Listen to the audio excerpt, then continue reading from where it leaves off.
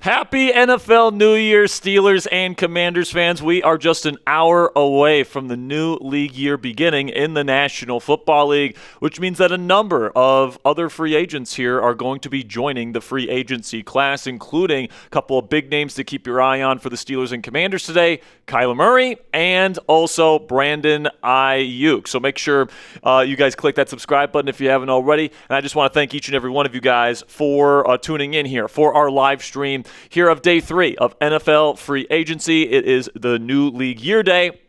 Just a reminder, guys, that we do have both our audiences on Steelers Talk and the Commanders Report on today's live stream. The reason why that we have both of these audiences in here today instead of just going live on Steelers or just going live on Commanders is because we can stay live for the entirety of the afternoon here. And we can, whenever there's breaking news, we can talk about that breaking news for that specific team. We can talk about what's going on in the National Football League. And both teams and both fan bases here get to enjoy a full afternoon's worth of NFL coverage from us here at Chat Sports. So I greatly appreciate your guys' support. So let's kick off today's show here by seeing who are the real ones. Who are the ones that are kicking off our show here today? Type PIT if you are here supporting the Pittsburgh Steelers. Type WAS if you are here supporting the Washington Commanders. I see my lovely fiance Cassie Voth is in the chat. Everyone say hi to Cassie down there in the chat. We got Fluffy in the chat. We got Preston. We got Chris. We got J-Cam. We got Shaq. We've got Steelers Prods. We got Eugene Payne, Schuleberg, Colton. We've got Paranormal in the Funhouse, NRG. We've got Czar Craig, Mr. Malone. We've got Chase, Noah. We got Johnny. We've got Chase, Doral, Chase Jackson, Paranormal in the Funhouse, Sup Dog, Colton, Zero, JT Prods. We've got 812. What do we got in the Commanders chat here, Ponzi? We got James, Walter, Brada, Dan, JB, Anthony, Kevin, Ricardo, James, Dan, Tony, see you, Tony, Tommy, JP, James, Dan, Rich, Jasmine Gray, Quentin Few, The Poster King, Kevin Taylor, James Lovett, Damian, Mike Keeman. Got a bunch of great Commanders fans in here as well. All right, so thank you guys so much for joining us here today. Of course, we'll be live for probably at least, I would say, 3 hours, maybe 4 or 5, depending on, if we get a Brandon Aiyuk update here today for the Washington Commanders, if we get any news surrounding Aaron Rodgers or Kyler Murray today on the quarterback front for the Pittsburgh Steelers. Lots of stuff that is going to really be kicking into high gear once we get to the new league year, which starts in just a little bit less than an hour. If you actually want to put a timer on that, Ponzi, until the new league year. That would be fantastic.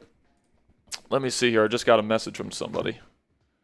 Oh, I don't know why somebody just DM'd me on Twitter, PIT, but hey, thank you so much to Paul Mack for DMing me Pittsburgh on Twitter. Now, if you guys want to get on the show today, if you have a question, if you have a comment, if you have an idea for something that you want your football team to do here during NFL free agency, if you want to make a comment on a move that the team has already made, you guys can super chat down there in the live chat room, and it's any dollar amount, guys. $2, $5, $10, $20, $50, $100. Doesn't matter to me, man. If you donate any of your hard-earned money to our channel, we are going to get you up on screen. We'll answer any questions that you have. We'll talk about your football team and what exactly is going to be going on. And looks like we've got Commanders news.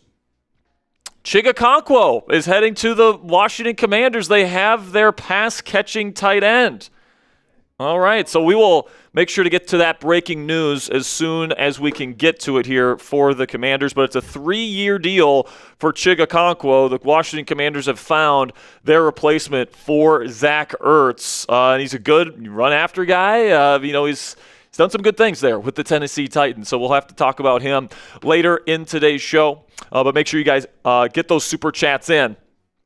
If you guys have any comments about Okonkwo from our Commanders chat, if you have anything to say about the Aaron Rodgers, Kyler Murray saga unfolding in our Steelers chat, make sure you guys, let us know what you guys think. Now, just to catch you guys up on some of the latest stuff that has been happening around. Okay.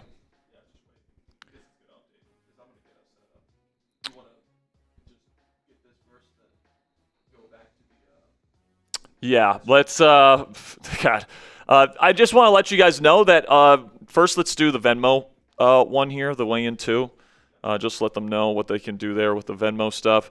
If you guys want Steelers Talk channel hats, you guys can get those for $25 with Venmo or PayPal donations. $25 Venmo or PayPal donations get you a Steelers Talk channel logo hat. By the way, those hats are usually $50, so it's half off during NFL free agency. So if you've been wanting a Steelers Talk hat, you want it half off today at Jack Sperry on Venmo or at Captain Jackrabbit on PayPal. $25 to purchase a hat today. Greatly appreciate your guys' support. But while Ponzi gets us ready here for our first breaking news cut of the day, Okonkwo is signing a 3-year contract with the Washington Commanders, and this is really their first big move on the offensive side of the ball. We're expecting Brandon Aiyuk to eventually sign with the Washington Commanders. It might be today, but whenever Aiyuk makes his official decision, we are expecting him to be landing with the Washington Commanders. And with Zach Ertz, coming off that very bad knee injury and him getting older, this is a team that needed to get younger and faster, and Okonkwo definitely brings some speed and some juice to that tight end room. And, apparently this is somebody that they feel like is going to fit in David Blau's offense moving forward here. And, he's played in offenses where he's had to block a little bit there in Tennessee, especially when Arthur Smith was the head coach there. He started his career when Arthur Smith was the OC there in Tennessee. And, he's done some pretty good stuff in this league. I wouldn't say he's necessarily like a superstar level tight end, but he's definitely a tight end with some juice, with a good pass catching skill set. And I think that this is a pretty decent get for the Washington Commanders. I'm interested to see what the terms are for Okonkwo, though.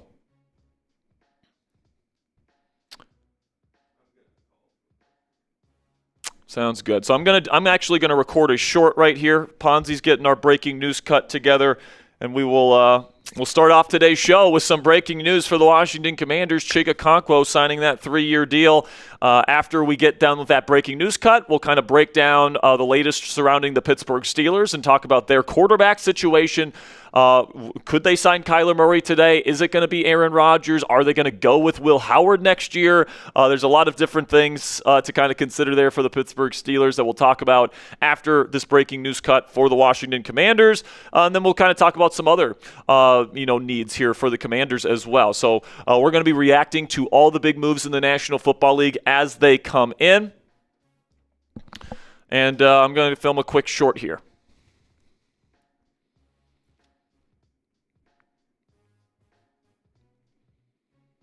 The Washington Commanders are signing a tight end. Adam Peters has finally made a move on the offensive side of the ball, signing tight end Okonkwo, who is somebody that is a very kind of dynamic after the catch threat as a pass catching tight end. And obviously the tight end market is starting to get dry a little bit here, and Adam Peters has been pretty slow to get to these offensive moves. But Okonkwo is signing a 3-year deal at the time of me recording this short. We do not know the money figures tied to Okonkwo's contract here, but he is going to assume that number 1 tight end role here in David Blau's offense in his first year as the offensive coordinator here in Washington. And I think it's a pretty darn good signing. Obviously, I'll have more thoughts on this once we get contract terms, which should be coming out here momentarily. I'm going to be getting you guys a breaking news cut here on Okonkwo on the Commanders Report here in just a second. So make sure you guys click that subscribe button for more Commanders free agency updates throughout this week. All right, sending that in. All right, sounds good. Okonkwo on his way to the Washington Commanders, and he's a fun player. He is. He's really dynamic, at least for a tight end after the catch. Like, he's got some good run after ability. He's got solid hands. It's a good signing in my opinion for the Washington Commanders. I would have been interested in like a couple of different guys. I was interested in Njoku. I would have been cool with Darren Waller. But Okonkwo was considered like the best overall tight end that was still available, and the Commanders end up getting him. So that's a good get. All right. Okonkwo.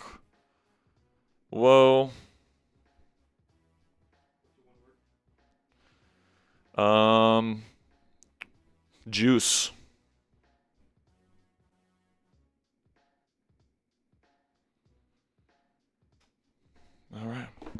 Short spin sent. I'm ready to go whenever you are here on this, Ponzi.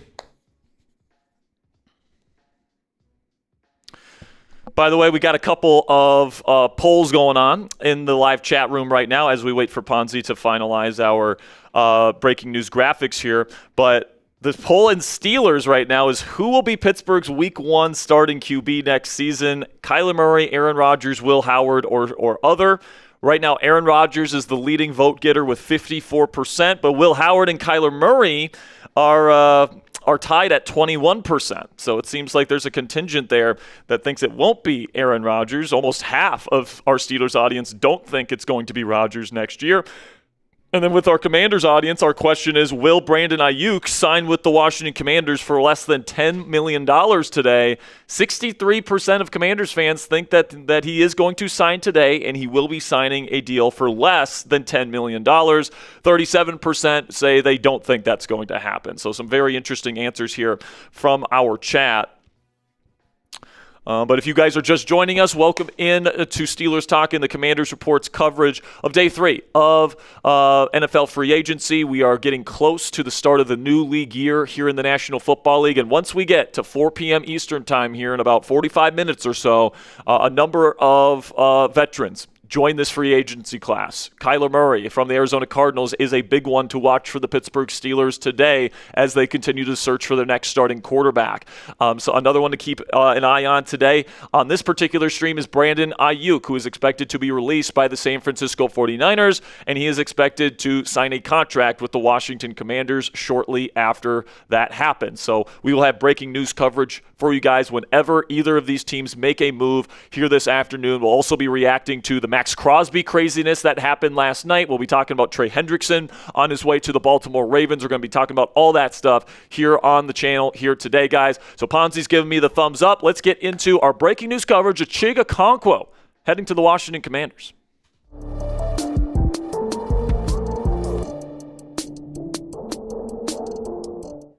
Adam Peters has finally made a move for a starting offensive player as the Washington Commanders are signing tight end Okonkwo in NFL free agency. They are signing him to a 3-year contract, and this is a nice little addition here for the Commanders to add a nice weapon at the tight end position for Jayden Daniels, and this almost certainly means Zach Ertz will be on his way out of the Washington Commanders organization. Now make sure you guys click that subscribe button if you haven't already, because this is exactly why you guys click that subscribe button here on the Commanders Report. We're going to have breaking news coverage for the Commanders every time they make a big move during free agency, and they still have certain needs that they need to address. Running back, wide receiver, offensive line. They still got quite a few moves that I think that we're going to be seeing from Adam Peters and Dan Quinn here over the next several days. So make sure you guys click that subscribe button if you haven't already.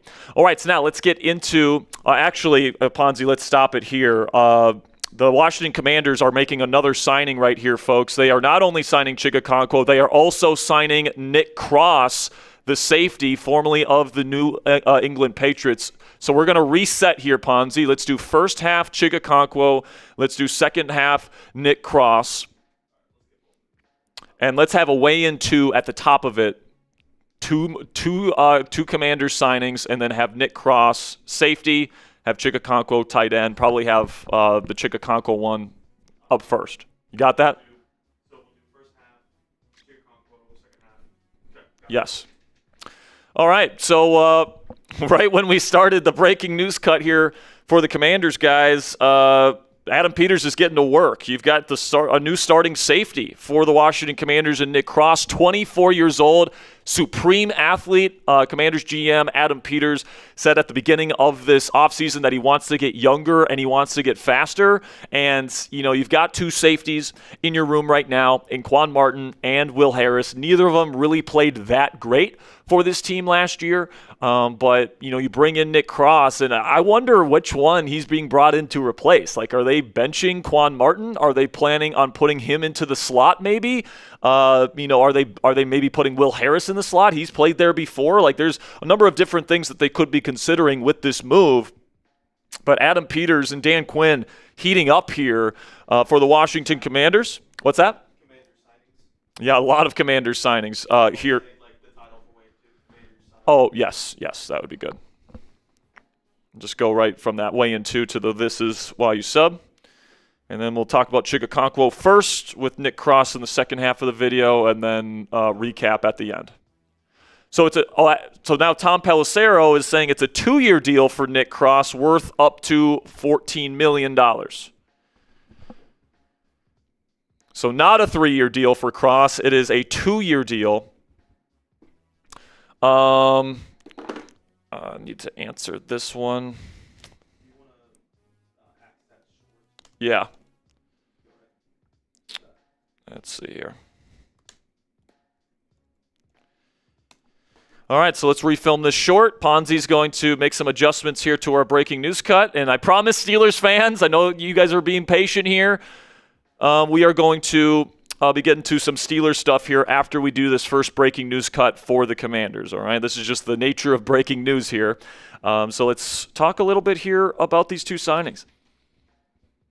The Commanders are heating up as Adam Peters has signed two big-name free agents here in NFL free agency, one on offense and one on defense. The Commanders are signing tight end Okonkwo to a 3-year contract, getting Jayden Daniels, a pretty dynamic threat in the passing game at the tight end position. And then they've also agreed to a 2-year deal with safety Nick Cross. Now, there's definitely some questions about what exactly is the vision for Cross. He can do a lot of different things as he is a very versatile athlete. He's only 24 years old, certainly fits the vision that Adam Peters laid out for this offseason, saying that he wanted the Commanders to get younger and faster, especially on defense this year. Cross definitely brings that to the table. I'm wondering, who is Cross being brought in to replace in that safety room? Are they benching Quan Martin? Are they benching Will Harris? Are they moving one of those guys to the nickel position? It's definitely an interesting situation here, guys, but we're going to be getting you a video on the channel here pretty soon, so make sure you guys click that subscribe button.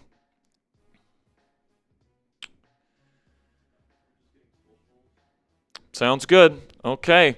So the Commanders kick off our breaking news coverage today with two pretty darn big moves. And I know our Steelers audience might be upset that Nick Cross ended up going to the Commanders here. I know that Steelers fans were kind of hoping Nick Cross could go to Pittsburgh. But he is going to end up in Washington to play for Dan Quinn and the Commanders. And I mean, they've made a lot of moves on that defense, man. They got Leo Chanel yesterday. They made a move for Amik Robertson on day one. They've brought in Tim Settle. Like, they've made some pretty darn good moves on the defensive side of the ball so far. They got Kayvon Chase on this morning to be a rotational pass rusher. They signed Odafe Owe. Like, they have definitely done, their work on the defensive side of the ball here this season.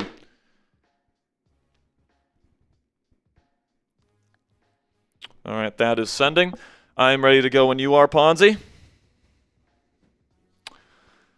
So once again, I want to thank our Steelers audience here for being patient with us. I know we just started the show and we've pretty much only talked about Commander stuff, but hey, man, they've made two pretty darn big signings here. So we're going to have to talk about these on the breaking news coverage. And then we'll get into the Steelers situation here before Kyler Murray officially becomes a free agent here in about 40 minutes or so. All right.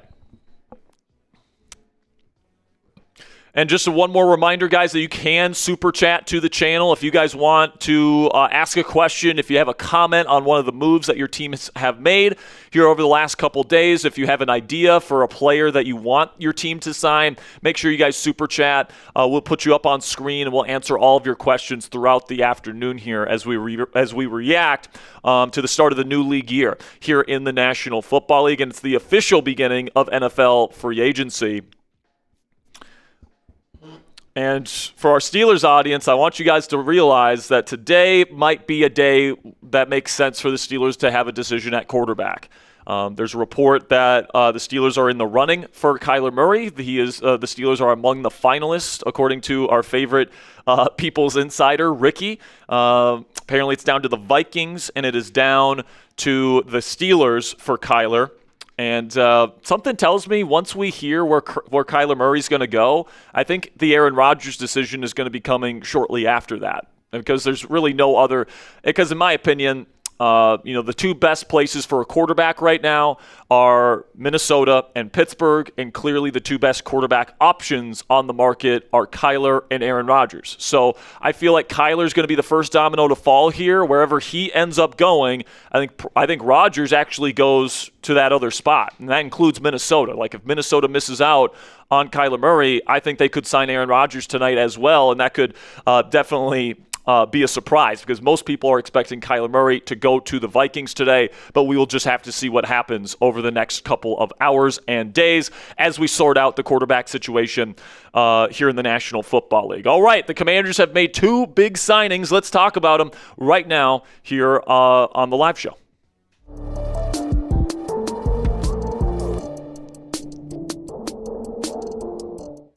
The Washington Commanders have made two big-name signings in NFL free agency, signing tight end Chig Okonkwo to a 3-year deal to give Jayden Daniels another nice weapon to have on his offense. And then Nick Cross, the safety, the young 24-year-old safety, formerly of the Indianapolis Colts, is also on his way to Washington, joining Durante Jones's defense here in D.C. Now, these moves are exactly why you guys click that subscribe button, because whenever the Commanders make big moves, and by the way, I'm expecting some more big moves coming up later in the afternoon, guys, namely a signing of Brandon Aiyuk once he is released by the San Francisco 49ers, and we will have breaking news coverage on any of those deals that come up as the course of the day goes on. We put out a video earlier today on the K'Lavon Chaisson signing this morning. Now we're getting a double dose here of breaking news for the Washington Commanders, and whenever we get breaking news throughout this week, guys, make sure you guys are subscribed so you don't miss any of our coverage. All right, so we'll start here with Chig Okonkwo, where Mike Garafolo from NFL Network reported, says, getting chiggy with it, the Commanders have agreed to terms on a 3-year deal with tight end Chig Okonkwo per the insiders.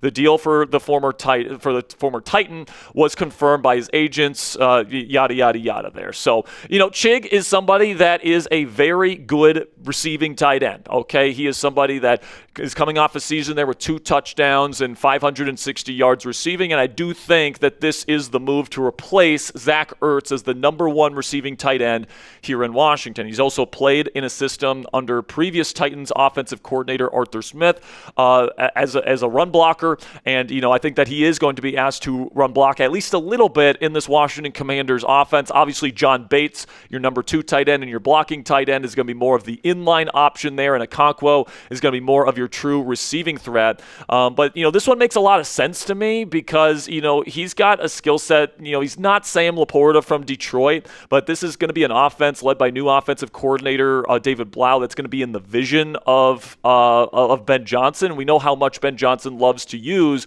his receiving tight ends. He had Sam Laporta in Detroit. He has Colston Loveland in Chicago now, and now Chig Okonkwo is going to be the attempt to try and get that kind of player in this Washington Commanders offense. You guys can see he's been a pretty darn consistent force as a tight end there with Tennessee. It's nothing special. I wouldn't say that he's a star level tight end or anything like that. He's never had more than 3 touchdowns in a season, but he's going to be assuming a larger role in this Washington Commanders offense. Jayden Daniels loves to throw the ball to his tight end. I mean, we've seen that with his connection with Zach Ertz over the last several years, but Okonkwo is still pretty darn young. He still has a lot of athleticism with him. He's particularly good after the catch, and he's tough to bring down after the catch. So I like this fit here between player and team. And right now we're getting word that this is a 3-year deal up to $30 million, so about a $10 million per season price tag. It's probably going to be a little bit less than that because obviously incentives are probably a part of this deal.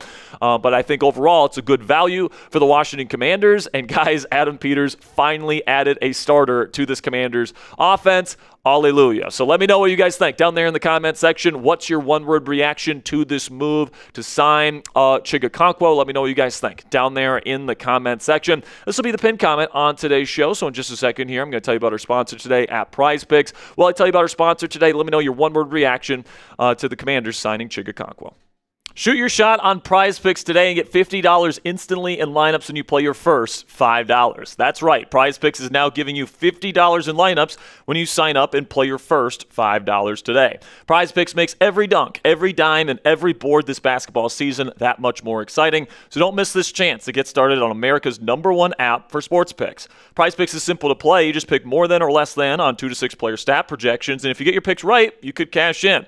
Pick from all of your favorite sports, anything from basketball to baseball, which is starting up here soon, hockey, UFC, soccer, and college basketball. A new feature from Prize Picks that I absolutely love that you guys can take advantage of is early payouts. If your player gets off to a hot start, you now have the option to cash out those winnings before the game even finishes. Download the Prize Picks app today and use code CLNS to get $50 in lineups after you play your first $5 lineup. That's code CLNS to get $50 in lineups after you play your first $5 lineup. Prize Picks, it's good to be right.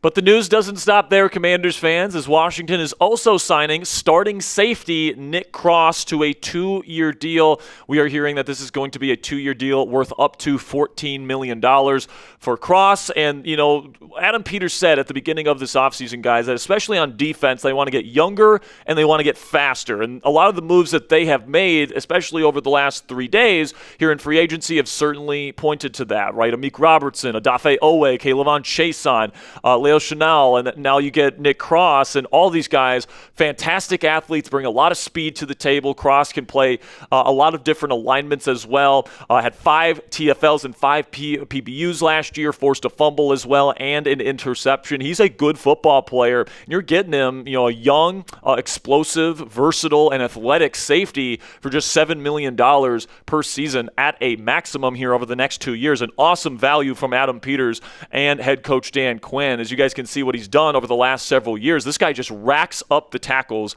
as a safety. He's played a lot in the box because he's got some excellent size and tackling ability, but he also has a lot of range. So if the Commanders want to use Cross, you know, as a disguise piece, they can certainly do that. And in Durante Jones's system, guys, there's a lot of moving parts, and there's a lot of pre-snap disguises, and there's a lot of post-snap rotations, and, you know, they try and confuse opposing quarterbacks, and Cross is one of those types of versatile chess pieces that can be deployed in this Washington Commanders scheme moving forward. And, you know, I think a big question that I have surrounding this signing, guys, is what does the future hold for Quan Martin and Will Harris? Both of those guys have histories playing in the slot. Could they move one of those guys inside? What does that mean for Mike Samerstrell and Amik Robertson? There's a lot of questions here, and somebody's got to be benched, right? It's got to be somebody, whether that's Mike Samerstrell, whether that's Quan Martin, whether that's Will Harris. One of these guys has to be somebody that's going to be hitting the bench for the Washington Commanders secondary next year and is going to be a depth piece. If I had to, you know, pick my choice there, I'd probably pick Quan Martin, because Quan Martin just had such a poor season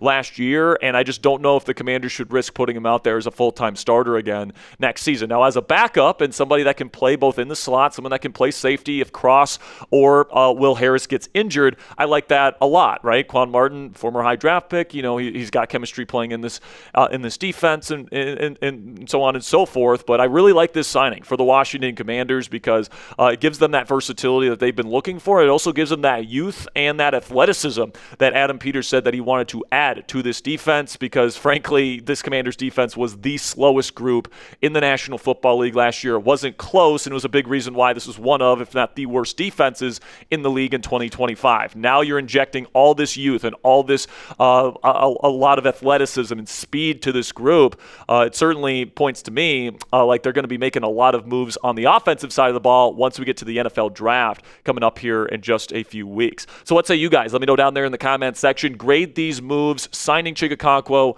and signing Nick Cross here to multi-year contracts. Give me an A, B, C, D, or F. Let me know what you guys think down there in the comment section. Grade both of these moves for me. Let me know what you guys think down there in the comments. Now, to just quickly recap everything that the Commanders have done, obviously, before this weekend, they also extended quite a few players. Tressway, Dietrich Wise, Drake Jackson, a bunch of players here, but also Jake Moody, Traylon Burks this weekend got extended. Then they extended Laramie Tunsil. to a 2-year deal that makes him the highest paid left tackle in the history of football. Their first outside addition here was Amik Robertson, the versatile and tough corner that can play slot or on the outside for an $8 million per season deal. Then they brought back Marcus Mariota as their backup quarterback on a 1-year, $7 million deal. That's a pretty good value for the Commanders because Kenny frickin' Pickett went for $7.5 million to Carolina. I think Mariota's much better than Pickett. You got him for less than what Carolina had to pay for their backup quarterback. Odafe Owe, once again, a defensive player that's young, that has that athleticism and that speed that you look for, that explosiveness. You get him for $25 million per season. Pretty good deal made by Adam Peters on that one. Then Tim Settle, adding to the rotation along the defensive interior here, a 3-year, $24 million deal for him. Leo Chanel, one of my favorite moves of free agency so far for the Commanders, 3 years. You get him for about $8 million per season for somebody that I consider to be like the perfect NFL linebacker. Not too expensive, but can do everything at an adequate level. Got a lot of speed, still really young, Super Bowl champion, really good move there. And then today's moves, you got K'Lavon Chaisson as your rotational pass rusher on a 1-year, $12 million deal, had 7.5 sacks last year. That's a hell of a move by Adam Peters as well. And then these two moves with Okonkwo and Nick Cross. We were kind of sitting there on day one here saying, where the hell is Adam Peters? He's not really doing a whole lot. Well, now it's starting to heat up, and there's still needs at running back, at center, at left guard, at wide receiver, and I have a feeling that we're going to have at least a few more signings here from Adam Peters before things really begin to slow down this week in NFL free agency. So make sure you guys click that subscribe button if you haven't already, because when and if we get more breaking news on the Washington Commanders, we are going to get you guys coverage for free on this channel. So make sure you guys click that subscribe button if you haven't already, and until next time, guys, hail to the Commanders. All right, first breaking news cut of the day is done. I appreciate our Steelers audience's patience with us here at the beginning of the show. Again, just a reminder to get your super chats in if you have a question, if you have a comment, if you have something that you want to get on the show. Please donate so we can put you up on screen and we can talk about whatever topic you want to. For Steelers fans, the quarterback position, what's going to be their next move? Who are they going to get at left guard? Are they going to bring in another veteran wide receiver? You can ask those questions. For the Commanders, you can ask questions about Okonkwo and Nick Cross. I can answer any questions that you have about those signings or about K'Lavon Chaisson. If you got questions on any Commanders or Steelers topic under the sun, we are happy to answer those questions, guys. So get those super chats in if you haven't already. All right, man. Well, Ponzi, let's talk a little bit here about the Pittsburgh Steelers, because we haven't talked about the Steelers that much here on today's show. Just a reminder, guys, that we are now under half an hour before the start of the new NFL league year, which means Kyler Murray will be officially a free agent. Brandon Aiyuk will likely become a free agent at that point. And a bunch of other players, Javon Hargrave, and there's other players that are also getting cut. So just keep that in mind here as we approach the start of the new league year here in less than 30 minutes. But now let's talk about what the Steelers have done, because we've been spending most of the first half hour here talking about the Commanders. But I think that what the Steelers have done has been really good. You got Asante Samuel Jr. as kind of like a backup corner on a backup level contract, and somebody that's a serviceable starter, 1 year, $4 million deal. I love the depth in the cornerback room for the Steelers this year. You've got Joey Porter Jr., Jamel Dean, who, by the way, you got for an absolute steal, just $12.25 million for somebody that's been one of the best man corners over the last several years in the National Football League. Pairing him up with another excellent man corner and Joey Porter Jr. definitely points to Patrick Graham, the Steelers' new defensive coordinator, running a lot of man coverage this year, and the Steelers being pretty damn good at it. But then Cole Holcomb re-signs with a 2-year, $5 million deal. I think, spending $2.5 million on someone who is right now your number 4 linebacker might be a little bit rich, but I'm open to seeing what the Steelers have in store for us here. Apparently, they've been listening to trade calls on Patrick Quinn. If they trade him, they save $13.3 million against the cap. I think that's something that the Steelers might be considering. Also, they traded for Michael Pittman Jr. The Steelers have been desperate for a wide receiver too. Steelers fans know this well. They finally have one now, and they extended Michael Pittman Jr. They gave him a 3-year extension. He's going to be paid around $20 million per season over the next 4 years, pairing him up with DK Metcalf. And you only had to give up a late-round pick swap to get him in your building. But then they went out and got Kenneth Gainwell's replacement. Kenny G, the team's MVP from last year, went to the Tampa Bay Buccaneers, and they ended up turning that around to get Rico Dowdle, one of Mike McCarthy's guys, for a contract that ended up being less than what the Bucs paid for Kenneth Gainwell. This is a contract here, 2 years, $12.25 million for somebody that's 28 years old, of one of the better in-between tackles runners in the league, and a great compliment to Jaylen Warren in this running back room. Love that dynamic duo that the Steelers have in the backfield now. You got Otto, the defensive lineman here that really flashed last year on the interior in a rotational role. He's back on a 1-year deal. You bring back Bill Berg, Cameron Johnson himself, on a 1-year deal. He lost the punter battle last year to Corliss Waitman. The team brings him back on a 1-year deal after a 1-year stint there in Buffalo. And then they get a 1-year extension done here with Cameron Hayward. It's a 2-year deal, 1-year extension. That was actually submitted wrong. He's adding a year to his contract.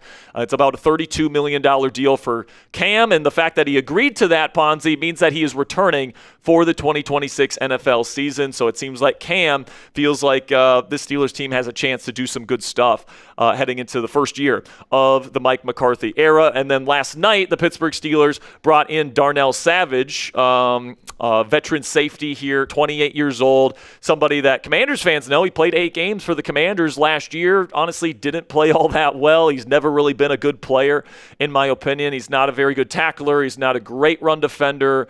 Doesn't take great angles in pursuit. He's not great in coverage. The one thing that Savage does have is that he's a great athlete, and that's what got him drafted in the first round by the Green Bay Packers back in 2019, but he's just never really put it all together. Now, Savage spent part of last year with Joe Witt Jr. and Jason Simmons, who were in Washington last year. They're now the secondaries coaches in Pittsburgh, so maybe they saw something in Savage that they liked and they thought would be a good depth piece. Don't see Savage being a starter, guys. I wouldn't be surprised if the Steelers sign another safety in NFL free agency, depending on what their plan is for Jalen Ramsey.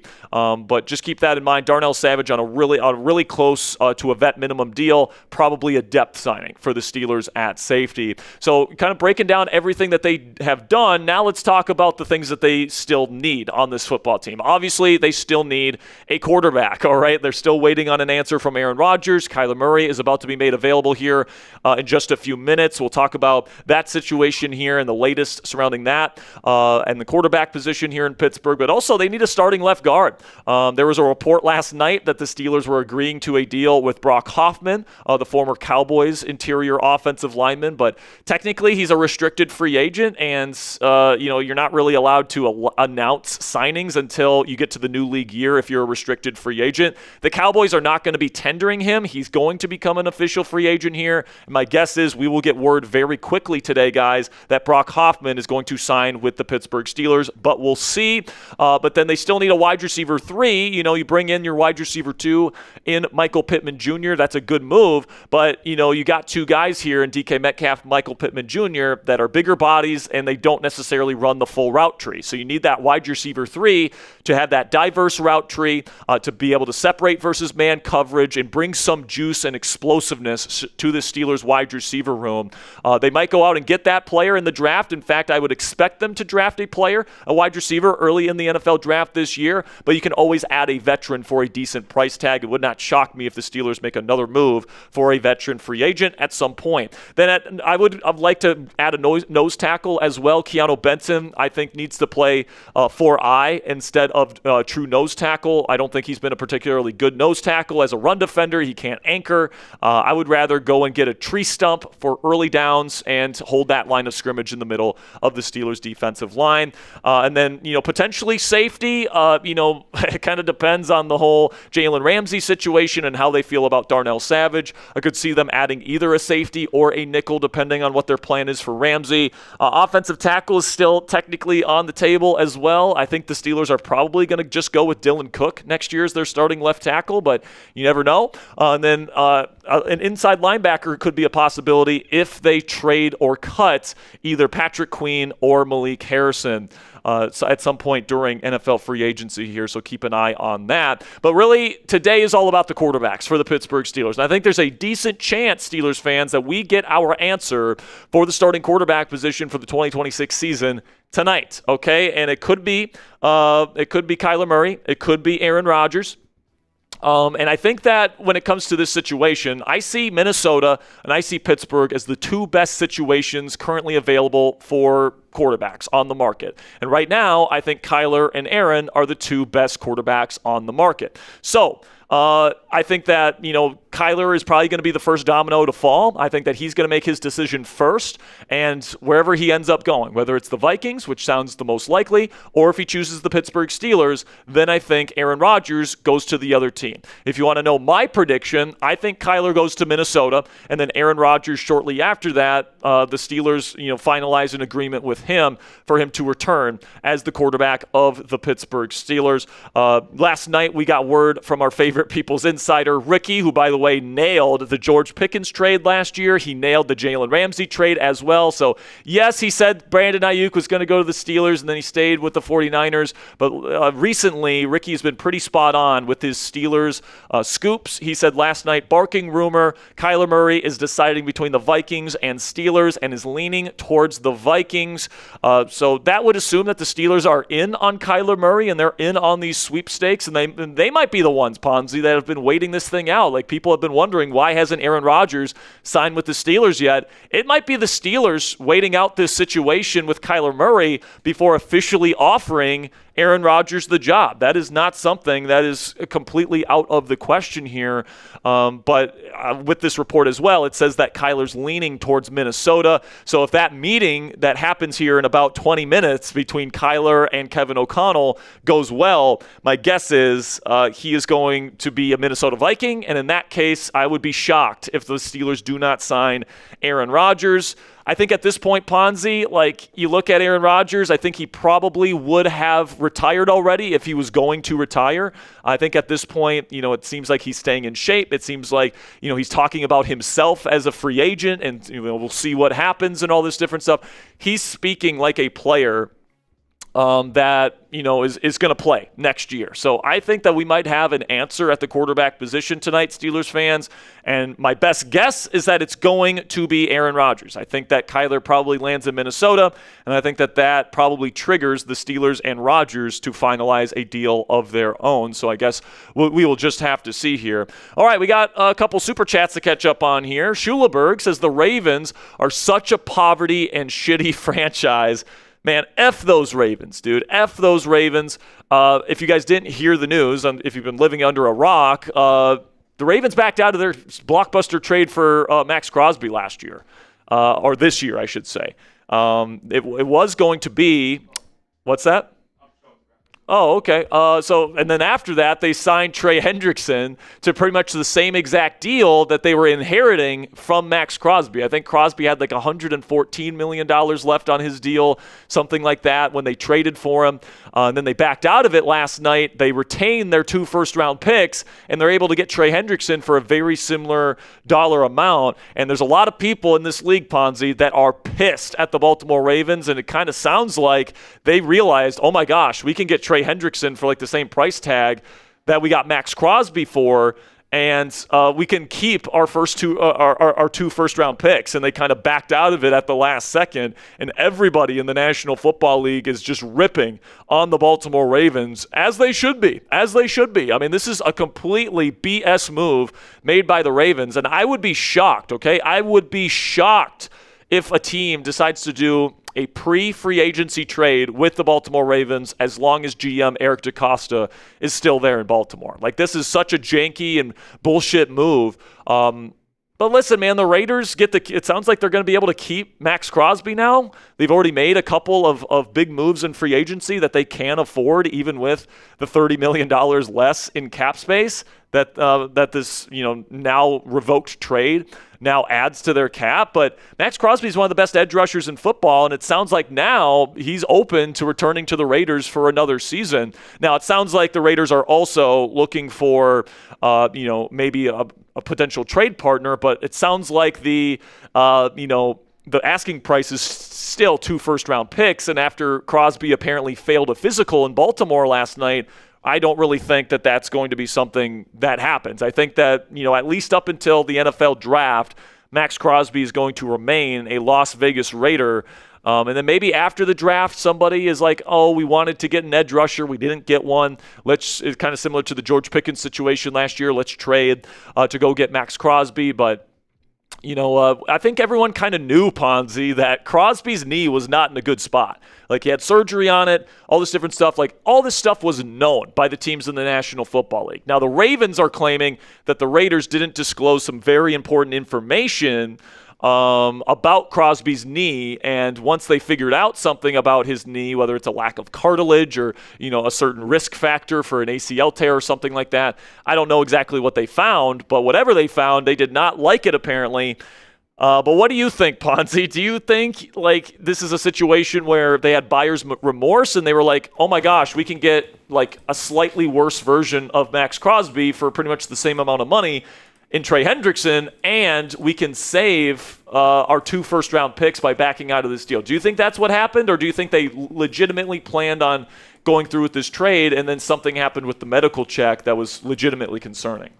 Now, I have 2 thoughts of mind when I think of what exactly transpired. And now, according to the Ravens, and this is going to be what they say no matter what, we were trying to pursue Trey Hendrickson before we decided Maxx Crosby, failed his physical and we did his medical checkup. I think that's kind of, I could see them try to do that. They had the cap to try and do that, but it's one of those things where it's Trey Hendrickson wouldn't probably come here if Maxx Crosby was already here.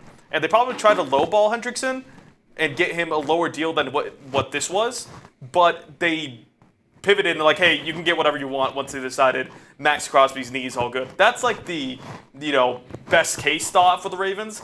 But those dirty Ratbirds, man, this is something that apparently this organization has done before when it comes to free agency signings. They'll sign these players to a deal and then they'll check their medicals and they're very strict about it.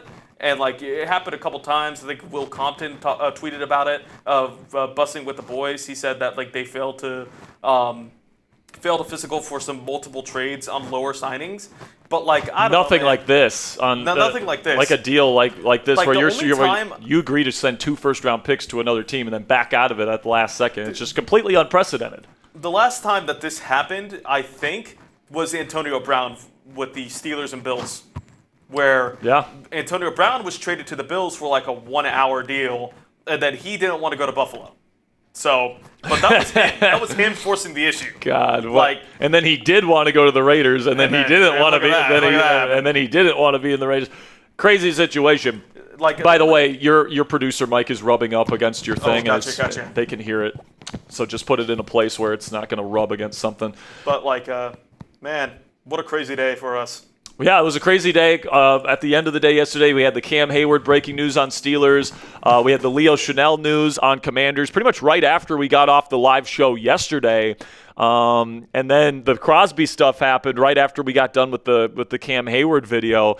And then we got the Ricky report on Kyler Murray with the Steelers, and then Darnell Savage signs with the Steelers. It's just been a crazy last 24 hours, guys.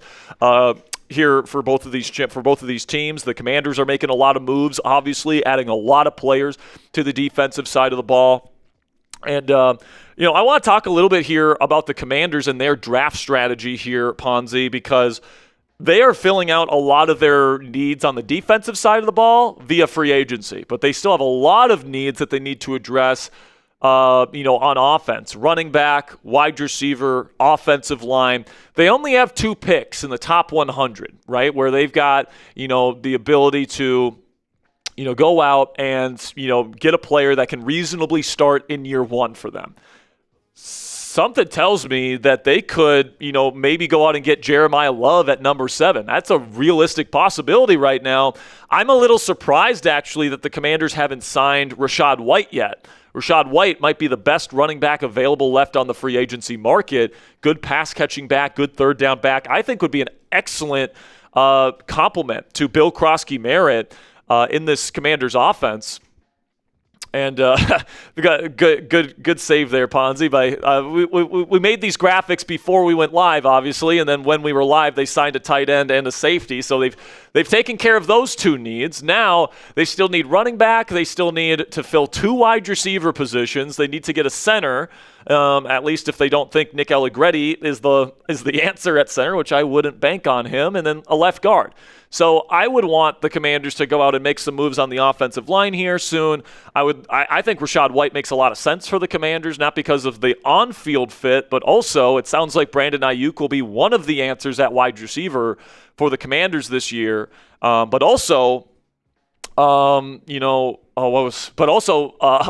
went to school at Arizona State with Jayden Daniels and Brandon Aiyuk. So we could become, the Washington Sun Devils over here, right? They even have similar color schemes. So I just think that makes a lot of sense. I don't know if Rashad is asking for too much money and the Commanders are willing to wait out the market. I don't know what that situation is right now. I don't know if Washington wants to draft Jeremiah Love in round 1. But all I know is, by the way, we got some news here from Ben Gosling. The Vikings are going to release Harrison Smith with a post-June 1st designation today. So he had a year on his contract? I guess. I thought he was a free agent. I thought he was a free agent too, but I guess not. So that kind of indicates he wants to play, no? So it says here the Vikings would still welcome his return, and they've talked with him about the move. Smith has not made his decision about whether or not he's going to play. This move will give him time to consider the choice while freeing a roster spot. Okay, so that makes sense. Yeah. So Harrison Smith, officially a free agent. He still hasn't made a decision on, hey, it's not just Aaron Rodgers that hasn't made a decision yet, right? Harrison Smith is holding the Vikings hostage, apparently, right? I don't think that's a different situation there, Sperry, The safety and quarterback are 2 different levels of position of priority there. Yeah, but back to the Commanders, draft discussion here, Ponzi. It seems like the Commanders are going to be shifting their focus to an offensive player in round 1 of the NFL draft this year, not a safety or not a defensive player, because they've taken care of their needs at corner, at safety, at linebacker, along the defensive line. Like they've signed multiple edge rushers, multiple interior linemen, like. They seem almost, I don't want to say they're completely set on defense, but I think they've made a lot of the big moves that they've wanted to make, and now they can spend their time the rest of the offseason here, the rest of free agency leading up to the draft, figuring out their offense. And like I said, you still got, 5 starting positions on offense that you need to probably bring in new players for. And 2 of them can come in those top 100 picks. And, the options there at 7, probably running back with Jeremiah Love, or they could draft a top receiver with that pick, or they could maybe go and get somebody that they believe could be an awesome left guard, like maybe Francis Malinois, somebody that a lot of people think is going to be an excellent guard in the league. He's coming out as a tackle, but maybe if he gets to 7, like maybe the Commanders think about drafting Malinois at number 7. Maybe that's a possibility too. Malinois also has like the arm length question on him as well, right?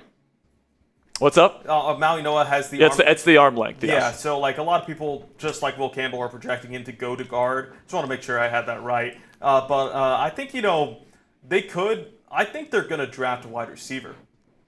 Yeah, it's possible. I think this is the case. Like I know, like a Jordan Tyson probably maybe not be the best, injury-prone wide receiver, but he's so good. But I think ultimately what the Commanders could really do here is they could get a wide receiver, because like I could justify this now. Like going into free agency, going into really yesterday, I was like, I still want to draft defense first. But now after today, after seeing some of the moves, I'm like, I think Dorrance Armstrong's a quality guy to go with Odafe Oweh. I think that's fine. I don't know if edge is really that much of a need anymore. It's not, because you also have Jacob Martin, who's a very solid 4. Like you really want it. You've stacked the deck there at outside linebacker for this defense. I really think this defense with Devontae Jones is going to perform better on the field with the scheme with lesser players. And even then, Nick Cross is kind of that versatile guy. So I really think that whenever you look at this, when you go into the grand scheme of the Commanders' plans, I think it's either going to be wide receiver or Jeremiah Love. Now I can officially have Jeremiah Love on my board for the Commanders, just based off these moves. Yeah. However, I kind of still want to go with Rachaad White. I think Rachaad White makes a lot of sense. I'm personally not a big believer in using a top 10 pick on a running back. It just, for me, it doesn't usually work out the way that you want it to. You look at any team that's drafted a running back in the top 10, the Giants with Saquon, didn't work out there, had to move on to the Eagles to have massive amounts of success. You look at Christian McCaffrey, had to leave the Panthers to San Francisco to have the levels of success that he had there. For me, it's a position with a very short shelf life. It's a position that's not on the field every single play like maybe a wide receiver is for most of the time anyway. Yeah. I think that there's more value in wide receiver and there's more value in offensive line at 7 than there is with Jeremiah Love and a running back at 7. With that said, Jeremiah Love is clearly the blue chip running back prospect in this class, and there's a big tier gap between him and everybody else in this class. So if the Commanders go into the draft needing, or feeling like they need to get a really good running back, just with the scarcity of really good running back talent in this draft class, I can't say I would necessarily hate it if you combine Jayden Daniels with Jeremiah Love, who could be an absolute, just monster here in the league. He's going to be a really good player, and I love Jeremiah Love. I'm a Notre Dame fan, and I would have voted for him to win the Heisman Trophy over Mendoza last year. That's how much of a guy. That's how much love I have for Jeremiah Love's game. But if I'm the Commanders and I still have a big need at left guard, or if the plan is to have this be Terry McLaurin's last year in Washington, you only have Brandon Aiyuk on a 1-year deal. It would not surprise me if they make a move for a wide receiver. Now, I think a big question mark for the Commanders is, do they sign another veteran wide receiver, Ponzi? Because they could sign another veteran wide receiver, like a Darnell Mooney or Jawan Jennings, because the reports that we're getting is that, yes, they're planning on bringing in Brandon Aiyuk on a 1-year, short-term kind of team-friendly deal. Could be as early as in 3 minutes. It could be as early. It could be coming up in 3 minutes here. Who knows? Caleb Coley makes a good point with our first super chat for the Commanders, saying, go get Jennings or Aiyuk. Why not both? I assume Brisker was made before Cross was announced, because I think Brisker is probably off the board. Yeah, Brisker's off the board for Washington. I would say Brisker's still a possibility for Pittsburgh. Pittsburgh native. I'm sure he'd love to play for his hometown team. We'll see what happens with Brisker. Steelers, I think, could still use a safety, another secondary piece. So we'll see what happens with Brisker. But if you bring in Jennings and you bring in Aiyuk, those are two very good veteran pieces, and then maybe you can spend one of your draft picks on a wide receiver. And then maybe you can get Jeremiah Love at 7. That's a legitimate path that they could go down. Francis Mauigoa or Mauigoa. I gotta make sure I get that right, Ponzi. Mauigoa out of Miami, I think would be an excellent get at number 7. I think that he could be like an all-pro caliber guard right next to whoever you're going to have as your center. A name to watch out for, and I've been kind of pounding the table for the Commanders to sign this guy, is Graham Glasgow, the former starting center for the Lions. He's somebody that shouldn't be that expensive. He played in Ben Johnson's Detroit offense. He started as a center in that offense and played very well. If this offense is going to be, molded off of the Ben Johnson philosophy the way that we think, I think that that's something that, we gotta think about here in Washington. So we are now less than 2 minutes away from the start of the new league year in the National Football League, and the Kyler Murray madness, the Brandon Aiyuk madness is going to commence. And I'm excited, man. I am excited to see what the rest of this day brings to us. We've already had some breaking news on Commanders. We haven't really heard a whole lot on Steelers here today. No moves made by Omar Khan just yet, but the day is young, Ponzi, and they might be honing in on this quarterback situation today after really addressing a lot of their needs over the last several days. Something that I will say, keep in mind here, Steelers fans. Someone to keep your eye on is Brock Hoffman. All right, And I think the reason why, after it was reported last night that Hoffman had, pretty much agreed to a deal with the Pittsburgh Steelers and then it was rescinded, was because you're really not supposed to agree to deals with players. Oh, what's this? Oh, I saw Cardinals and I thought that we had Kyler news already, but they're signing the Cardinals are signing former Giants long snapper, so that's nothing. But like I was saying, guys, I think Brock Hoffman could be a deal that comes together pretty, quickly here for the Pittsburgh Steelers. We'll see how that unfolds, though. So keep an eye on Hoffman. And also keep an eye on Kyler Murray. Commanders fans, keep your eye on Brandon Aiyuk as we get under 30 seconds before the new league year begins and this quarterback shuffle begins here in the National Football League. This is what we wake up every single morning for, Ponzi. It's for days like this. I cannot wait. All right, here we go. 7, 6, 5, 4, 3, 2, 1. Happy New Year! Let's go. The new league year is officially upon us here, my friends. And you know what? We're going to ring in the new year here with some new merch for our Steelers fans here on the stream, all right? We all hate the Baltimore Ravens, right? They just absolutely butchered this situation with the Maxx Crosby stuff. Really, really shady stuff. So if you hate the Baltimore Ravens, we have a brand new t-shirt for you guys to purchase today. Our F the Baltimore Ravens t-shirts. They're $10 off. These things on our website from here on out are going to be $30 on our website. But right now, for the next hour, you can get this t-shirt for just $20. That's $10 off, okay? That's chatsports.com/FRavens right now. Go get this t-shirt. It is on our website right now. $10 off to get this t-shirt for $20 on our website, chatsports.com/FRavens. By the way, guys, my boss is telling me if we can sell a lot of these today, we can do some really cool stuff with Michael Pittman Jr., with the signings of Jamel Dean and Rico Dowdle, and whenever we sign a freaking quarterback, okay? So make sure you guys go to our website right now. Ponzi is putting the link to that in our comment section right now. For our Steelers fans, if you hate the Baltimore Ravens, you want to wear this on Steelers versus Ravens game days, if you want to wear this to Latrobe at Steelers training camp, this is a great t-shirt to own if you hate the Baltimore Ravens. Chatsports.com/FRavens to get this in your closet today. Greatly appreciate you guys. And then if you guys want more merch, we actually have a Steelers Talk channel logo t-shirt on our website as well. By the way, guys, it's $10 off not only the F the Ravens t-shirts, it's all of our stuff, okay? So it's the St. Patrick's Day t-shirt. It's our channel logo t-shirt. It's the Married Into This collection. Everything on our website is $10 off for the next hour here on Steelers Talk, guys, okay? So chatsports.com/ST merch, okay? That's chatsports.com/ST merch, $10 off.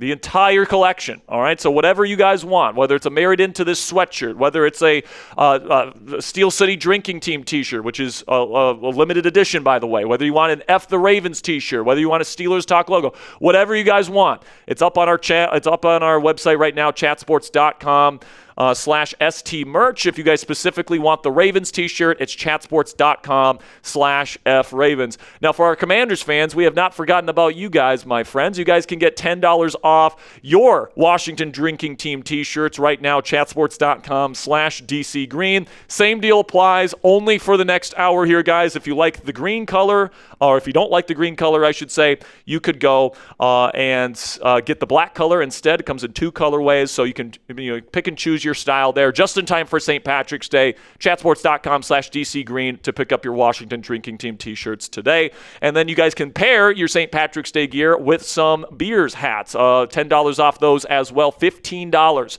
for the Beers hats right now. Go to chatsports.com/beers to pick those up. All right. We've got some updates already on Kyler Murray here, Ponzi, if we want to hit those and get those up on screen. I'm trying to see who had the first one. So Kirk Cousins and Kyler Murray have officially been released by their respective teams. We got that. And well, that makes sense. Kirk Cousins makes a ton of sense for the Raiders.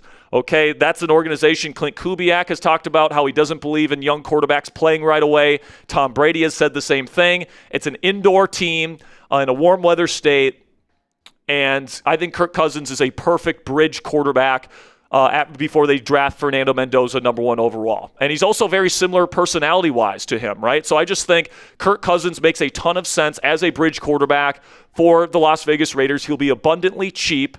For Kirk, he has a chance to play.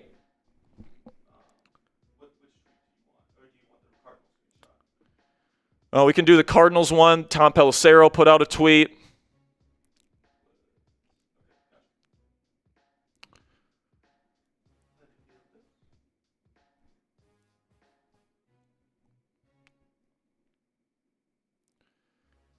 All right.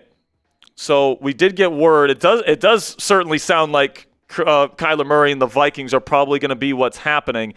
Diana Rossini put out there, now that Kyler Murray's release from the Cardinals is official, the Minnesota Vikings are expected to target him as a veteran addition to their quarterback room. Sources tell The Athletic he will be taking a visit to Minnesota and getting a physical. So the fact that Kyler is going to Minnesota and getting a physical, he might be already there. That sounds like it's going to get done. Okay, so it sounds like Kyler Murray probably heading to Minnesota. That was to be expected. That's what everybody and all the reports have been saying here over the last several weeks.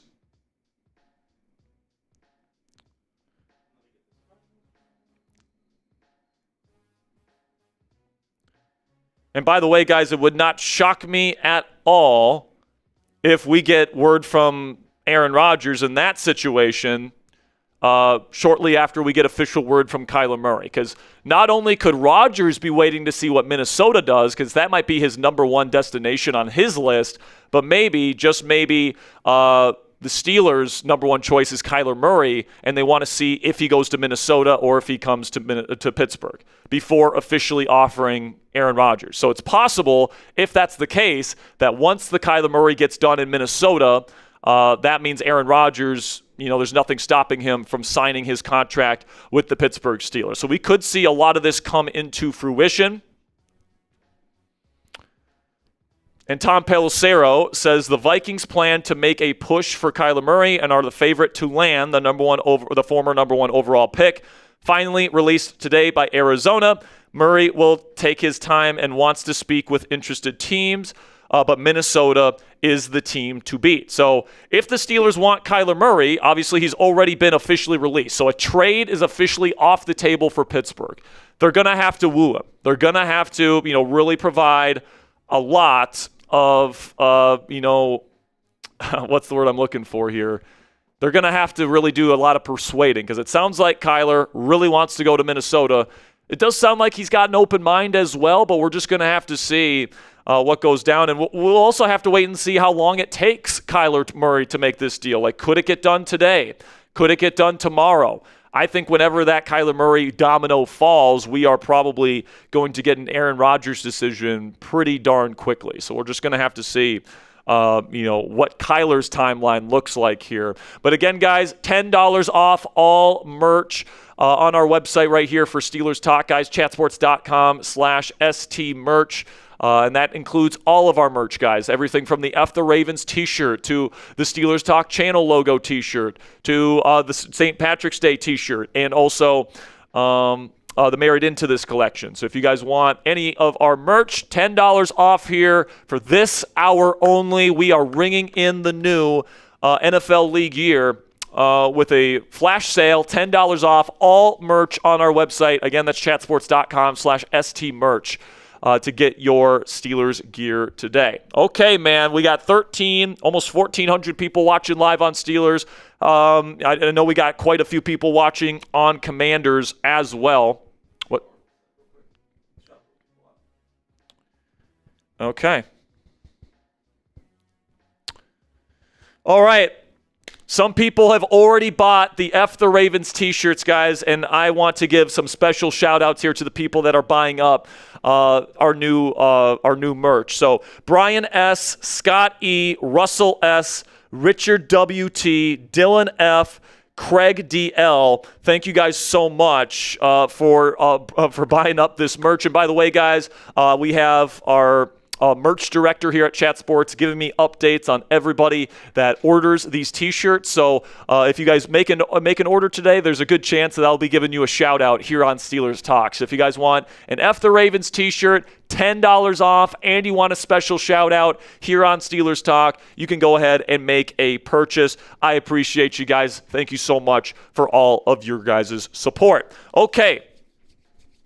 Now we wait on Brandon Aiyuk. Now we wait on Kyler Murray. I would honestly be surprised if Kyler's not already in Minneapolis to kind of have his meeting with Minnesota, and I would be a little surprised if that deal doesn't get done today.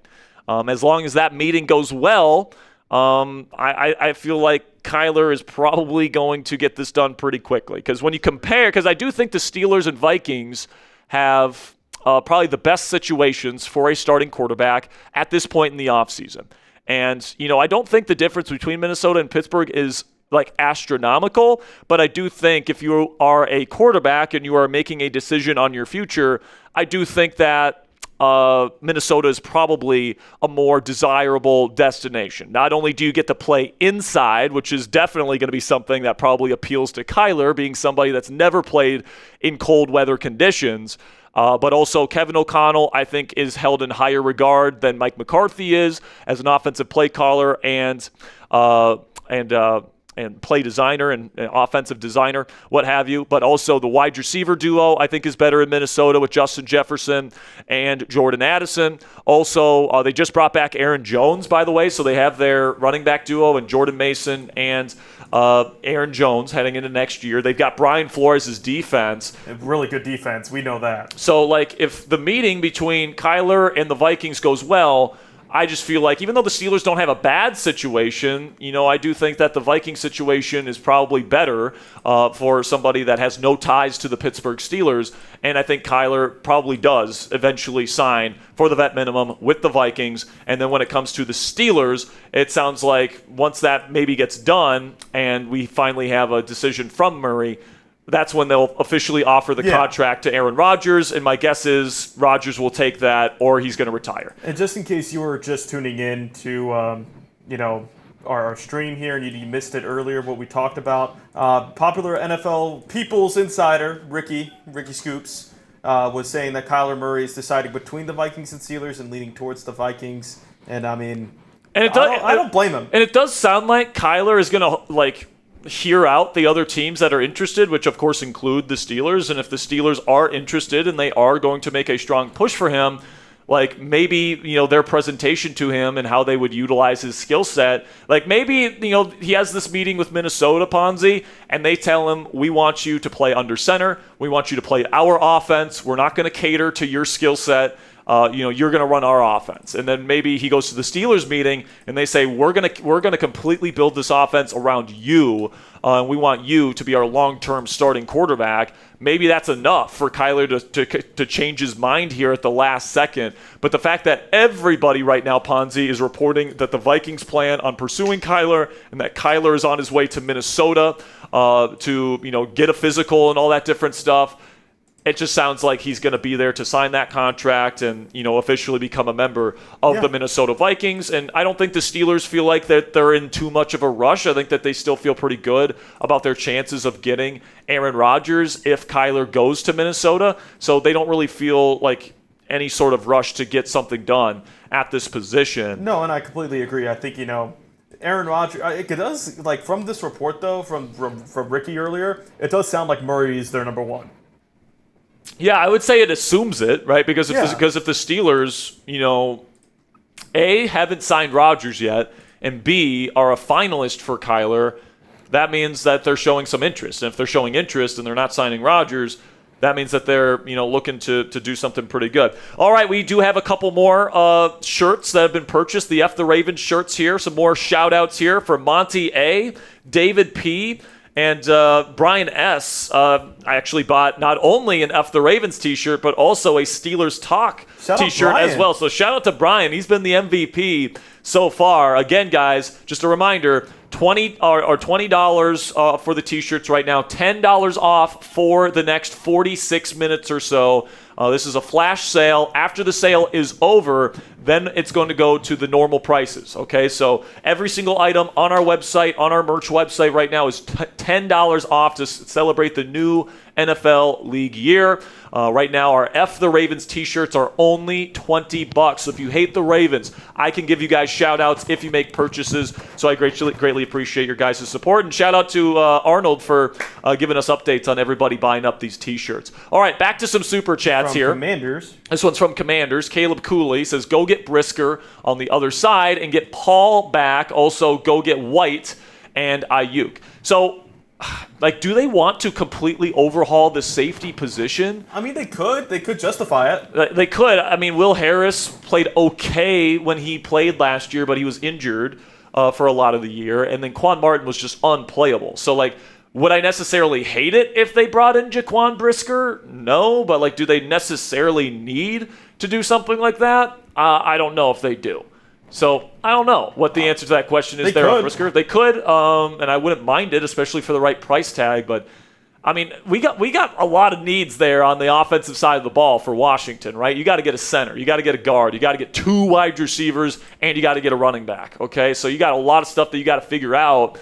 If you're the Washington Commanders on that side of the ball. Right now I feel okay with where the Commanders are at defensively, but hey, if they wanted to bring in Brisker on a short-term, team-friendly deal, I'd be cool with that as well. In terms of Chris Paul, I mean, Paul's another option to look out for the Steelers, by the way. Good pass protector. He's not the best run blocker, but he's a massive human being. I think he's better when he has help, like double teams, stuff like that. When you ask him to go one-on-one in run blocking, he's not quite as good, which is maybe why the Commanders aren't looking to bring him back. But we'll have to see on Chris Paul. And then he says, also get Rachaad White, 100% agree with that. And he says Aiyuk, 100% agree with that. Bring back the ASU boys, man. It's just going to be that team did. It's going to be an absolute movie in DC this year. Those signings back to back, Nick Ross and Chig Okonkwo, both Maryland Terps. Yeah. So both Maryland. They're just bringing all the teammates back together. Yeah, they're just bringing a lot of people together for sure. $5 from Tall Guy 21. Is this one from Steelers? Oh, this one's from Commanders. Come on. It says Commander in the chat. F Sperry says, do you know how much space the Commanders have now? Well, we don't know for sure because we don't know exactly how the contracts are structured at this point. Now there are some that we do know. But right now, they let's just put it this way: they've got enough to spend on more players. Like yesterday, they were number 2 in the league.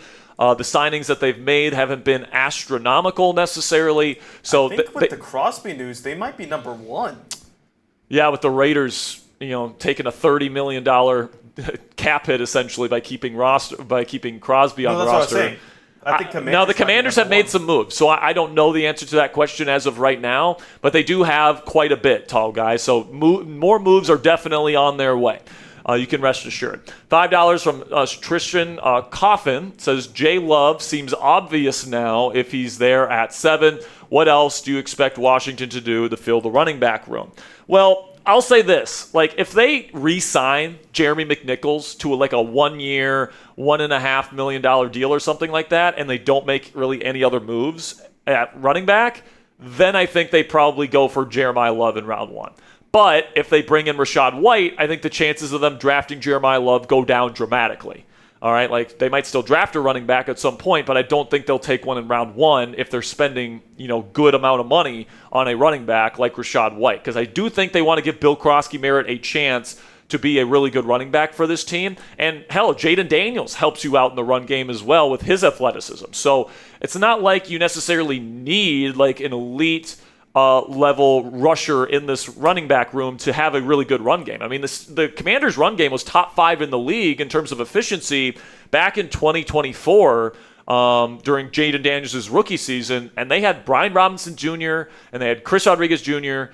And they had Jeremy McNichols. They didn't have and they had Austin Eckler. They didn't have a special running back room in terms of overall talent, but they still had a top 5 rushing game because of what Jayden Daniels brought to the run game as well. So keep that in mind. I think Jeremiah Love would be a fine pick at this point, but if they bring in Rachaad White, who's going to be an more expensive running back, I'm not sure if they're going to go get Jay Love in round 1. But it's certainly a possibility at this point. Also keep your eye on offensive line and wide receiver as positions that they could go get in the first round of the NFL draft. Then we got $2 here from Light. Says, I don't want commies fans to disrespect Adam Peters again. Hey. Yeah, man. I mean, he's been getting it done over these last couple days, for sure. Leo Chanel, Kaylavon Chason. I love the Odafe Owe signing. I really like the Nick Cross signing as well. Okonkwo, good addition to the tight end room as well.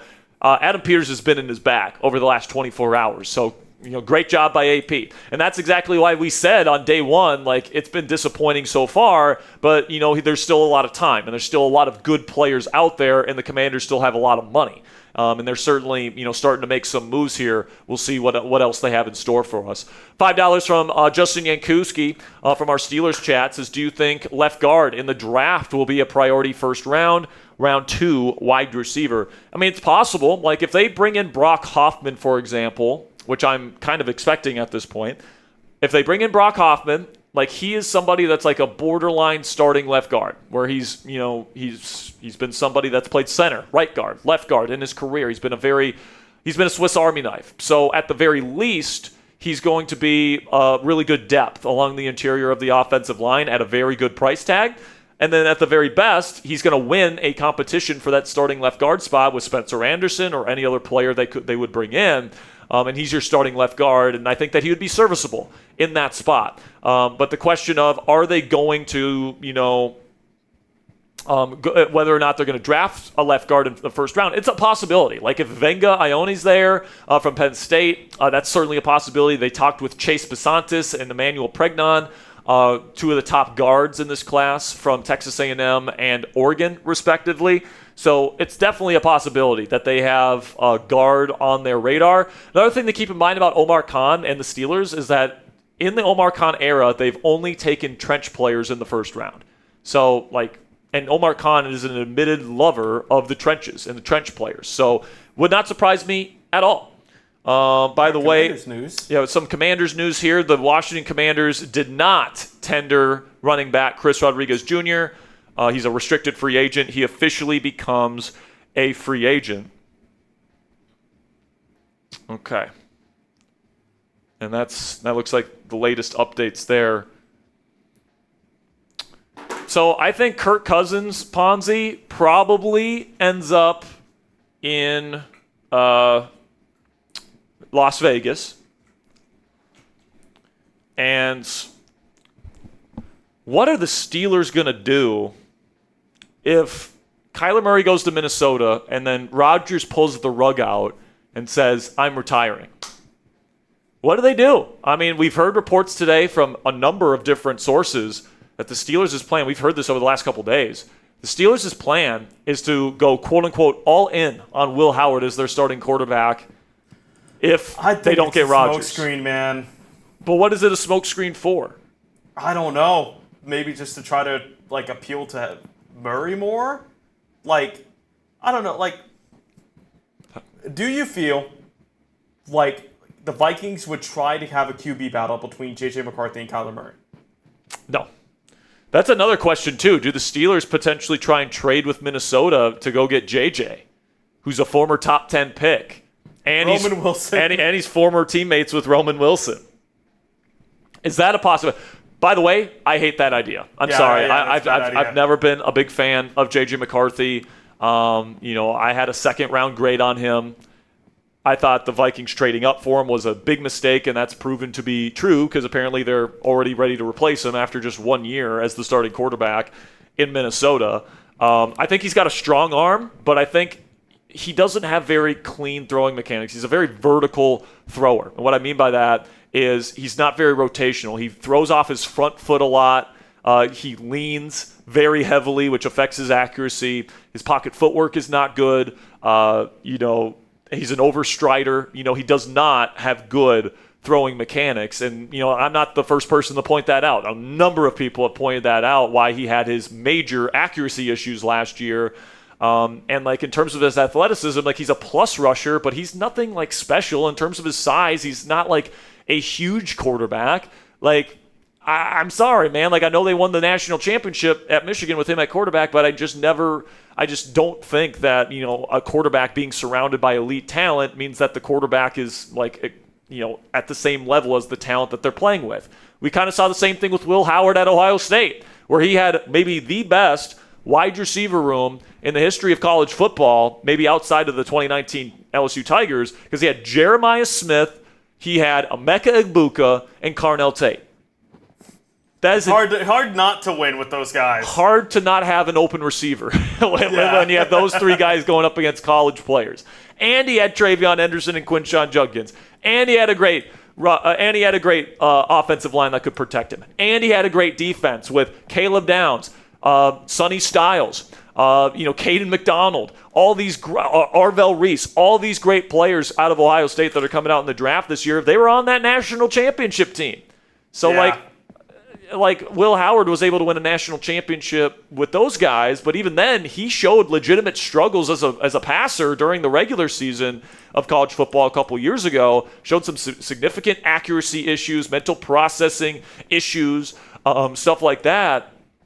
And even though he's got some decent size, he's got some decent athleticism, all that different stuff, like my biggest fear, Ponzi, is that the Steelers make the same mistake the Vikings made last year by completely committing to a completely unproven entity in a young quarterback that hasn't played in the NFL regular season and in a win now season. Like last year, Minnesota tried to win, and they made big investments on the defensive line and all these different things, and they spent a lot in free agency because they thought they were going to be Super Bowl contenders with J.J. McCarthy.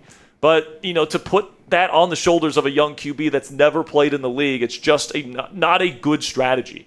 So for me, man, like, I'm okay letting Will Howard maybe compete for the job next year, but just handing him the job without competition next year and going quote-unquote all in on him without bringing in any other competition, I think it's a bad idea. Yeah. I think it's a bad idea. I mean, look what the Vikings are doing right now. Exactly, man. Like, the Vikings are getting off that strategy right now. Like, they realize their mistake and they're correcting it. Like, the Steelers should not make that same mistake. This time, instead of a top 10 draft pick in J.J. McCarthy's case, they should not make it with a 6th-round pick, where the odds of success are even lower for a guy like Will Howard. And I like Will Howard as a guy. I'm rooting for him. I think he's got some nice tools and some potential. But to completely bank a win-now season on Will Howard, I mean, the odds will not be in the Steelers' favor. I think we said it earlier this week, Ponzi. I think there's a way greater chance that Will Howard is a bottom 5 starting QB in the league than he's a top 15 QB in the league next year. I agree 100%. Like it's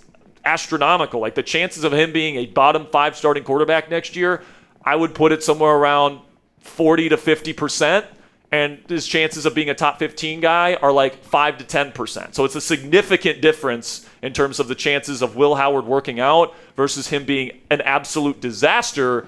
And speaking of disasters, the Baltimore Ravens are a complete dumpster fire right now. And if you fucking hate the Baltimore Ravens like I do, make sure you get one of these t-shirts from our shop. Again, guys, 32 minutes left in our special deal for the F the Ravens t-shirts. I'm going to give shout-outs here to everybody that makes purchases of these t-shirts. Our merch director here, Arnold, is letting me know everybody that is making these purchases. So Easton H., Donald F., Arlen B., Greg W., Edwin S., and Luis R. Thank you guys so much for making purchases today.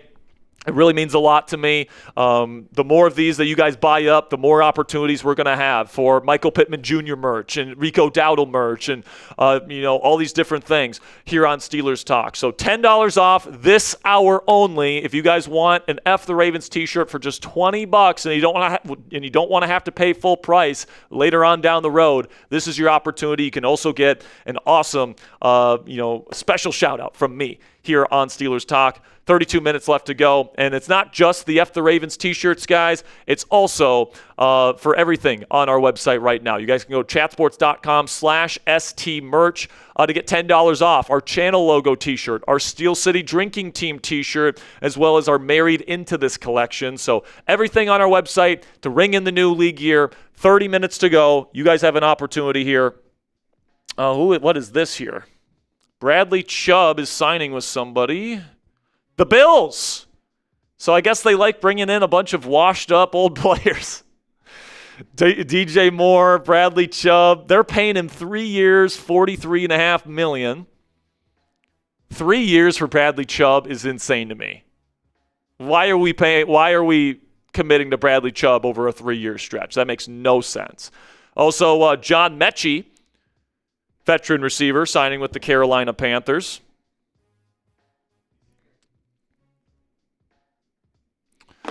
And then also, guys, it's not just our Steelers audience, it's also our Commanders audience can get $10 off our merch. And right now, the only item we have on there for Washington in terms of T-shirts is our drinking team T-shirts. They come in green or black, chatsports.com/DCGreen to pick up your Washington drinking team T-shirts today. And you can get $10 off a Beers hat to pair with that drinking team T-shirt. Chatsports.com/beers to get that in your closet today. Well, we just got a Venmo here. So I will send it your way here, Mr. Ponzi. Once I find you.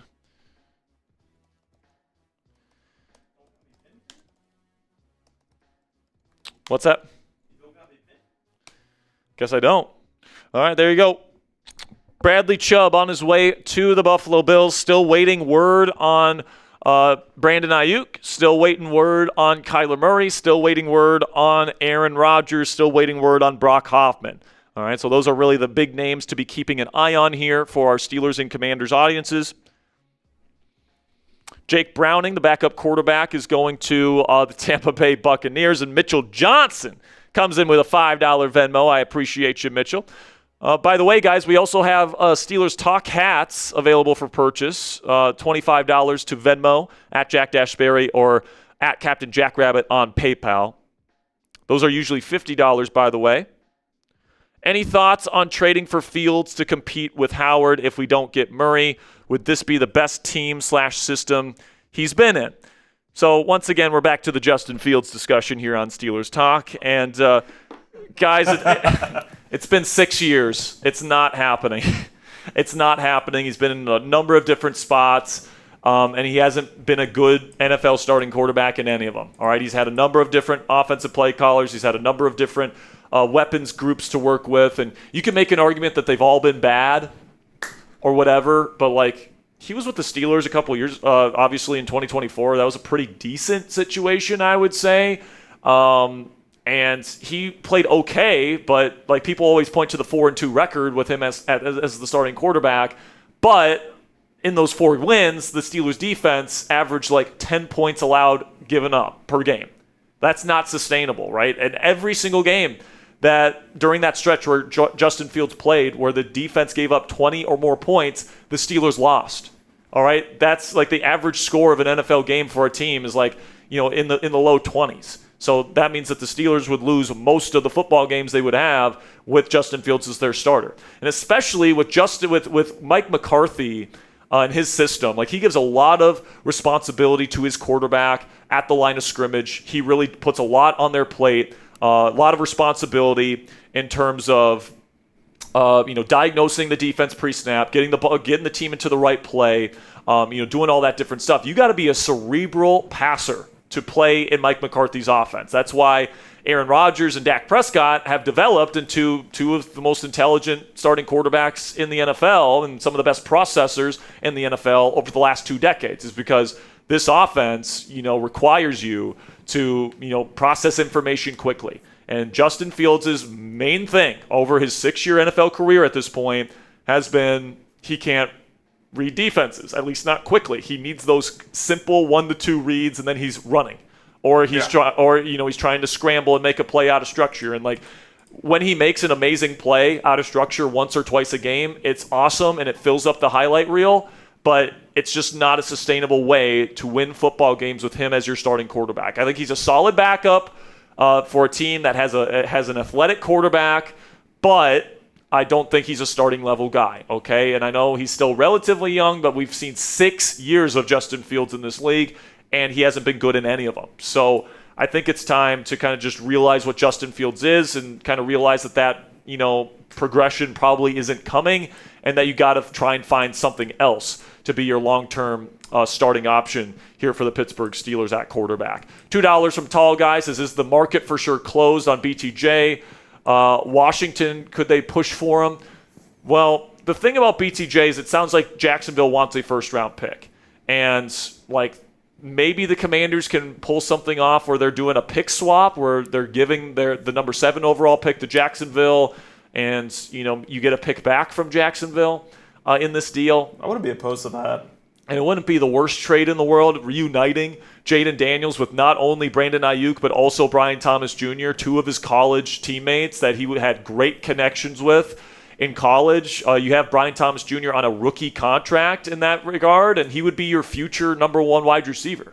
Because the reports coming out of Washington is this is probably Terry McLaurin's last year in Washington before he gets moved next offseason. Yeah. So, if you want to find that guy that's going to be that long-term answer with Jayden Daniels, I look at the wide receiver options at number 7, Ponzi, and the guys that, the consensus would say would be a good pick at that spot: Mekhi Lemon, Jordan Tyson, and Carnell Tate. I look at those 3 guys, and I'm like, would I rather have any of those 3, or would I rather have Brian Thomas Jr.? And I think the answer that I would have is I might rather have Brian Thomas Jr. because of the chemistry. Because of the chemistry with Jayden Daniels that's already built up. He still has 3 years left on his rookie contract. You're not really losing a draft pick because you're doing a pick swap situation in this case. So you still have the same amount of draft picks. It's just you're moving down. That's a situation where if I'm the Commanders, I would be in on that. I just don't know if that's going to be enough for the Jaguars to want to come to the table, because it sounds like their asking price is high. I wouldn't be opposed, and maybe this is a little bit of a bad strategy. Pick swap this year, give up a second next year, or a third. I think a third, probably more.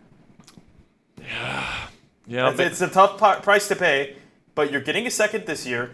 And honestly, if you want to address I don't want to address linebacker anymore. If you want to get a true nose, they already got the true nose. Who else will they get? A guard? Guard, receiver, it's pretty good, running back. Good second round draft class for guard. And then, you still have a third round pick. Still got 6 picks in the draft, which is not good, but it's the same amount that you have right now, and you get Brian Thomas Jr.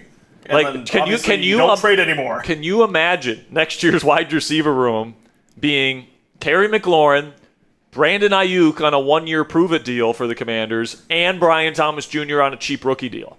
That is the best pound for pound, dollar for dollar wide receiver room in terms of overall talent in the league. All right, there might be better wide receiver rooms generally speaking, but usually those are probably more highly priced, like the Cincinnati Bengals, for example. Or they're going to be the Cowboys. Or the Cowboys eventually, yes. But in terms of dollar for dollar value, that's a pretty damn good wide receiver room there that the Commanders could put together. And you still have Brian Thomas Jr. on a cost-controlled rookie contract for the next 3 years. I don't hate that idea for the Commanders. I just don't know if the Jaguars would be willing to deal that. Yeah. And another thing about BTJ, by the way, is that he did deal with a big drop issue last year. He was somebody that I thought had good hands coming out, and looked like he had good hands in year 1. And he still makes some good catches, don't get me wrong, last year, but there was only one receiver in the entire National Football League with more drops than BTJ last year, and it was Jerry Jeudy. That's a lot of drops for somebody that you would be essentially swapping out your top 10 draft pick for. Yeah. There is a little bit of risk there, but the upside is astronomical as well. And if you combine him with a quarterback that he's already worked with and he has great chemistry with, maybe those drops don't become as much of an issue with Jayden Daniels throwing him the football.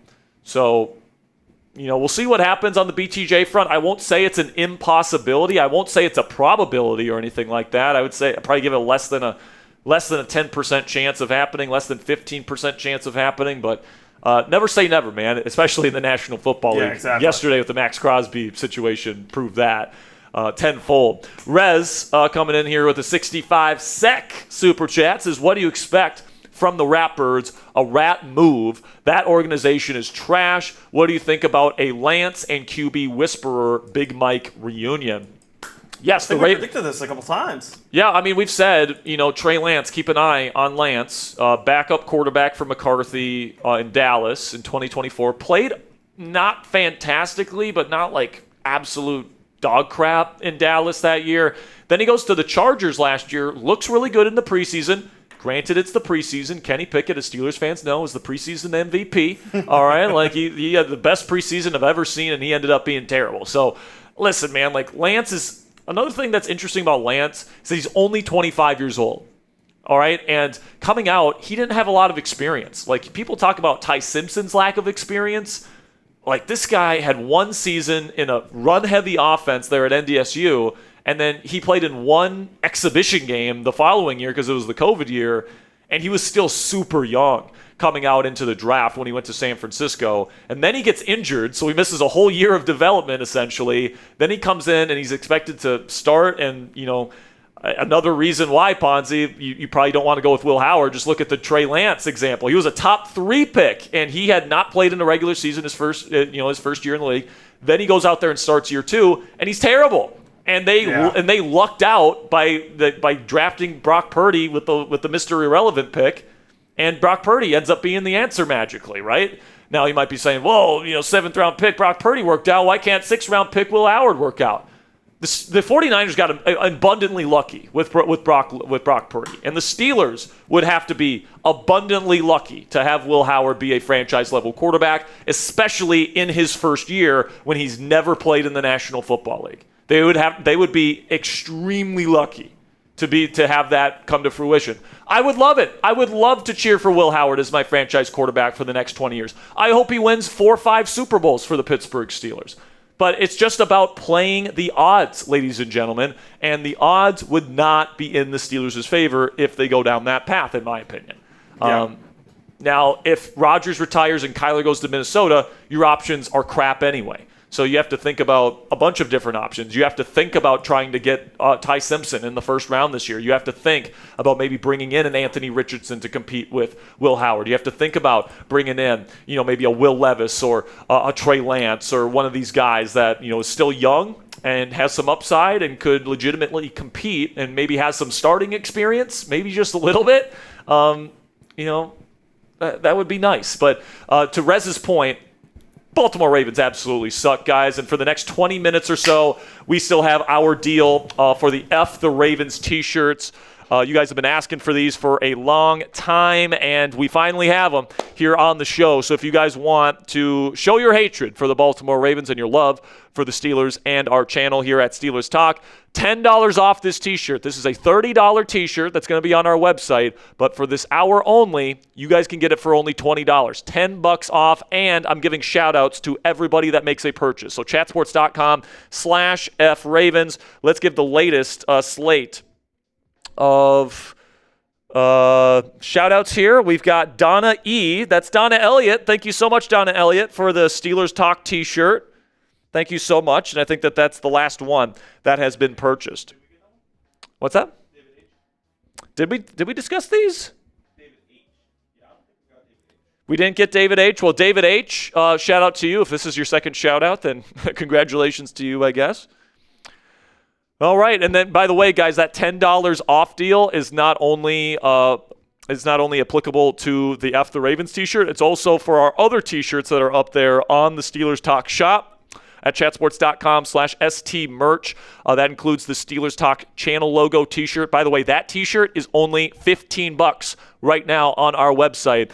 Steel City Drinking Team t-shirts are $20, and then married into this gear, I want to say is $25. I don't know exactly there, but again, guys, chatsports.com/STmerch to get any of our pieces up on our on our website right now. And then for our Commanders fans out there, $10 off also applies to you guys for your Washington Drinking Team t-shirts just in time for St. Patrick's Day. Chatsports.com/DC Green. That one comes in a beautiful green color, but also the alternate black there. So chatsports.com/DC Green. And for Steelers and Commanders fans out there, $10 off our Beers hats as well. You can go chatsports.com/beers if you guys would like a Beers hat to pair with your drinking team t-shirt. All right, back to some super chats here. Still waiting word, by the way, on Kyler Murray, Aaron Rodgers, Brock Hoffman, Brandon Aiyuk. So we're hoping to get some answers from those guys at some point today.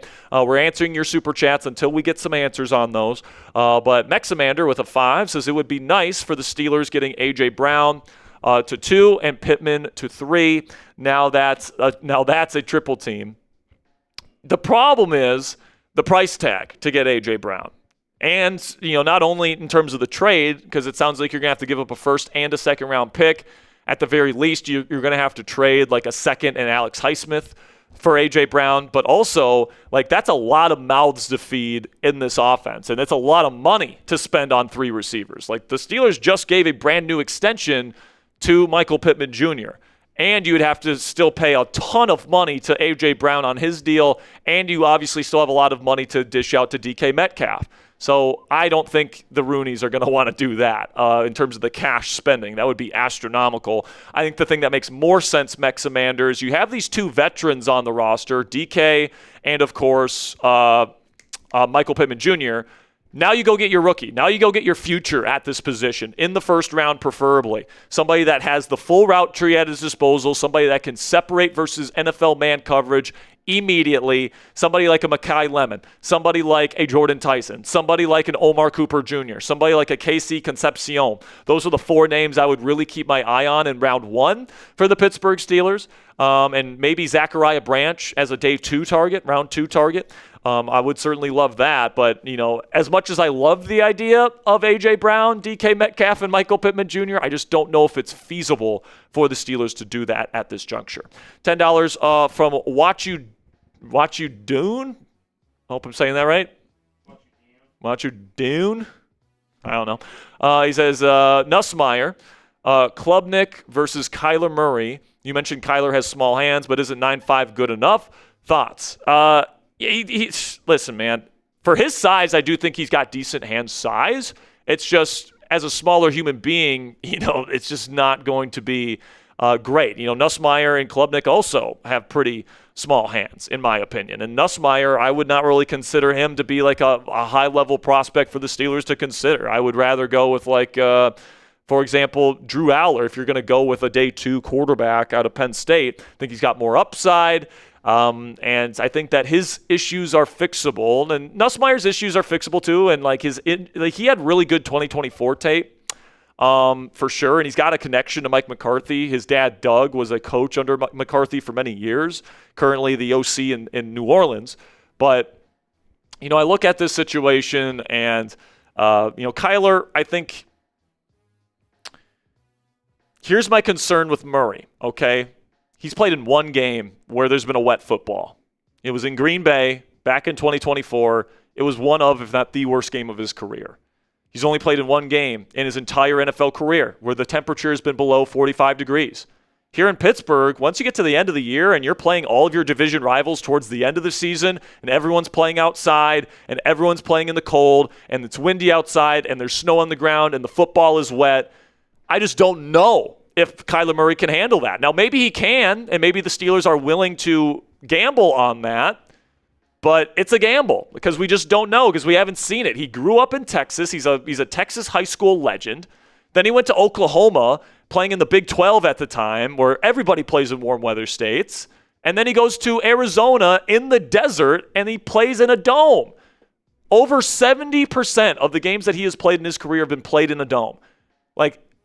That's not screaming somebody that's going to go to the AFC North and in his 1 year there on a vet minimum contract is going to have a lot of success. Now, maybe he does. Maybe he is built for the AFC North. Who knows? But, if you feel like you have a for sure inclination there, that you feel really confident that he's going to be able to come in here and play really well when the weather gets bad in December and January, I just don't know where that confidence comes from because we haven't seen it. And the times where we have seen it, he's been terrible in inclement conditions. Now, for the vet minimum, don't get me wrong, Kyler's a fun player to watch. He is a big-time physical talent, and he's got just a natural feel for the game that is just really hard to teach, and he's just got a lot of different stuff that's really good about his game, but he doesn't really throw the ball over the middle of the field. He doesn't really Steelers just announced their extension with Cam Hayward, by the way. But where was I at? Oh, yeah, he doesn't throw the ball over the middle of the field all that often, especially past his first read. He's really a 1 to 2 read to run style of quarterback. I think he's pretty good with his decision-making on that first read. But in terms of going 1, 2, 3, 4 check down, he's usually, taken off to run or to scramble before he gets to that check down option. So for me, I think he's, a pretty decent talent. I think he's a better fit just stylistically. And, his preferences, I'm sure he would prefer to play in a dome. I'm sure he'd prefer to play with Justin Jefferson and Jordan Addison over DK and Michael Pittman. I'm sure he'd rather be coached by Kevin O'Connell and Mike McCarthy. So it's one thing to want Kyler here in Pittsburgh. It's another thing to, say that he's going to pick the Pittsburgh Steelers, and I just don't see right now him picking the Pittsburgh Steelers in this race. It just seems like the Vikings want him. It seems like he wants the Vikings. So unless there's something that pops up on his physical, that's something that's possible, Ponzi. Maybe like he's coming off a pretty major foot injury. Is it possible that he gets flagged by the Minnesota medical staff? Could be. And then if there's anybody that's going to clear him, it would be the Pittsburgh Steelers. But they were the ones to clear Asante Samuel Jr. Yeah, the Steelers have cleared guys like Derek Harmon and Troy Fautanu and Peyton Wilson and Corey Trice Jr. and Asante Samuel Jr. Like, they don't give an F about, medical concerns. They just wave them on through. So, I would say that might be the best chance that Kyler Murray is a Steeler this year because they can't trade for him anymore, right? So they can't trade for him and lock him down. They have to convince him to sign here. And I think the only way that's going to happen is if that meeting with the Vikings goes, haywire. And that really the best chance of that happening is if that foot injury or the knee issue pops up on his medical check. So we'll see what happens there. But I would say the overwhelming likelihood is that Kyler Murray will be a Minnesota Viking, and my guess is shortly after that, Aaron Rodgers will have his deal done with the Pittsburgh Steelers. Michael, my friend, coming back for more here today. I appreciate it, Michael. $2 says, are the shirts big and tall friendly? LOL. Up to 5XL. It's up to 5 fit. Yeah, it's slim fit, and it's up to 5XL. So just keep that in mind there, Michael. I'm not necessarily big, but I am certainly tall, and I can tell you that these things fit me beautifully, okay? So just so you guys know, just a reminder here, 10-minute warning or so on the F the Ravens t-shirt and all the different stuff on our merch website. This is a flash sale, $10 off everything on our website right now, chatsports.com/FRavens. We have gotten a few more orders here. Hymnal S, hope I'm saying that right, Kevin D., and Raymond OC bought a Steelers Talk logo t-shirt. So thank you guys so much. Like I said, guys, I'm giving shout-outs to everybody that makes a purchase of any of our F the Ravens or Steelers Talk merchandise here. So again, guys, if you hate the Baltimore Ravens, chatsports.com/FRavens. In 8 minutes and 30 seconds, that price goes back up to $30. Okay, so we need, if you guys want this deal, this is the time to get it done. You guys have 8.5 minutes to get the $10 off discount for the F the Ravens t-shirt, as well as all the other stuff on our website. You guys can go to chatsports.com/STmerch to pick up any of our merch opportunities here. We've got the Steelers Talk logo t-shirt, which a lot of people have bought up. The Steel City Drinking Team t-shirt is also still available for $10 off. And then also our Married Into This collection. If you guys want to get any of those, you guys can get that as well. Again, we got about 8 minutes to go for this special flash deal for the start of the new NFL league year. You guys can go chatsports.com/STmerch to pick those up today. And for our Commanders audience, we have chatsports.com/DC Green for your Washington Drinking Team t-shirts. Those t-shirts come in either a beautiful green or they come in the black colorway as well. So you guys have about 7.5 minutes here to get your $10 off discount as well. Chatsports.com/DC Green. There for the Washington Drinking Team t-shirts. That's the look at the green and the black t-shirts for you guys. $10 off site-wide. And then there's also Beers hats that are available for you guys. That's chatsports.com/beers to pick up your Beers hats today if you want to pair that with your Drinking Team t-shirts. Ponzi says he wants to show me something. Oh, God. What is this going to be? Is there something going on right now? Oh, look at this. Look at this. Oh, my goodness. All right. We got an opportunity to knock off the biggest channel here at Chat Sports. We always love our little competitions with the Raiders Report. Right now, they are at 18 sales for their Raiders Report hat. Our F the Ravens t-shirt has 17 sales here. We're about to pass them in their merch push here, guys. So if you haven't gotten your F the Ravens t-shirt yet, now is a great time to do so. Again, you got about 6 minutes to go here to get $10 off your t-shirt today. Again, that's chatsports.com/FRavens, or you can get it at chatsports.com/STmerch. All right.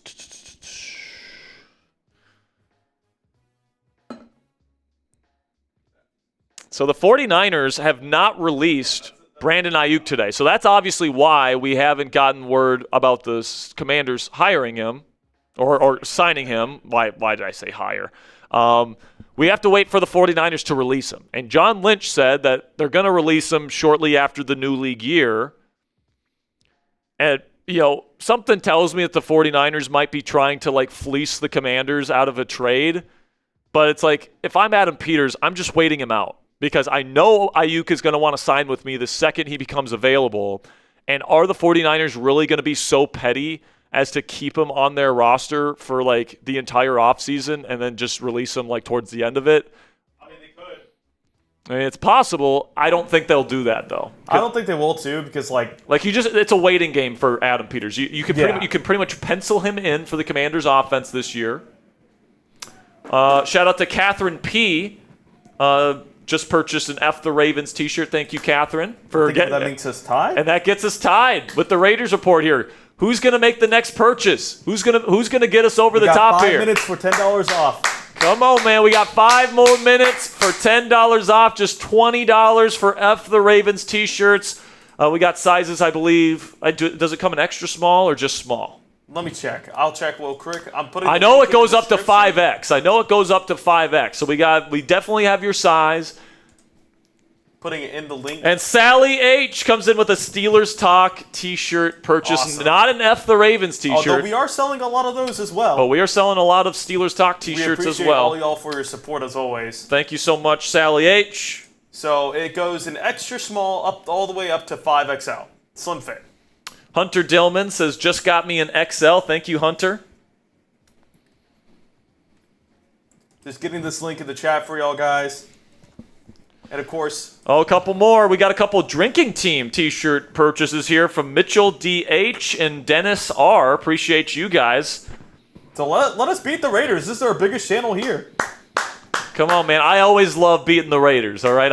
We've done a lot of that. Come on, man. We've done a lot of that here on Steelers Talk over the years, as our real ones know. 3.5 minutes to go. 3.5 minutes before these prices go back up $10. This is your chance to get this awesome deal just at the start of the new league year. I accidentally put the wrong one in there for y'all. It is $20 for the rest of the 3:11. There are 3 minutes and 11 seconds, and now counting. So only $20. Get this deal. Help us beat the Raiders. LOL. Somebody just tweeted, Kirk Cousins and Fernando Mendoza deserves Hard Knocks, and I agree with that. Yeah, I agree with that. I mean, they can't force the Raiders because they have a new head coach. But, man, one of the greatest Hard Knocks seasons of all time was that Antonio Brown, John Gruden season. Hey, Dalton M coming in with the F the Ravens t-shirt. We are now ahead of them. And we just passed the Raiders. Can we get to 20 before the timer runs out? Can we get to 20 before the timer runs out? We got 2.5 minutes to go. Let's go. And Ponzi, after we get this hour over with, let's recap a lot of the latest news since yesterday. Let's recap the latest news since yesterday. We got another one, Hunter D. There it is, Hunter D with an F the Ravens t-shirt. F the Ravens. F the Ravens. F the Ravens. Those dirty rat birds. Let's go, man. Got to 20. That is first place in Chat Sports here today, man. Thank you guys so much for your guys' support. Once again, Steelers Talk on top. You guys are the absolute best. Thank you so much. We got over 1,100 people in the chat right now. James S. with the Steelers Talk and Drinking Team. Stephen B. with another one. Let's go, man. James S. Getting 2 different T-shirts, a Drinking Team and a T-shirt. The channel logo T-shirt. And then Stephen B. gets an F the Ravens T-shirt. Appreciate you, Stephen B.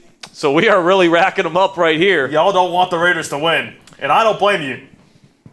I don't blame you at all. We got now just over a minute to go. Got another one from William S. If you haven't already, William S. gets an F the Ravens T-shirt. We're pulling away. Mr. Slot says he got one. Let's go. Matthew B. coming with 2 purchases, a Steel City Drinking Team T-shirt and an F the Ravens T-shirt. Let's go, man. James S. gets another one, an F the Ravens T-shirt as well. We are pulling away here, ladies and gentlemen. Less than a minute to go. All right, we do have some news here. Javon Hargrave is going to the Green Bay Packers. Former Pittsburgh Steeler, now on his way to Green Bay after being released by the Minnesota Vikings. Pretty big move. We have now pulled away from the Raiders. Let's go, man. Connor B. coming in with 2 T-shirt purchases, an F the Ravens T-shirt and a Steel City Drinking Team T-shirt. You guys are absolutely fantastic. Andrew Wingard, a safety, veteran safety, going to the Arizona Cardinals. Some of these moves starting to come off the board here. So thanks to y'all at Steelers Talk, we have dominated the Raiders, 25-18. Let's go, man.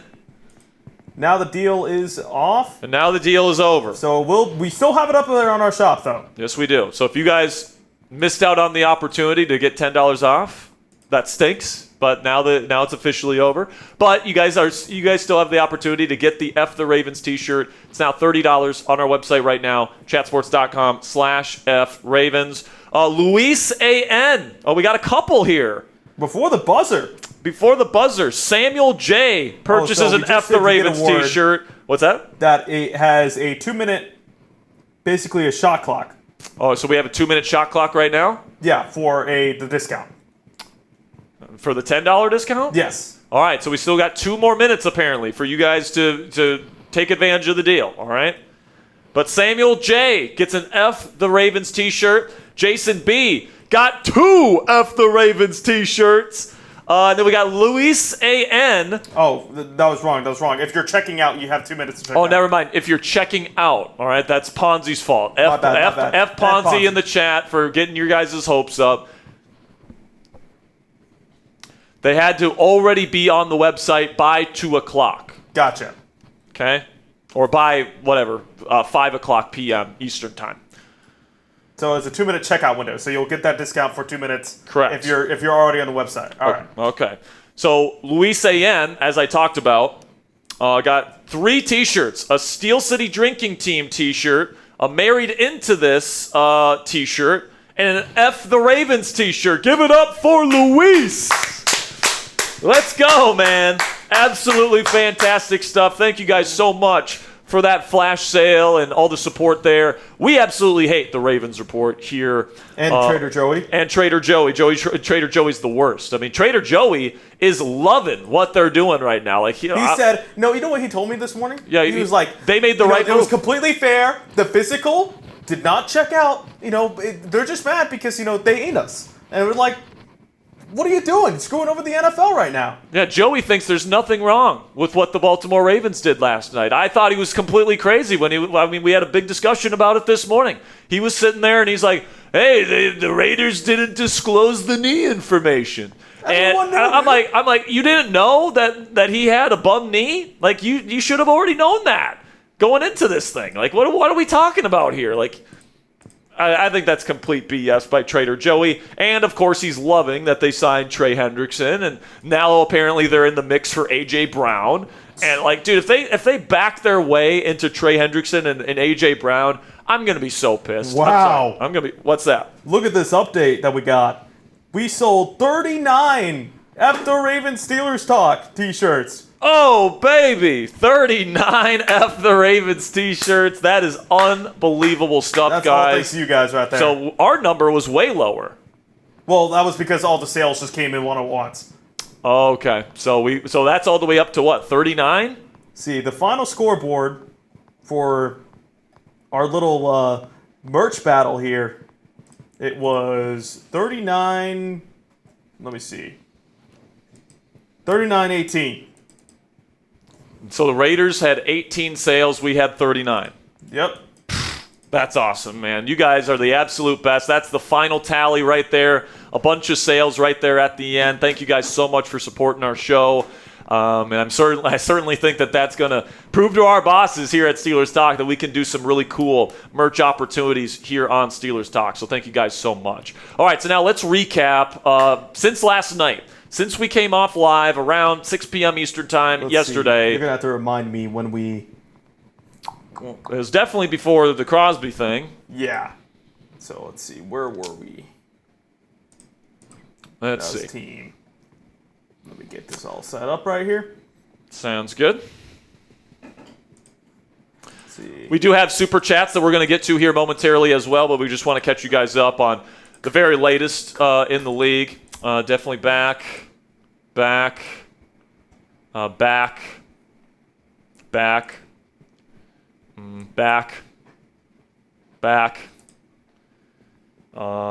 signed off. That's around Right here. one ahead. Yeah. Yeah, that one. All right, so Caden Ellis gets a 3-year, $11 million per season deal with the New Orleans Saints. Reek Woolen got a 1-year deal with the Philadelphia Eagles. I hope the Eagles like corners that can't tackle. Contavious Street goes to the Chicago Bears. Leo Chanel, obviously our Commanders audience knows. Big signing there for the Commanders. They needed some speed in the linebacker room after last year. Too. And that was a fantastic price tag to get him at as well. Garrett Wallow, a linebacker going back to San Francisco. Teddy Bridgewater, Coach Bridgewater, back with the Detroit Lions. Of course, Commanders fans know him well. Played against him in the NFC divisional round. Oh, yeah. That's right. He played a couple plays in that divisional For one game. snap. Yeah, I think it was one snap. Rocky Ya-Sin, 1-year, $4 million deal to Detroit. Pretty good value there for Detroit. Same deal that Asante Samuel Jr. signed here in Pittsburgh. Cameron Hayward gets a new 2-year deal. It's a 1-year extension. So whoever submitted that actually got it wrong there. But Cameron Hayward is back. He's under contract for the next 2 seasons here in Pittsburgh. It pretty much confirms he will be returning for another season here in Pittsburgh.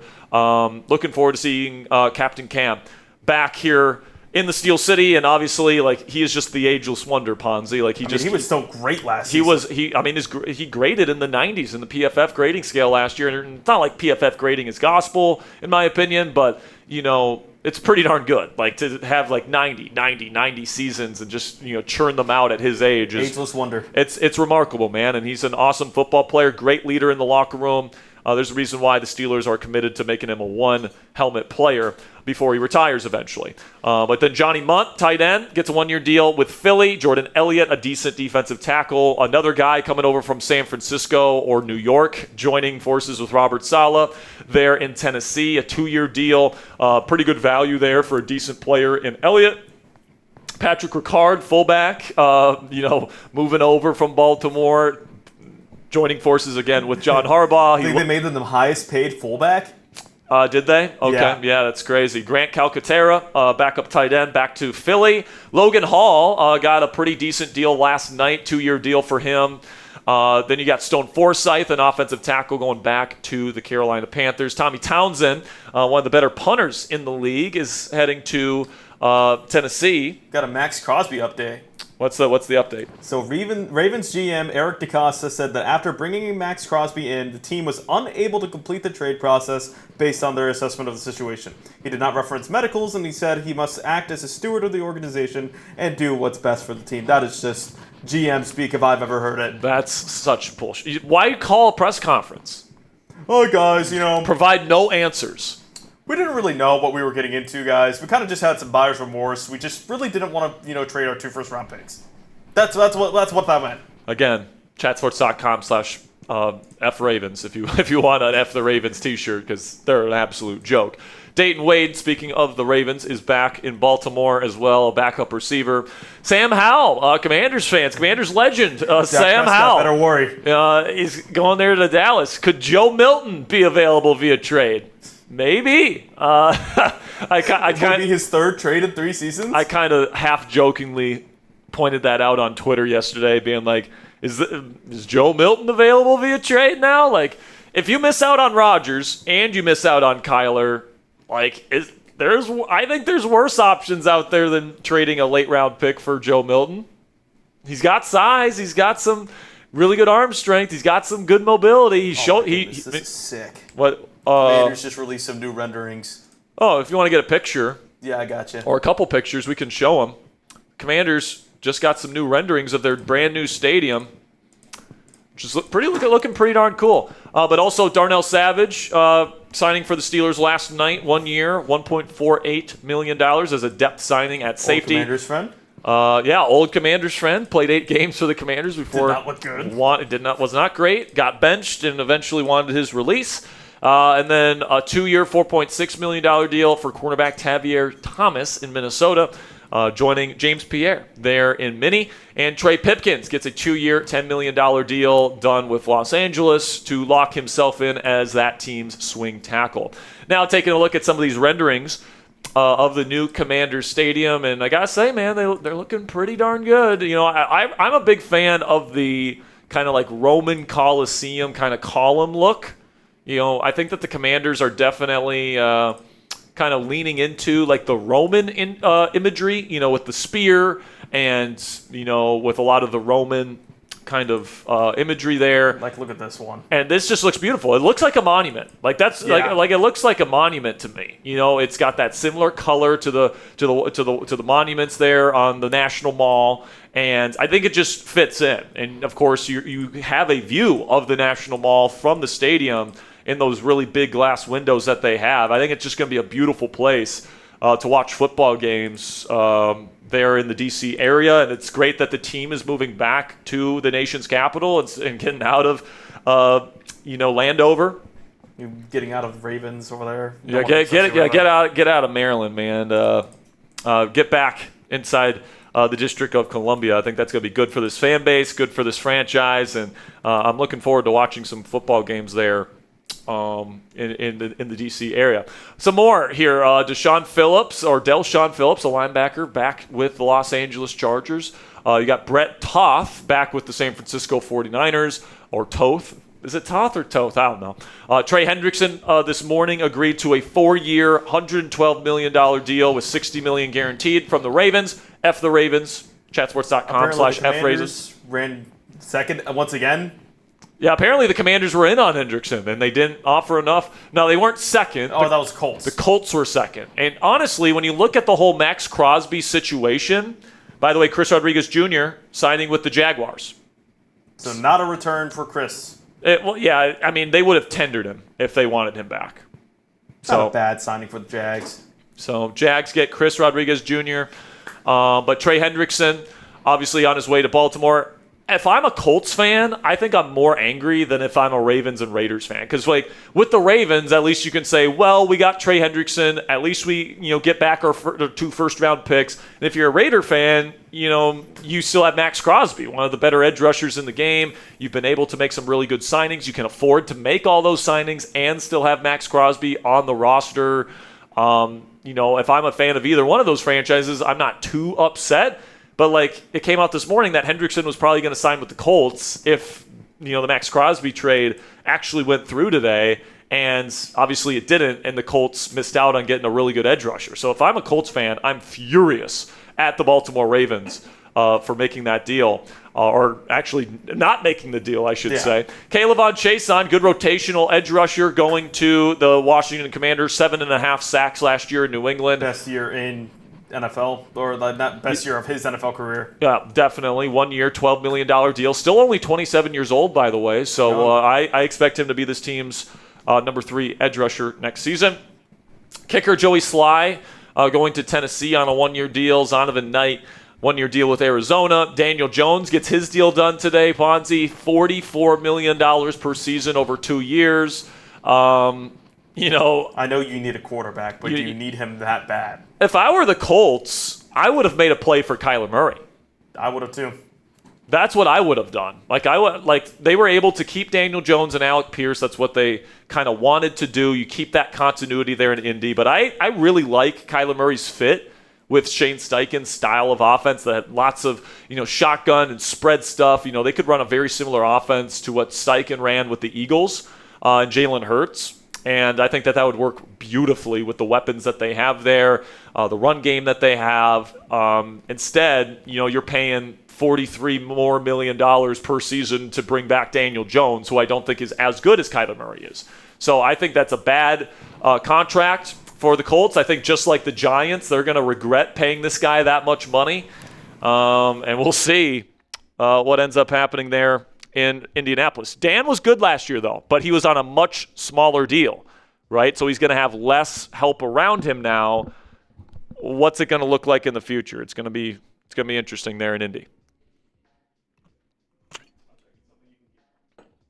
Ty Sweet back with the Dallas Cowboys, defensive end. KJ Britt, 1-year deal to return to the New England Patriots. Actually, I don't think that's a return, but that is a 1-year deal. Luke Fortner is going to the Carolina Panthers. They lost Cade May. May is here this offseason, so they needed a center. Fortner goes to Carolina. Travis Gibson goes to Carolina as well on a 1-year deal. Brenton Cox Jr. Gets a 1-year deal with Green Bay. James Mitchell gets a 1-year deal with Carolina. They've been pretty busy today. Jack Stoll, tight end, backup tight end, goes back to Cleveland there. Josh Uche joins the Miami Dolphins on a 1-year deal. Decent athlete. Channing Tindall goes to the Atlanta Falcons. Willie Gay Jr. Willie Gay goes to the Miami Dolphins on a 1-year contract. Cade York, kicker for the New York Jets. They figure out that situation. Michael Clements, interior kind of 5 technique type of guy, 3-year contract, $17.5 million deal. Pretty good value for Indianapolis, if I can say so myself. Then Chidobe Awuzie, the guy that got cooked by Calvin Austin III in the season finale last year, gets re-signed. Cheeto is back with the Baltimore Ravens. 1-year, $5 million deal. Pretty good value for the Ravens, I will say. It's a fully guaranteed deal. Then Kevin Byard, a big name here. Safety, probably the best safety left on the board. At that point, signs a 1-year, $9 million deal. By the way, Byard led the NFL in interceptions last year. And he's 32 years old, so I like the deal for the Patriots, getting a good playmaker. That's a good fit for them. They lost Jalen Hawkins in free agency this year, getting an upgrade at that safety spot there with Byard at a $9 million price tag. Aaron Jones, who was initially supposed to get released today, comes to terms with the Vikings on a $5.5 million deal. Ponzi, I don't think he would have gotten that on the open market, so that's a great deal there for Aaron Jones. It seems like Aaron Jones was kind of be like, Kevin O'Connell wanted him there, just not for the price tag he was at. So, I think, good deal for both teams, both sides, getting, more than what you would have gotten from the open market. I think, the Steelers would have liked to have him.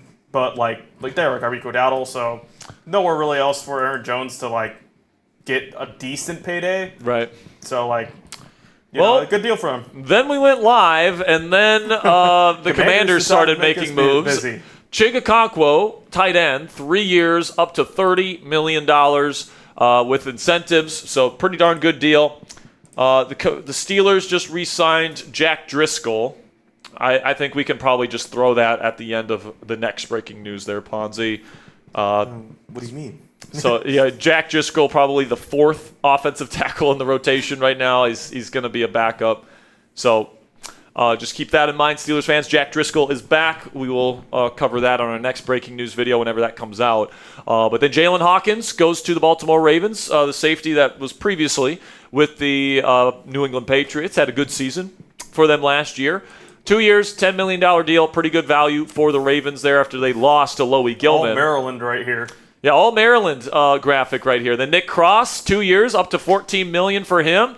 Really excited to see that kind of athlete in the Commanders' defense with Durante Jones coming in because they like to do a lot of pre-snap disguises and post-snap rotations in that Flores-style defense. And you got to have the athletes to be able to play, and you got to have the the playmakers to do that. Cross is definitely the athlete that can be moved around pre-snap and post-snap, and you can do a lot of different things. And he's only 24 years old, so he's young and he's athletic, exactly what the Commanders needed for this defense. Durham Smythe also back with the Ravens. Then Azeez Ojulari, an edge rusher here, going to the Atlanta Falcons, with James Pierce Jr.'s future kind of up in the air after his incident this offseason. Dylan Parham, decent guard, goes to the New York Jets, 2-year deal, up to $20 million for him. So that's pretty big deal for Dylan Parham, one of the bigger deals of the day. Bradley Chubb gets a 3-year deal pretty much immediately after being cut from the Miami Dolphins, a post-June 1st designation for him. I don't like that deal from Buffalo, man. I feel like Buffalo's wasting Josh Allen's talent by making some of these really bad moves, trading a second-round pick for DJ Moore after the season he just had, giving a 3-year deal and $29 million guaranteed to Bradley Chubb. Don't like that move either. He's not been a very good player this past season, and I don't know if I see him bouncing back with all the injuries that he's had. He's getting older. I think that's a bad deal by the Buffalo Bills. If that would have been just like a 1-year deal, fine. But like 3 years for somebody of his profile, I think is a really bad move by GM Brandon. I mean, they did something similar last season with Nick Bosa. Or Joey Bosa, sorry, wrong brother. And that was a 1-year deal. Obviously, he's on the free agency market. It's like those short-term veteran guys, I don't know about you, but Joey Bosa wasn't exactly the best for them last season. So it's like, I get you need that pass rush, but they keep doing these veteran guys like Von Miller before him, then Joey, now Bradley Chubb, and it's like, is this something we really want to do? Is this the best move for Josh Allen? I don't know, man. I agree with you that it's just wasting his talent. Also, I want to give you guys an update, specifically our Steelers audience. We said we had sold 39 F the Ravens t-shirts. We actually sold 46. So thank you guys so much for that kind of last push that we had there at the end. Again, if you still want an F the Ravens t-shirt, you can still get one. It is chatsports.com/FRavens. Pull it up for them. Yeah, you can. Ponzi's going to pull that up for them here. If you guys are interested, this is our t-shirt, our brand new t-shirt here on Steelers Talk, F the Ravens. If you hate the Ravens like we do, now it's $29.99. You missed out on your chance to get it for $20, but chatsports.com/FRavens if you want to get that t-shirt in your closet today. Back to the recap here. Yeah, it's new. John Mechie gets a 1-year deal with Carolina. He's a decent route runner type. Jedrick Wills, who took a year off, is going to the Chicago Bears. They've got some interesting options there at tackle there in Chicago. They brought back Braxton Jones. Obviously, they spent a second-round pick last year on a tackle. And now Jedrick Wills joins that group as well. Then next one here. Andrew Wingard going to the Cardinals, 1-year, $3 million deal. Javon Hargrave going to the Green Bay Packers. Apparently he's not too happy with the Minnesota Vikings, wants to play them twice a year. 2 years, $23 million total. And I think that probably takes him out of the running for Jalen Carter.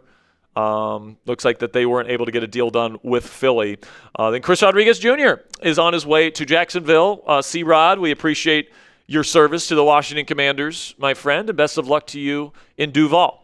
$2 from Meximander here. Says Steelers should trade Watt and get Crosby. No. No. Listen, man. If you're trading Watt, it's because you want to re-up Nick Herbig and you want to keep him long-term. That doesn't make any sense. I know Josina Anderson, for some reason, said that she asked her Steelers source if Crosby was a possibility, and they pretty much said no, because obviously not. They have 3 really excellent players in that room right now, and they don't want to get rid of any of them.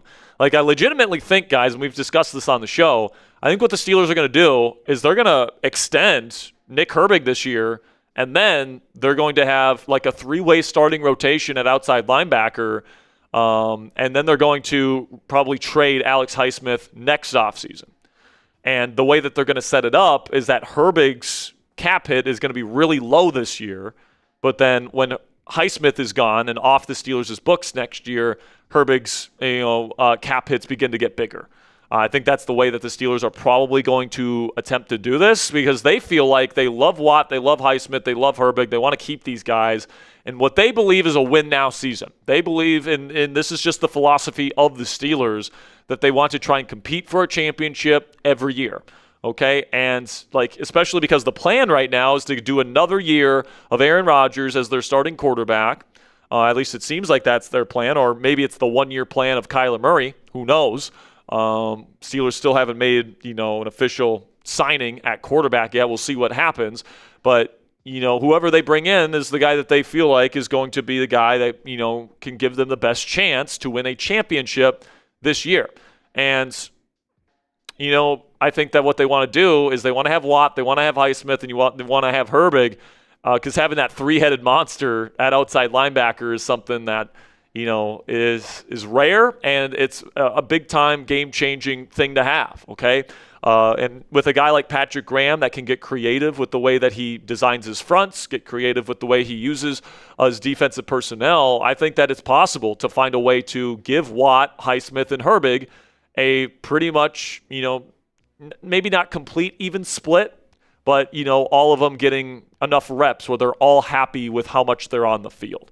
So that's where I think we're at right now. $2 from Eli M says, praying that Kyler fails his physical in Minnesota. Yes. That if you are hoping that Kyler Murray is going to be the starting quarterback of the Steelers, I think the best chance of that happening is if Kyler fails his physical in Minnesota, which, by the way, is not impossible. He's had an ACL tear. He's had a foot injury recently. So if any of those things pop up, it's possible Minnesota says no thanks to Kyler Murray. And if that happens, there's a chance that he could end up in Pittsburgh because, Pittsburgh's team doctors are well known for just saying, whatever, medical red flags, whatever, we'll pick him up anyway. So that is certainly something that we have to keep our eye on. But I do think the overwhelming likelihood here is that Kyler is going to go to Minnesota. And then shortly after that, I would expect Aaron Rodgers to officially make his decision to come back and play for the Pittsburgh Steelers. $20 from Rad Doctor, my man, says, let's effing go with the $20 super chat. Appreciate you as always, Rad Doctor. Then $20 from Hymnal Star says, why are you so down on Howard? Dude played in cold weather, good size, can run, strong arm, no diddy, champion, and McCarthy has 12 of 16 top 10 scoring offenses, better than Wes. Ask Dak, who still runs Mike's offense. Listen, man, you're pretty much breaking down my argument for why Will Howard could work out for the Pittsburgh Steelers. I don't think I'm that down on Will Howard.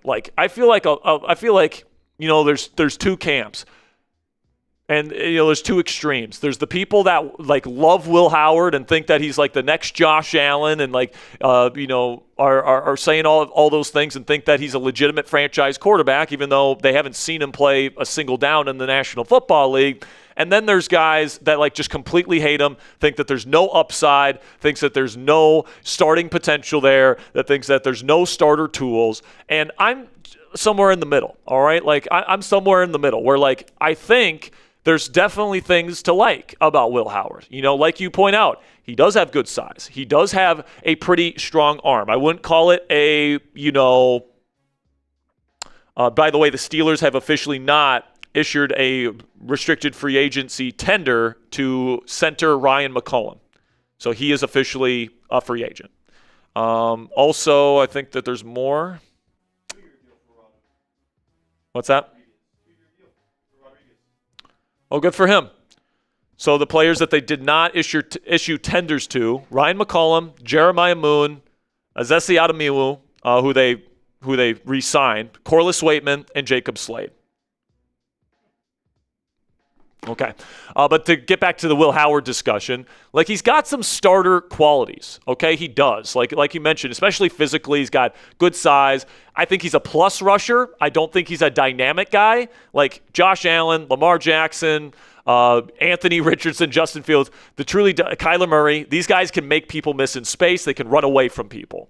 Will Howard isn't that level of athlete. He's somebody that brings good power to his run game, and he's got a little bit of good acceleration for a guy of his size, but it's not special, right? It's not going to be something that you're going to be doing quarterback run game stuff with Will Howard as a big part of his game, in my opinion, okay? And I think he's got a good enough arm to play in the AFC North, and it's an NFL caliber arm. It's not a bazooka, okay? And the reasons why I have maybe not doubts, but I have concerns about Will Howard, especially, as a 6th-round pick, is his pocket footwork's not great. He plays with a very narrow base, or at least he did at Ohio State. I think that affected his especially short to intermediate accuracy a lot. All right, there's a lot of just very, very errant passes to wide open wide receivers on that Ohio State film, in my opinion, especially during the regular season.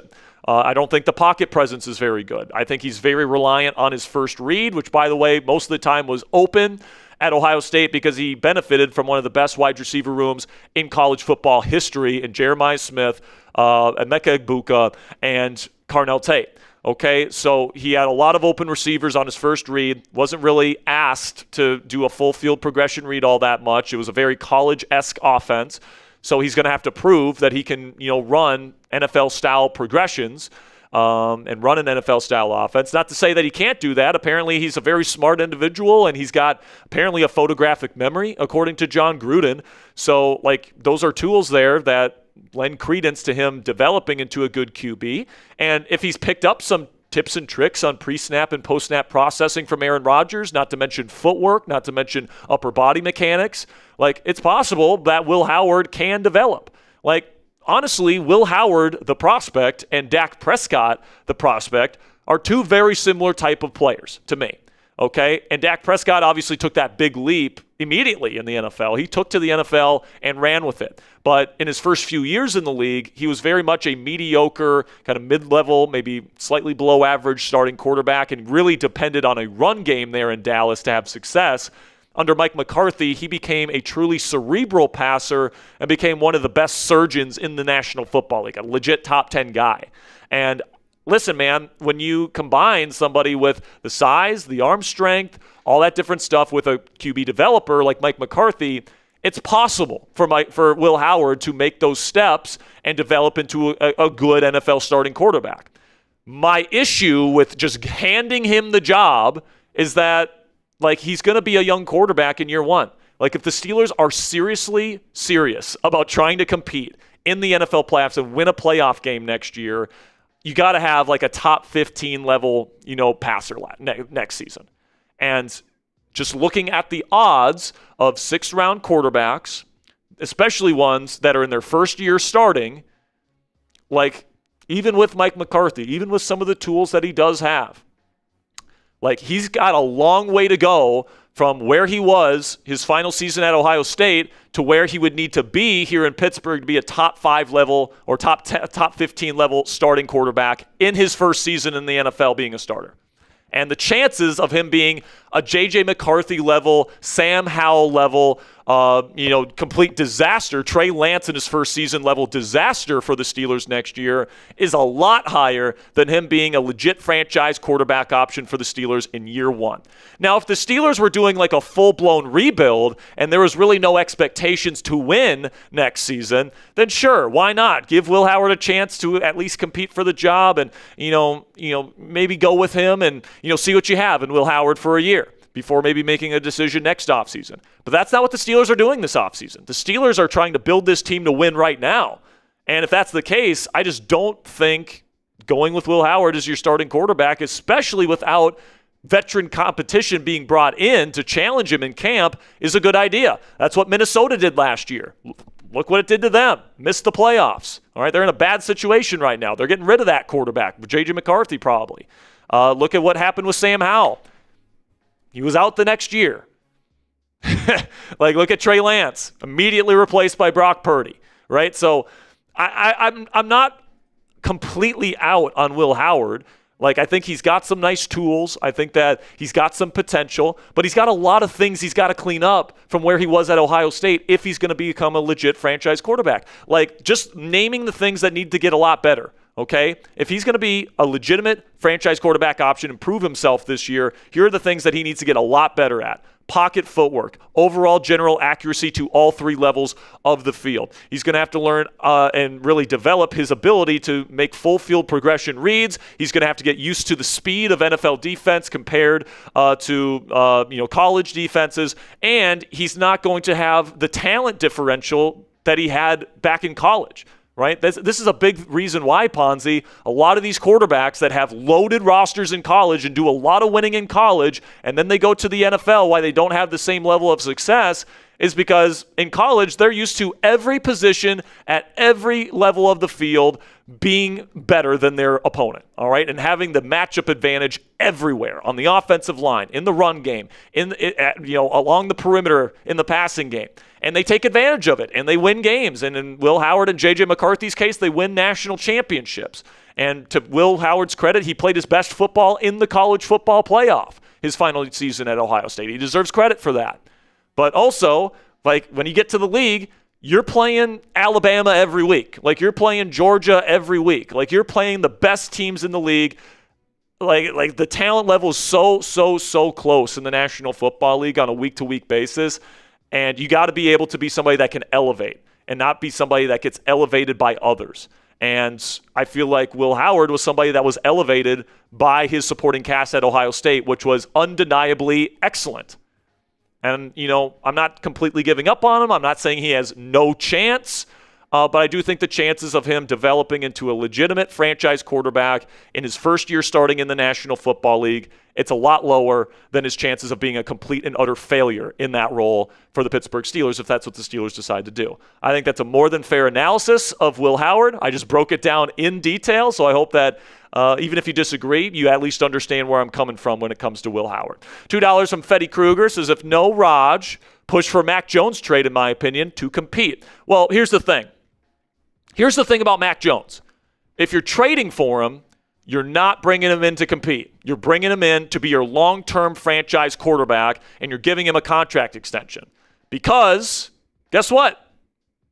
You have to trade a second-round pick at least to get Mac Jones. You got something, Ponzi? Yeah. You got a Brandon Aiyuk update. All right, we got a Brandon Aiyuk update. We'll get to that here in just a second. What's that? Oh. Okay, well, we'll get you the Brandon Aiyuk update here in just a second.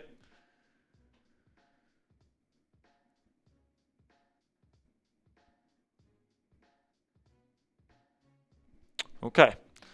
But going back to the Mac Jones discussion here for a second before we talk about a different 49er. Mac Jones, if you trade a second-round pick for him, not only is he your bona fide starting quarterback next year and there's no competing with Will Howard, like it's just Mac Jones's job, but also because you're spending such a high draft pick on him, you're going to have to give him an extension and make him your long-term quarterback option, and you're going to have to give him quite a bit of money to make that happen. I don't want to do that. Mac Jones is somebody that obviously played pretty well. I won't say he played amazing, but he played pretty well in Kyle Shanahan's offense. A lot of quarterbacks play well in Kyle Shanahan's offense.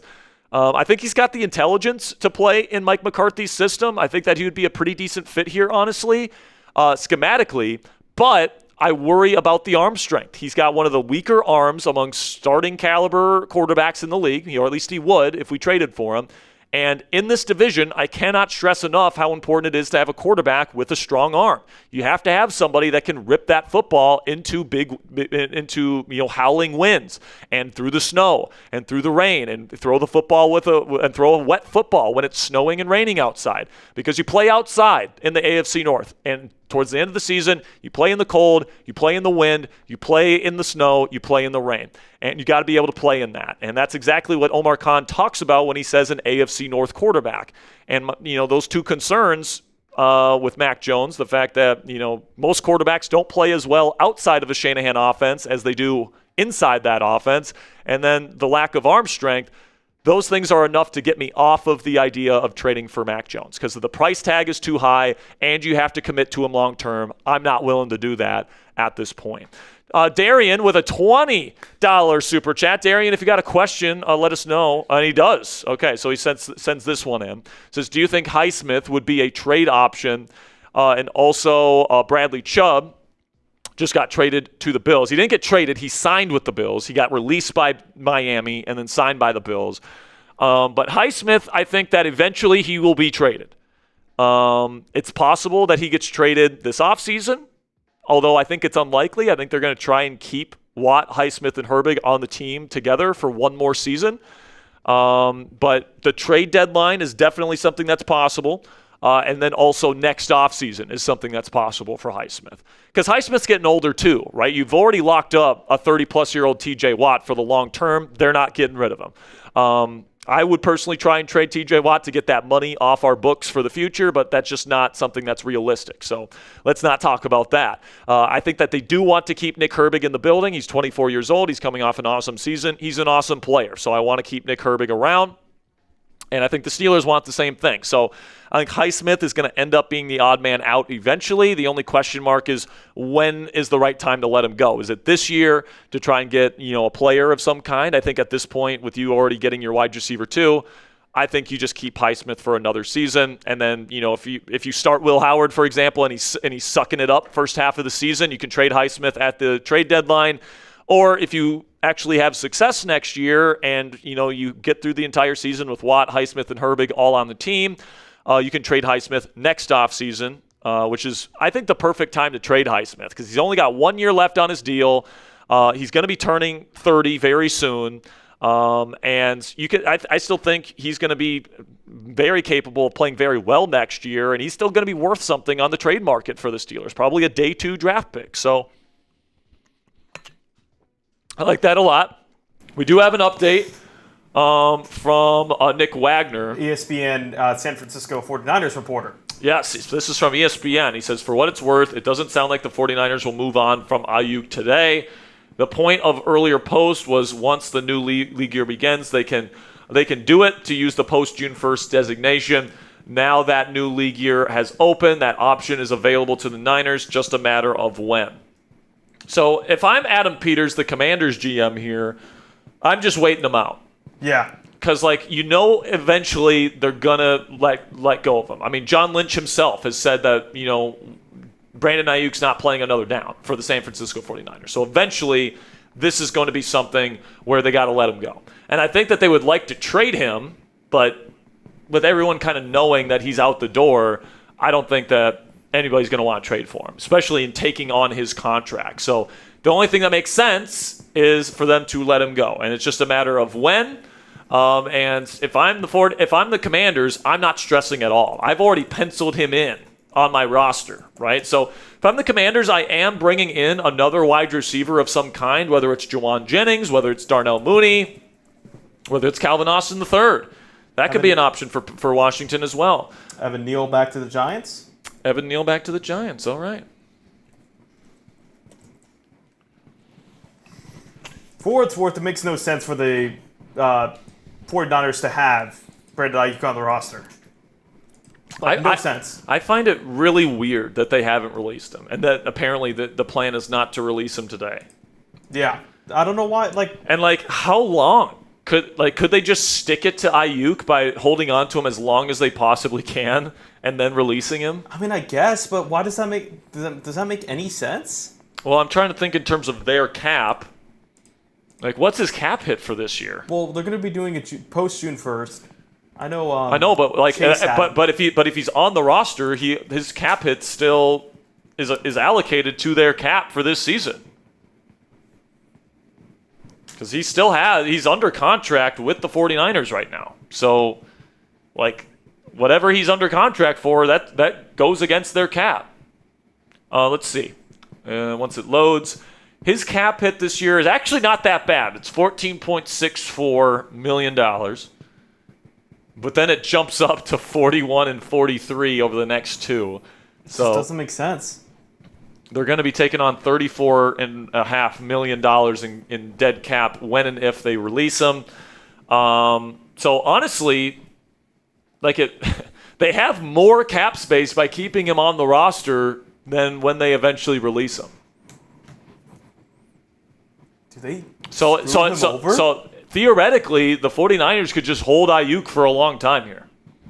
And they could. That's not good news for you. They could. Yeah, it's not. Theoretically, they could pull a Baker Mayfield here and just hold him like very, very close to the training camp, and then release him, and then he can sign with the Commanders eventually. Is there any incentive for them to trade him? No.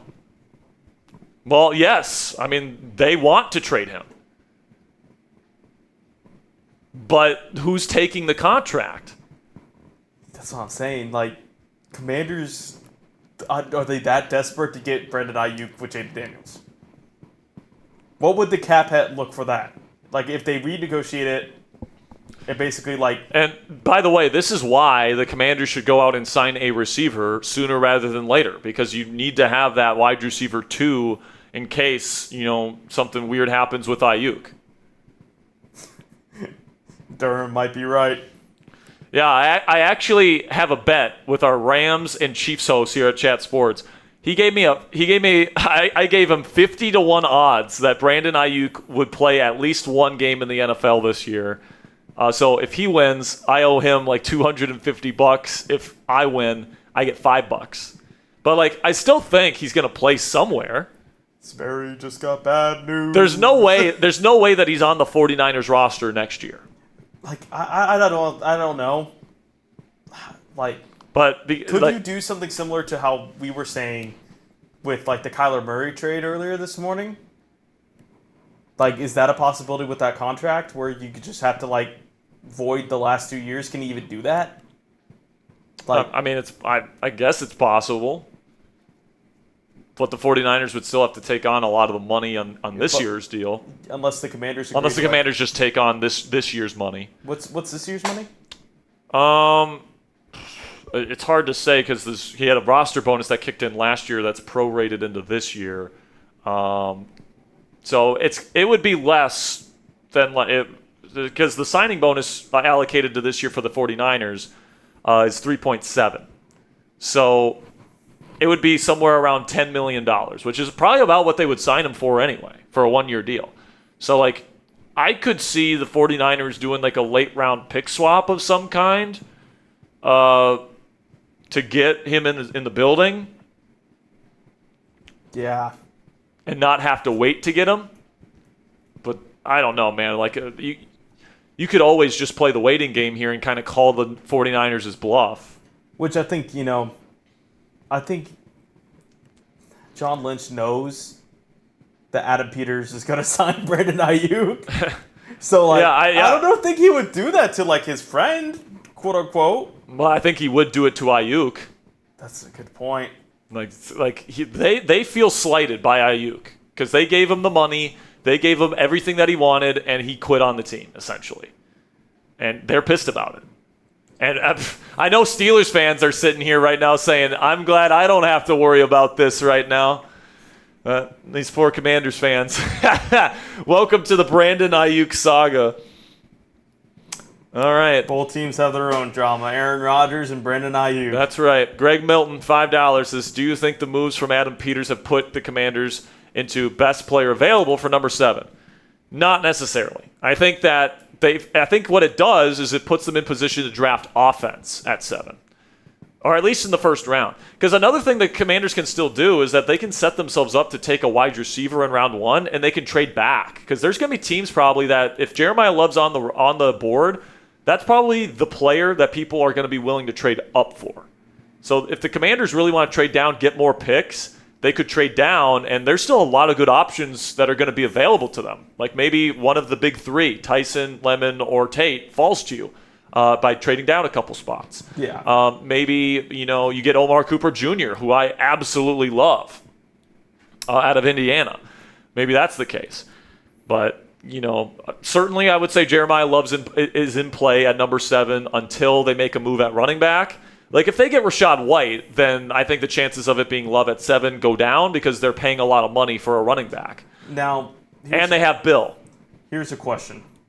If they are banking on Brandon Aiyuk eventually coming to the Commanders, if they don't sign a wide receiver at all during this time, does that signal to you they're drafting a wide receiver in the first round? Yes. I think you have to in that case, no? Well, yeah, listen, this is why I say go get somebody that could be your wide receiver 2 next year right now. Like, go get a Jawan Jennings. Go get maybe a Darnell Mooney. And then, if you don't have Aiyuk by the draft and the 49ers are just playing, just playing dickhead, and they're keeping Brandon Aiyuk on the roster for no reason other than to spite Aiyuk and the Commanders, then you can seriously think about using that first-round selection on a receiver. And then it gets to the point where it's like, all right, if Aiyuk's joining us, we got an awesome quartet of wide receivers to work with here. But if he doesn't come here, and it gets to a point where, Traylon Burks is a fine 4. Yeah, he's okay. Not the best, but fine 4. I think if he shows more potential than what he did in his limited time with Washington this year, obviously, that one incredible one-handed catch. But apparently, 93.7, the fans, Steelers insider Jeff Hathorn says that the Steelers are, quote-unquote, keeping tabs on Calvin Austin III's situation, and he could still re-sign with the team. And I think that makes sense for the Steelers, Ponzi. Yeah. Bringing in Calvin, who I think would be an okay 3. He brings a skill set to the table, right? He's small, but he's really fast, can take the top off the defense, and he can run some good routes too. Like we saw that in that crazy stutter and go to win the AFC North Championship last year, right? Like, he's got some juice to him, but he doesn't have the size to consistently be that, number 2 weapon for the Steelers. But as a number 3, he could work. As a number 4, he's a really good number 4 because he also provides special teams value. So if you can get Calvin Austin III back for a really team-friendly deal, which isn't impossible at all, you have Calvin in there as your 3 during the first few OTAs before the draft or whatever, and then you draft your guy in round 1 of the NFL draft. Calvin's your 4 heading into the year instead of your 2. You've got Pittman, you've got your first-round rookie. Calvin can start camp, whatever, as your wide receiver 3, so you can, quote-unquote, make your rookie earn his spot. But then eventually, you get to the point where Calvin's your 4, and you've got your trio of DK Metcalf, Michael Pittman Jr., and you've got your first-round rookie, whoever that ends up being. Yeah. And you still have Roman Wilson in that room, and you probably draft another rookie. Right? So that's a much better situation. And you still got Ben Skoranek, by the way, who's an excellent blocking wide receiver. So that's a much better situation than what you had last year for sure. And even though you have a lot of the same pieces in there, DK, Calvin, Roman, Skoranek, they're all moving down pegs because you're adding Michael Pittman Jr. and a first-round rookie as opposed to the additions they made last year, which was Adam Thielen, a geriatric Adam Thielen, and an MVS that just can't play football anymore, apparently. So I wouldn't mind Calvin Austin back on a really team-friendly deal. I don't want them to spend too much on him, but I wouldn't mind a Calvin Austin return here to Pittsburgh. And by the way, I wouldn't mind Calvin Austin signing with the Commanders. No, actually, maybe I would, because I think at this point with the Aiyuk situation, you probably want to get somebody that you can trust as a 2. And when you can't trust Calvin as a 2 because he couldn't do it last year. So I would say Jawan Jennings. Jawan Jennings makes a lot of sense to me. Like, if they were in on Romeo Doubs, like apparently they were, why not go get Jawan? Why not go get Jawan Jennings? They're very similar type of players. Good route runners with strong. With I think Jawan's got even better hands. I think he's an even better route runner. We could be looking at a world though, if that's the case, where you have your number 2 and number 3 receiver from San Francisco, which is really funny. But you know who's an interesting guy to keep an eye on for 7 with the Commanders? Who? I don't love the comps between Mekhi Lemon and Amon-Ra St. Brown necessarily. Like, I know they're similar in a lot of ways, but I actually like the connection with Jackson Smith and Jigba more with Mekhi Lemon. But with somebody that gets connected to Amon-Ra St. Brown so much, and the fact that David Blau is running a Ben Johnson style offense here in Washington now, like, tell me the Mekhi Lemon thing doesn't make sense for Washington. He's the Green Goblin here for a reason, though. 100%. And then you got Terry. Maybe you bring in Jawan Jennings, and then you've got, maybe Brandon Aiyuk. You would think Brandon Aiyuk, right? But I really like that 4-man rotation right there. And especially if you're going to be getting rid of Terry McLaurin next year, I think Amon-Ra could be a true number 1. Or not Amon-Ra, Mekhi Lemon. Sorry, you said Amon-Ra. But I think Mekhi Lemon could be a true number 1. Yeah, he could. Like he could easily butt into that role. And if you are trading Terry McLaurin, you'll get a nice draft pick out of that. So going back to the Steelers conversation here, we're expecting Kyler Murray to probably sign with the Vikings, right? That's the overwhelming likelihood, it seems like, at this point. We're just waiting on, official word on that. It sounds like he's taking his time, though. Yeah, it does sound like he's taking his time. Sounds like he's hearing the other teams out, but obviously I think the Minnesota Vikings probably have the best situation for him out there. The Tom Pelissero report. Oh, Dallas Goedert going back to the Eagles? Is that right? He was not. Oh, his void date has been pushed back to Friday. So Dallas Goedert won't be available to sign until Friday. That's interesting. Which I think that the Commanders are out of that race anyway. But going back to that conversation, if Murray goes to Minnesota, that is a move that indicates to me we're done with J.J. McCarthy. Like, the Aaron Rodgers move actually made some sense to me for Minnesota because, like, if you bring in Rodgers, you don't have to completely give up on McCarthy. Rodgers can mentor him for a year, and then kind of like the Jets situation, what they were hoping that situation would work with Zach Wilson. Yeah. Like they were hoping Rodgers was going to come in, and after some early career struggles from Wilson, that he was going to be able to develop behind Rodgers and become a better quarterback. And obviously that didn't happen, but it's still a possibility with McCarthy. Yeah. But if you bring in a 28-year-old Kyler Murray, he's your future plan at quarterback, or at least for the next year, and then we'll see what happens after that. But it's not like you're bringing in Kyler and then you're just doing that thing for 1 year and then you're going back to McCarthy. No, if Kyler has success next year, he's getting a long-term extension with Minnesota. Yeah. So, like, J.J. McCarthy becomes available via trade if Kyler Murray goes to Minnesota. And it sounds like Rodgers would probably come back to Pittsburgh in that case. So in that case, Ponzi, with this world where we're assuming Kyler Murray goes to Minnesota, Rodgers goes back to Pittsburgh. As the Pittsburgh Steelers, do you consider trading for J.J. McCarthy to learn for a year under Aaron Rodgers here in the Steel City? I would probably say no. See, maybe I'm riding the Will Howard truth bus. But I think if you're going to teach a young quarterback, make it Will Howard because he's already on the team. Well, you can teach two at a time. You can develop two at a time. Will Howard and get a quarterback in the draft that you like. Yeah, you could do that. And, listen, man, I'm just not a believer in J.J. McCarthy. Me either. He needs a complete overhaul of his throwing mechanics. He needs to get a lot better in his mental processing, pocket footwork. He needs the whole works, man. He's not a good quarterback right now. Now, maybe it's just I think the chances of him fixing all that are very low. But then again, you always hear it with any bust quarterback, but Sam Darnold could turn it around. Maybe these young quarterbacks can too with enough time. But we don't have absolutely. And JJ's still very young, and he's played in cold weather before. Honestly, Will Howard and JJ McCarthy's profiles are pretty similar.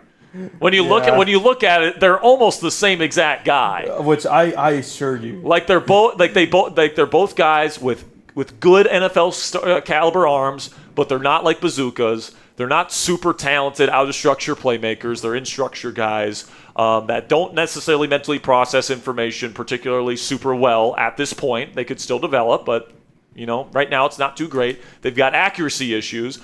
J.J. McCarthy, Will Howard, very similar type of guys, in my opinion.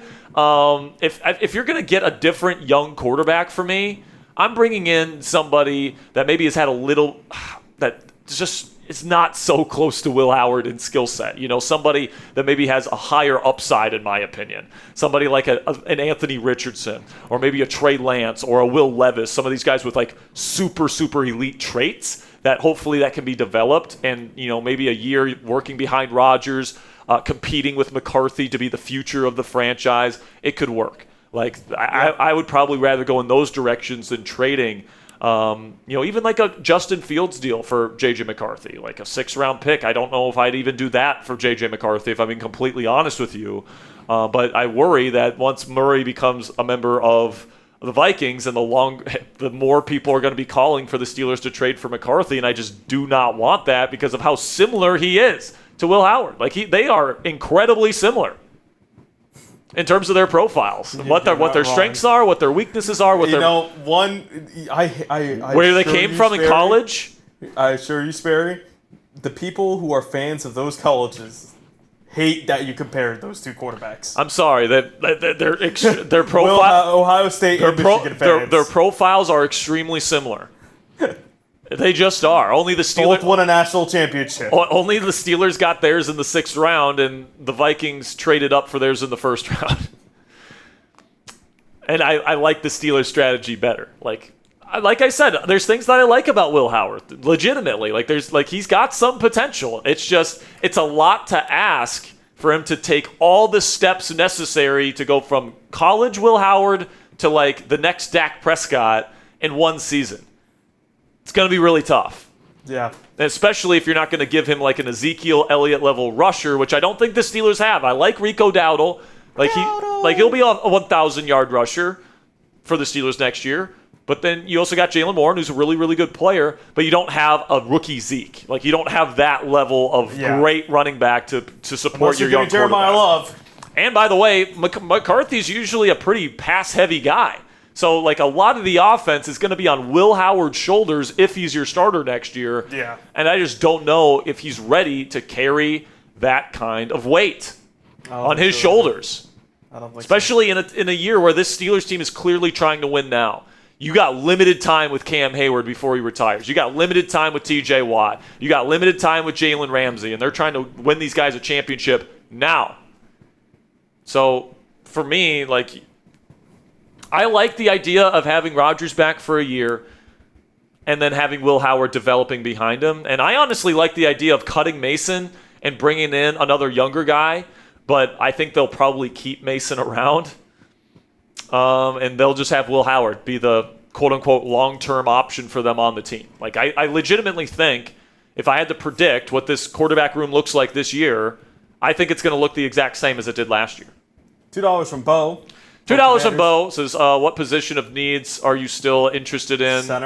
Center, left guard, running back, wide receiver 2, and wide receiver 3. Those are the positions I think the Commanders still need to address. Of course, they've already done a lot. Just get a little recap of the Commanders and free agency. Yeah, they've done a lot so far, especially on defense, and they finally added a nice piece at tight end, as you guys can see with Okonkwo. But they brought back Traylon Burks over the weekend. They re-signed Jake Moody. I'm guessing they bring in some more competition for Moody, probably in the form of a UDFA coming out of the draft class this year.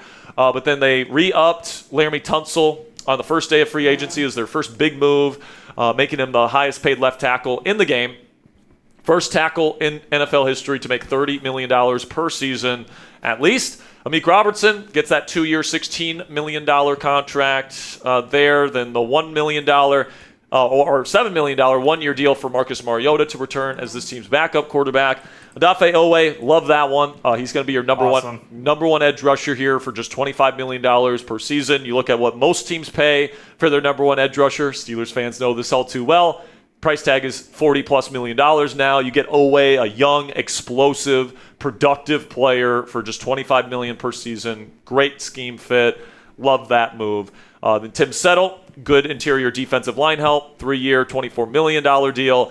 Leo Chenal, awesome player, man. I love that signing. Chanel's one of my favorite all-around linebackers in the game. You're getting him for $8.25 million per season over 3 years, and he's still only 25 years old. Great speed, brings the whole thing that you want as a Commanders fan.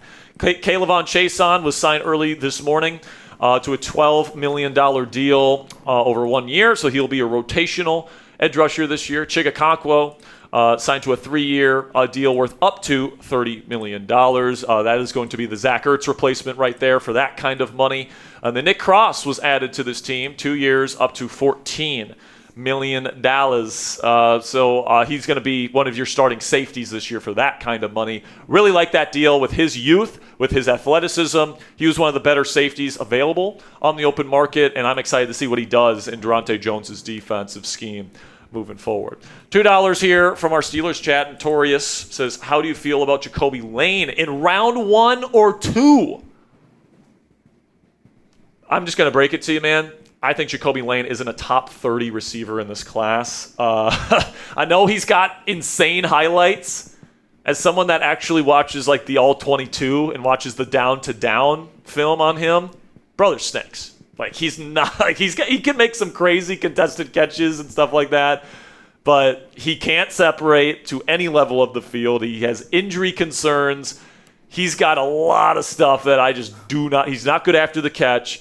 If they take him in round 1, like I might quit this show. Like I might be a Kwame Brown type reaction. Like I'm not a big Jacoby Lane fan personally. Now I think he actually worked out pretty well. Like I think he ran a decent 40 time for his size. I thought he looked pretty good in the workout at the combine. But like football's played in pads, obviously with all that different stuff, and he's just in my opinion the film's not good, man. Like I know he made like the spectacular catch, and I know like the NFL made a post about him, which was weird, by the way.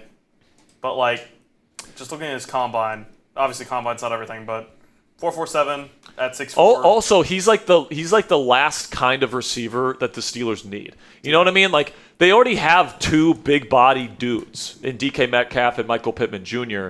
What they need is more of a shifty route runner that's got some juice after the catch, down the field vertically. All that different stuff. And Lane has the opposite of that. So I think Jacoby Lane's off my board if I'm the Pittsburgh Steelers, if I'm being completely honest with you. Notorious. $10 from Sack Savage says, got 2 F the Raven shirts just now. Sacks, I appreciate you, man. Thank you so much. Shout out. I think we gave you your shout out, so appreciate you, Sacks. $2 from Alex M says, would you give Cam Taylor-Britt a cheap 2-year deal? I'm pretty sure, didn't he sign somewhere? Pretty sure he did. Let me check. Yeah, check that for me. This is from our Steelers chat, I'm assuming, based on the profile picture there.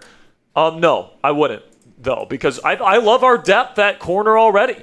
You've got Joey Porter Jr. and Jamel Dean as your top 2 corners this season. Asante Samuel Jr. is an awesome third cornerback to consider. Has not signed anywhere yet. So keep that in mind. I think he's a decent corner, though. Like I don't think he's a terrible player. I think he's a serviceable starter. Really good CB3 option. But no. You have 3 really good corners for that 3 rotation, and then you have Brandon Eccles that can play inside or out. So like I actually really like where this cornerback depth chart looks like right now here in Pittsburgh. You just got to get another like safety or nickel type. Like depending on what your plans are for Eccles, for Asante Samuel Jr. and Ramsey, you could still theoretically add another starting level secondary player. $5 from Jason Keeler says, with us getting Pittman and Dean, do you think if Venga from Penn State is available at 21, do you think we snag him instead of a receiver? It's a possibility, man. Like they're gonna have their board and they're gonna see how it falls and all that different stuff.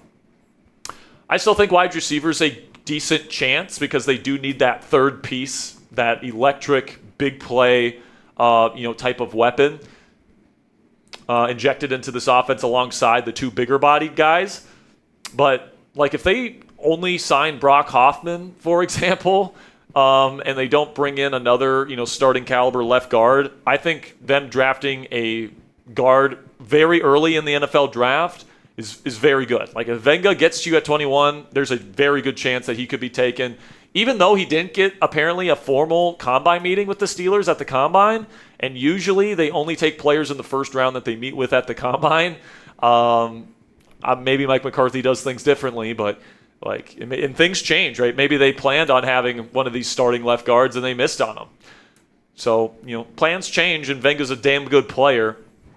But they did speak with Chase Basantis and Emmanuel Pregnon at the combine formally. So maybe they draft a receiver at 21 and then, package some of their picks in the middle round to trade up into the early second to get one of these guards. Yeah, I agree. I think this guard class is pretty deep in the second round. Like they're all like the same tier a little bit. Yeah, I could definitely see the Steelers doing that. $5 from NFL Prod says, what QB do you think the Steelers should go after at the best chance to compete? If you want to compete, you're bringing in Aaron Rodgers, in my opinion. he had the best season for a Steelers quarterback in a long time, and it wasn't even close last year, and that was with maybe the worst wide receiver room in football. You know how hard it is to have success as a 42-year-old non-mobile quarterback when you have no weapons to throw to and they can't get open, and your number one receiver, your only good receiver, is getting double-teamed on almost every single play? It's really fucking hard, man. And people seem to blame Rodgers and think that he's like this limited product that can't get any better than what he was last year. And I'm like, are we sure about that? Like, you're really sure that adding Michael Pittman Jr. and then probably a first-round pick at wide receiver isn't going to help a quarterback that has to win from within structure, especially because we're going to be using Pat Freiermuth in the passing offense more next year. That's immediately an upgrade over Jonnu Smith. And also, you're getting an upgrade at offensive play caller, or at least we hope, in Mike McCarthy. Like, nobody, like the entire discourse around Aaron Rodgers is he can't be any better than he was last year. And I'm like, this is so dumb. Like, this is so dumb. We're going to have a much better wide receiver room next year. We're going to have better play calling. We're going to actually use Pat Freiermuth in the passing game. Like, that's a great situation for a quarterback like Aaron Rodgers, who, like, this is what happened to Tom Brady his final season in New England, right? He had one good receiver, Julian Edelman.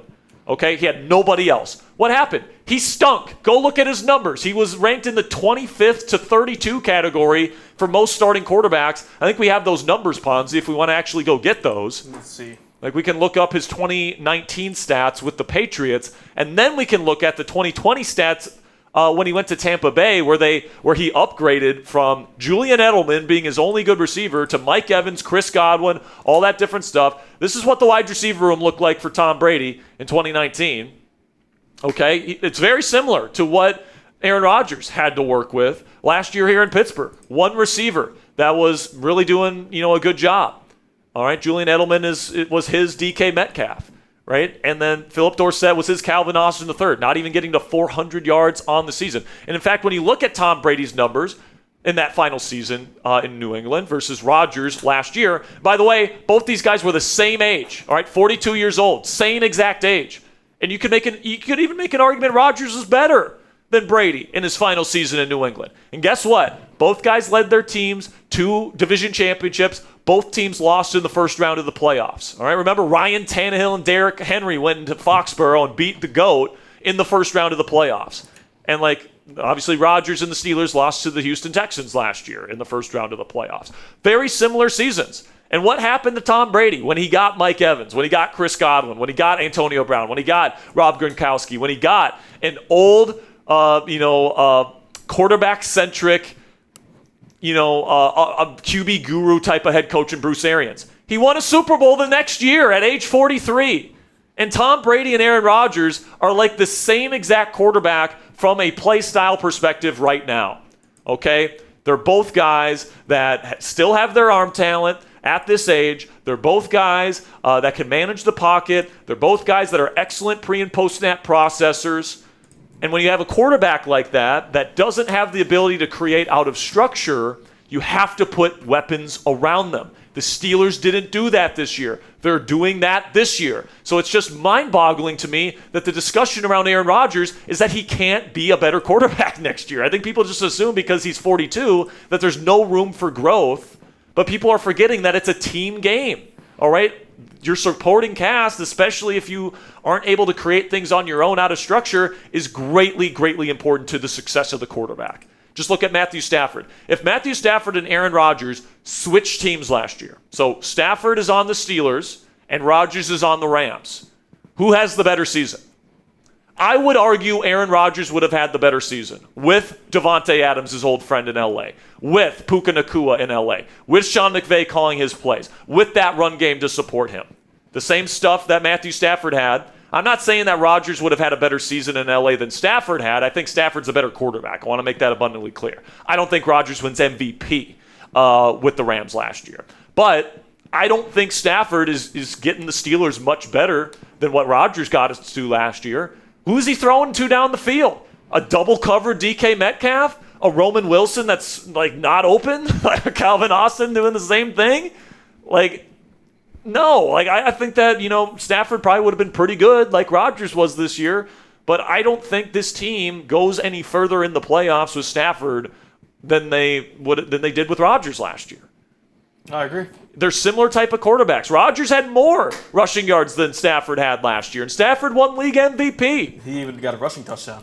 Yeah, Rodgers even had he had a discount double check. That's right, against the Ravens. So, like, if you're looking to compete. Speaking of which, F the Ravens t-shirts. Yes, speaking of which, F the Ravens t-shirts. But, like, we saw what the floor looks like with Rodgers last year, right? Last year, the floor was set with one of the worst wide receiver rooms in the league. Steelers still won 10 games and won the freaking division, all right? And Rodgers got this team to be in the top half of the league in points per game scored for the first time in a long time with no wide receiver help. Are we really saying that this team has no shot of being better? This offense has no shot of being better? Aaron Rodgers has no shot of being better with Michael Pittman Jr. being brought in? With a potential first-round wide receiver being brought in? With Rico Dowdle being a really good early down back? With Pat Freiermuth being featured more? With better play calling from Mike McCarthy? With Patrick Graham coming in here and giving him more support on the defensive side of the ball? Like, dude, the last 2 years, good quarterbacks, not great quarterbacks, have won Super Bowls. Sam Darnold and Jalen Hurts. All right? They were surrounded by great supporting casts. The Steelers have the opportunity to do that for Aaron Rodgers this year. And I'm not guaranteeing the Steelers would win the Super Bowl next year with Rodgers. I just think he gives them the best chance. We've seen someone like Rodgers, a 43-year-old non-mobile in-structure playmaker, win a Super Bowl. In fact, we've seen multiple of them over the last decade. Brady and Stafford have both won Super Bowls in the last decade. If the Steelers can turn around the defense with Patrick Graham, if they can fix the wide receiver room, all that different stuff, I mean, I feel like I'm talking to a stone wall because everyone wants freaking Will Howard to be the answer at quarterback. But, like, I feel like if we let Aaron Rodgers go somewhere else, like, we're going to regret that. Just like Minnesota regretted letting go of Sam Darnold last year. And he won a Super Bowl. I don't want him to go to Minnesota or somewhere else and win a Super Bowl, Ponzi, because, like, we're going to look like freaking idiots if that happens. If you guys want an F the Ravens t-shirt, it's $30 on our website right now, chatsports.com/FRavens. Also, we got a bunch of other t-shirts available on our website. Our Steelers Talk channel t-shirts are $25. Chatsports.com/Steelers Talk if you want that. Also, we have Steel City Drinking Team t-shirts available in that lovely green color. Chatsports.com/PickGreen if you want that before St. Patrick's Day. And then Dolphins signing here. But also, this isn't just for our Steelers audience, guys. Commanders also have a drinking team t-shirt as well for our Commanders channel here at Chat Sports. That's chatsports.com/DCGreen. That comes in green or black. Okay, so if you guys want to grab the black edition of that t-shirt, you can do that right now at chatsports.com/DCGreen. And if you want to pair your merch with a Beers hat for St. Patrick's Day, those are $24.99 on our website right now, chatsports.com/beers.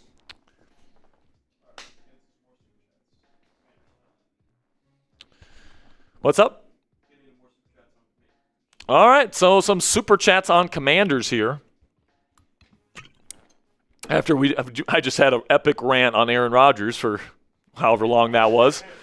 $5 from Bo says, why do the 49ers want to hold on to Brandon Aiyuk? I believe they are wasting their time because I believe no team wants to trade for him. You're preaching to the choir here, Bo. The reason would be they actually save more cap space by having him on the roster right now than by cutting him. They lose close to $20 million in cap space the second that they release him. Now, post-June 1st, I don't know what the difference is there. Let me check here. Let me check, because at this point, because it's the new league year now, they can designate him as a post-June 1st cut.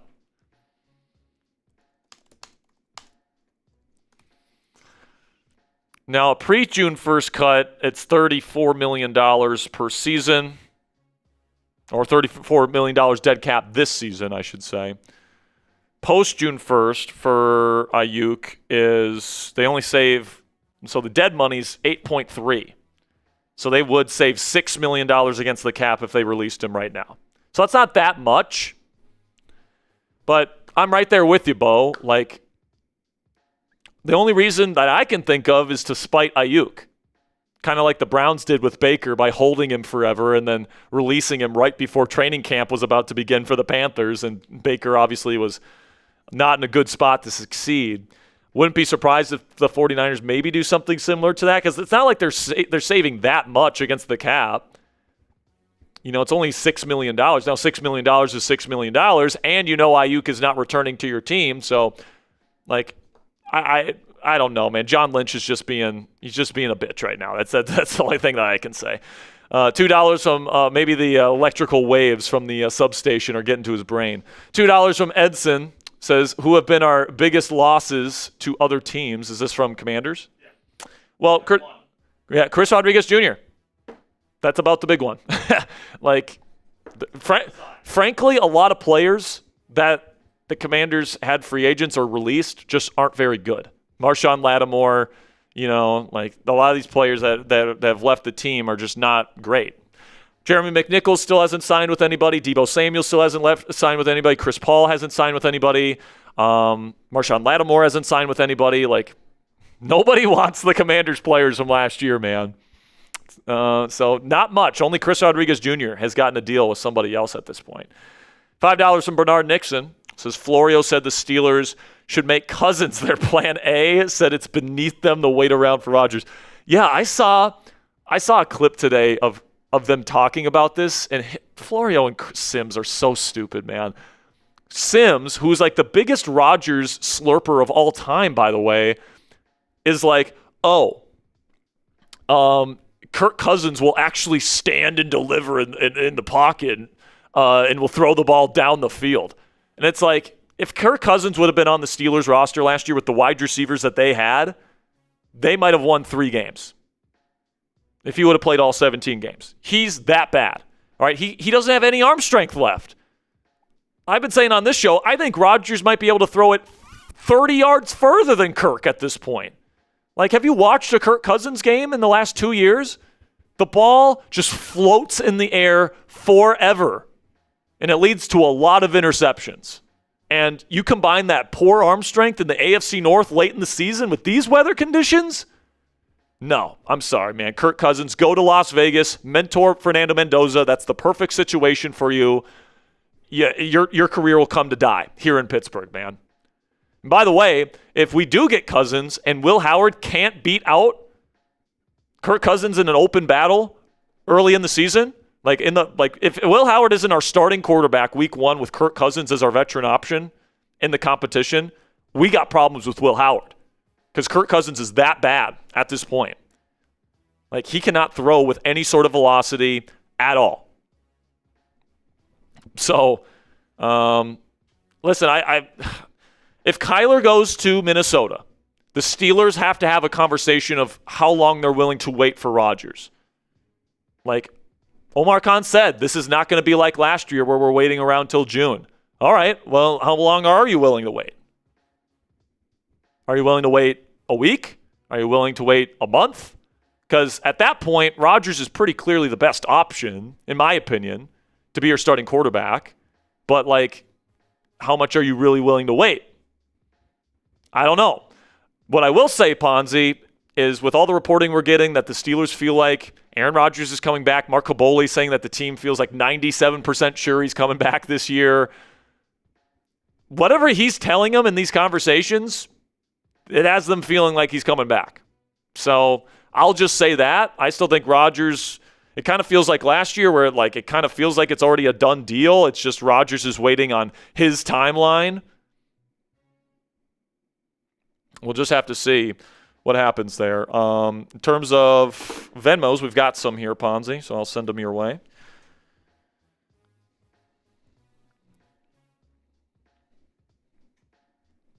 Let's see what we got here. I'm trying to find you. There you are. All right, you want to answer another question here while I send these to you?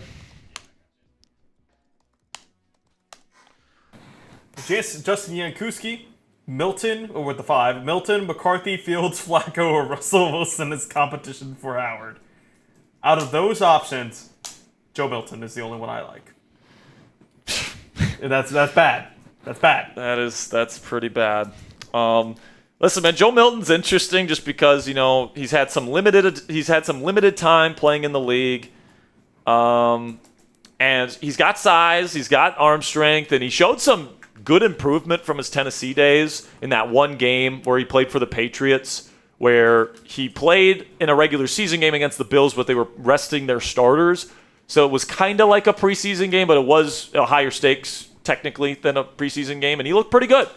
Obviously, it's against backups, but now that the Cowboys have signed Sam Howell, I don't think they would be opposed to a Joe Milton trade of some kind, especially if they get a good enough draft pick. But if you're the Steelers, are you really giving up like a 5th round pick for him or something, or whatever they would want for him? I don't know. Probably not. That's another kind of low risk. That's kind of like another really high risk option there. Very low chance of success. Yeah. To me, but between those options, I'd probably pick Milton because he's the only one that has a chance to be like I don't like the McCarthy thing. I think he's so similar to Howard, but with Milton, he genuinely has like really good athleticism for his size, great size in general, a bazooka for an arm, and he's already shown growth in his first few years in the league. So I'd probably pick Milton there, but I was thinking about Flacco for a second to complete the Infinity Gauntlet and really give Howard a chance to win that competition. But, yeah, I think Milton would probably be my answer there. $5 from Patrick Thomas on Venmo. Appreciate you, my friend. Says, Jack, please go back and look at Will Howard's resume before Ohio State. Won his conference championship with K-State. Dude's molded to be a winner, a humble winner. Dude, he was not that good at Kansas State. He was okay. He was not considered like a super high. Carried that team before the Ohio State season, you look at where he was being projected in the draft, it was very similar to where he got taken in the 6th round. Like, he was not considered a high-end prospect. Like, there's a reason why after the Ohio State season, he still went in the 6th round. It's because NFL people look at his skill set and they see the same things that I see on film, guys. They see the lack of consistency with the accuracy. They see the lack of, good pocket footwork where he plays with a very narrow base. All right, they see, a very, I'm not going to say it's tight or robotic, but it's not a super fluid upper body throwing motion, in my opinion. All right, it's very, very tight. And, that's not to say that he can't have success in the league, okay? Like, I do think that he's got, I laid out my entire case. I had a whole rant about him, okay, that I do think he's got some starter quality tools. It's just, the people that think that he was like an NFL starting caliber prospect coming out, like, you have to realize that there's a reason why he was a day 3 quarterback. I think he was better than a 6th round guy. Like, I had an early day 3 grade on him. Like, I would have taken him in round 4 or round 5 and been okay with it.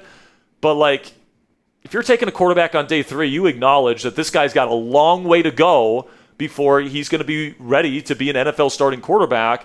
And, I understand he took a year to learn from Rodgers, and I'm sure he picked up some stuff. But, dude, like, we're talking about an astronomical leap from his final season in college to his first NFL action in a win-now season for the Pittsburgh Steelers. I'm just saying that the chances of him being a bona fide top 15 quarterback option that's capable of winning games in the postseason is extremely low. And that's just from historical fact. That's based on the film from Ohio State. And, I think if you're turning to Will Howard, your offseason was pretty much a failure, to be quite frank with you. I'm willing to give him a shot. And, if we bring in a veteran and he stinks and, we play Will at the end of the season and he shows that he can do a lot of good stuff, I would prefer that route than just starting Will Howard from the get-go and banking your entire season on this. Every single time a team does this, they suck. Every time. Like, when was the last time somebody that was a second-year quarterback that didn't play it down in the first season, okay, Patrick Mahomes doesn't count because he played a full game in his first year as a rookie and looked really good. All right, when was the last time someone didn't play in their rookie season and immediately turned into a top 15 quarterback in their first year? Like, Jordan Love, I don't think was a top 15 guy even in his first year. Like, you might have to go back to, like, Aaron Rodgers. Like, it didn't work with J.J. McCarthy. It didn't work with Sam Howell. It didn't work with Trey Lance. Like, it just doesn't work. Oh, big trade. The Cowboys are trading Osa Odigizua to the 49ers. And that's a good fit for them, man. He is a good... What's the return? That's the question. What's the return? He is a good fit. All right. While we get some of these details, we'll let you guys know what this trade looks like. But Donna Elliott comes in with a 5, says, is Darnell Washington and Mason Rudolph still with the Steelers? Yes, they are. They are still on the team. Darnell's not going anywhere, Donna. Mason, we'll see. I honestly would kind of want to cut Mason to bring in another younger option to kind of develop behind Rodgers for a year. But so Schultz could be wrong on this, by the way. He was wrong on this for the Steelers. That's true. Jordan Schultz has been wrong on some stuff here. And then we got an 8-cent Venmo here from Elliot Boog. Says, can't lie, I would not hate Kyler Murray on our team, but I prefer we give Will Howard his chance if Rodgers retires. I'm just so tired of this Will Howard, man. Also, do we have any clue when Rodgers will make his decision and when will Murray decide his team? Hopefully this week is my answer. I don't want to be waiting until June, especially because I'm getting married in early June. I'd rather not have to still be worrying about Rodgers. Probably pre-film that at that point. Yeah, but But yeah, man. Like I've been laying out here, man. Like, is what I'm saying not making sense? Like, there's been 2 quarterbacks that have been drafted in the 6th or 7th round that has become like a legitimate franchise quarterback option in the history of the NFL. Only 2 out of hundreds.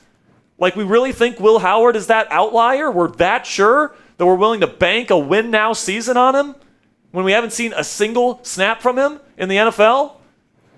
Like, I like some of the tools that he brings to the table, and I think he's a terrific kid, but, like, everyone's saying that we have to give him a chance and we have to start him? Like, no, we don't have to do anything. He's a 6th-round pick. You know how many 6th and 7th-round quarterbacks never get a chance? It's a lot of them. And if there's better options out there, and I do think there's better options out there, especially the Aaron Rodgers option, like, you go with that option, in my opinion. But I don't know, man. I hate being the Will Howard guy because I think he's an awesome kid, and I think he definitely he has potential. He does. I don't think his upside is 0. I think that he does have some starter upside.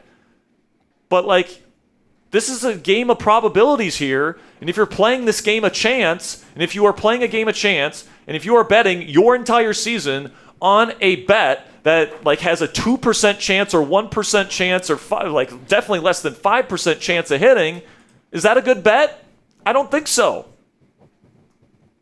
If the Steelers are trying to win now this year, and that's what they're doing, it doesn't make sense to go to a 6th-round pick that's never taken a snap. It just doesn't. And, that doesn't mean that Will doesn't have potential, but, like, it's just the narrative that, like, we have to give him a chance. It's just like, no, we don't. Like, he has to earn his chance. That's what it has to be. And until he proves it on the field, I don't think that he can earn his chance to play. That's just my opinion, though. All right. So this was the report from Jordan Schultz just moments ago. Osa Odigizua is leaving the NFC East for our Commanders audience here. He says 17 sacks here, 34 TFLs and 2 forced fumbles during his tenure in Dallas. He's been a good player. He's a good disruptive 3-tech. You kind of felt with the move that they make to get that nose tackle. Can't remember his name off the top of my head. Well, they drafted a couple last year too. Yeah, like, getting nose tackles, and they're switching over Ateo Agbania, I believe is how you say it. He's a nose tackle, and they also got another one. But, like, you kind of had the feeling there was going to be an odd man out in that defensive tackle group, and it's Osa. And I think, I don't know what the comp is. So for Commanders fans, I would be scared if the comp is Fred Warner and, like, a draft pick, the Cowboys sent a draft pick. I think the Cowboys got the winning end of this deal. You think they're getting Fred Warner? If they do. Because they were talking about it. Apparently Fred Warner was going to be, just a 3rd-round pick. Which is actually not that bad. 3rd-round pick for Odigizua is a pretty good get. That's a really good get, I think that's pretty good for the Cowboys. Obviously, they traded their 3rd-round pick to the Steelers for the George Pickens deal. And now they get that trade back for an Odigizua trade here. And that puts them under the cap as well. Okay. So he kind of felt like there was going to be an odd man out. I think, within that group, I think, this is probably the best move for both parties. Yeah. So, Okay. good trade for the 49ers. Oh, nice. What'd you Okay, get? we just got a nice little Venmo here. Alrighty. We'll send that. We'll push that across screen here in just a sec. Let me just add this name to my hat list. Just got a member of Hat Club here with a $25 Venmo. Make sure I get this, spell this right.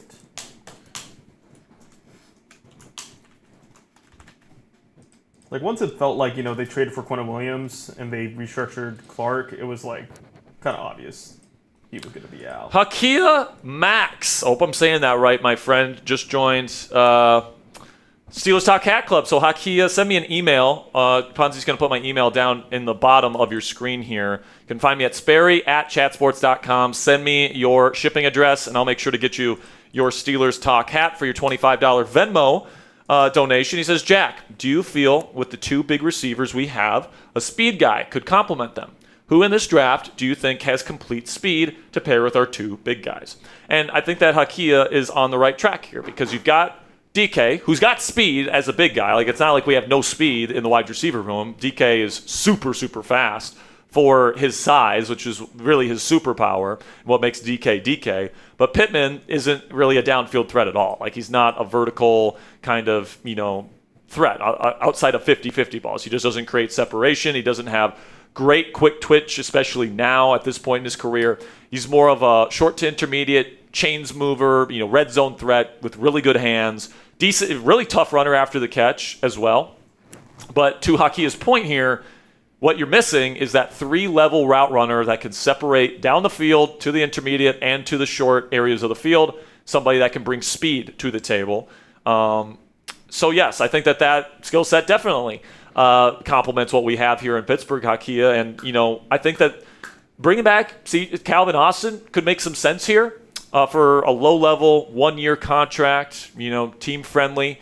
And then you draft somebody early in the NFL draft, and then you draft another guy maybe on day 3 to fill out the rest of the room and force Roman Wilson to earn his spot on this roster.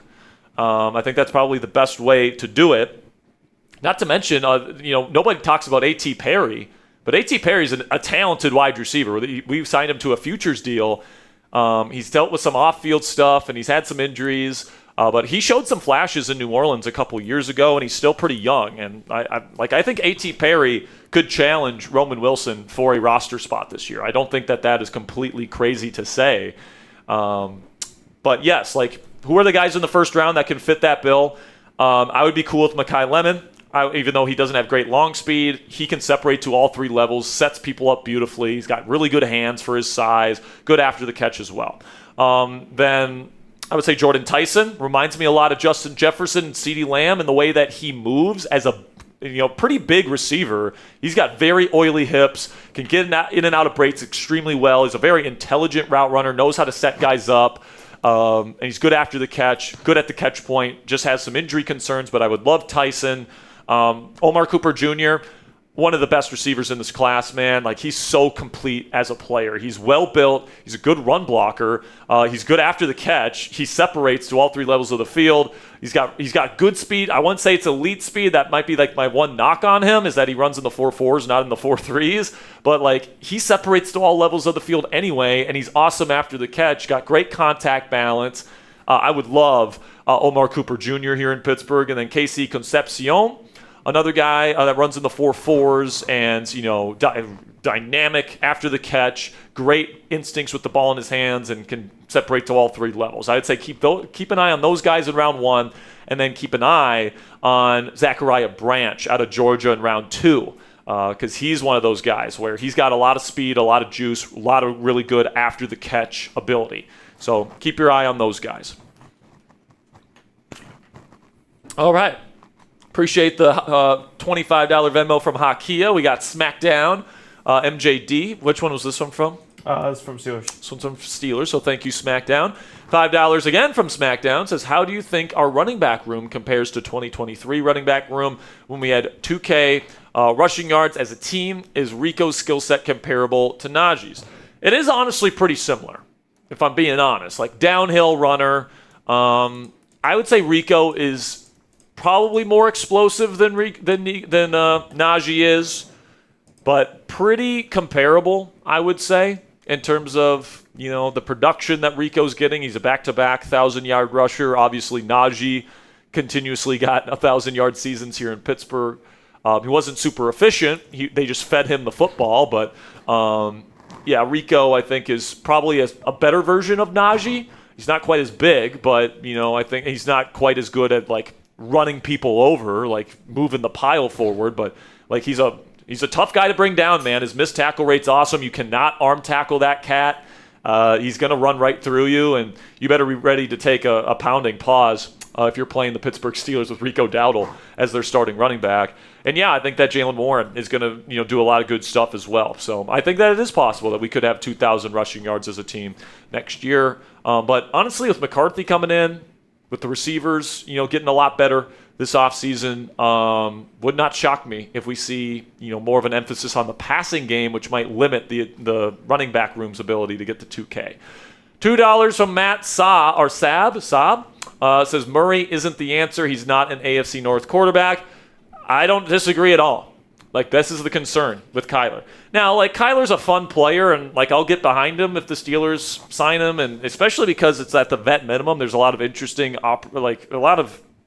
opportunities to have a quarterback on a contract of just $1.3 million. But, like I said, man, he's never played in an environment where, he consistently has to play outside and he consistently has to play in colder weather like he would in the AFC North, which is why I think he probably prefers Minnesota's, because you can play in a dome.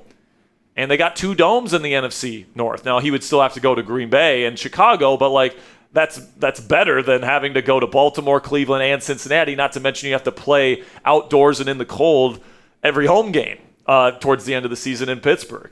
So, I question his ability to play with a wet football. He doesn't really have a ton of experience doing that. I question his ability. Honestly, he doesn't have the strongest arm either. So, when it's really windy at Acrisure Stadium, which it's known to be, does he have the arm strength to rip that football into tight windows even when the wind is howling? I don't know. I don't know the answer to that question. I think it would be an interesting experiment to see if he could. And I'm not saying that he definitely would not be able to, but he hasn't been able to show that he can do that. He's played in a dome in over 70% of the games that he's played in the National Football League. That is a lot. And he's definitely more of an indoor and warm weather quarterback than the AFC North quote-unquote quarterback that Omar Khan says that he wants here in Pittsburgh. $10 from Javon says, in my fully biased opinion, I think the Steelers have potential to have the top 15 receiver room this upcoming season. If you add it a legitimate young wide receiver in the draft this year that's an instant contributor, you absolutely can. No question. Because the thing that people forget about adding these receivers is not only does it give the quarterback more options, but also it opens up space for DK Metcalf.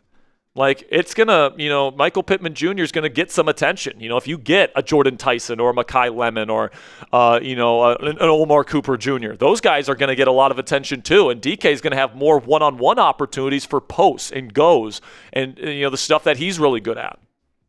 So, I'm right there with you, man. I think the Steelers still have every opportunity to turn this offense from what was a top 15 scoring offense last year to what can be a top 10 scoring offense next year. I don't think that that's out of the question whatsoever with all the upgrades that they're making.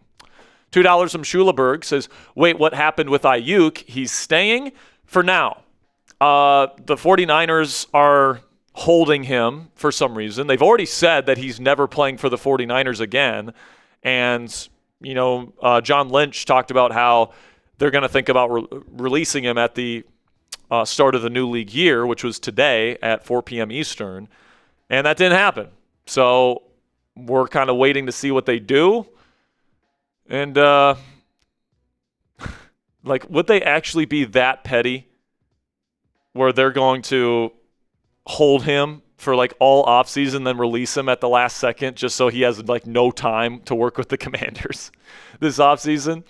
I would leave it to that. I mean, listen, man, if Aiyuk's going to be petty with them, I guess they feel like it's justice. But, I mean, I know there's a lot of Commanders fans that are hoping.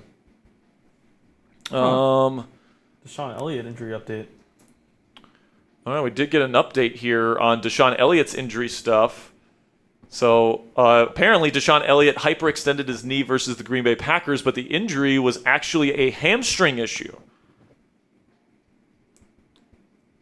Huh. So I guess he's recovering from a soft tissue issue here this offseason. So he's going to make a full recovery. He's already out there running and stuff, or at least doing on-field workout stuff. So, I'm not worried about that too much. But soft tissue stuff can linger. Yeah. $5 from Lil Yaya. Says, honestly, if Howard isn't the answer at quarterback, who will take a chance? Who will take a chance on, or who will we? Yeah, who will we take a chance on in next year's NFL QB draft? There's a lot of QBs. I think we have a list 10 of the top guys.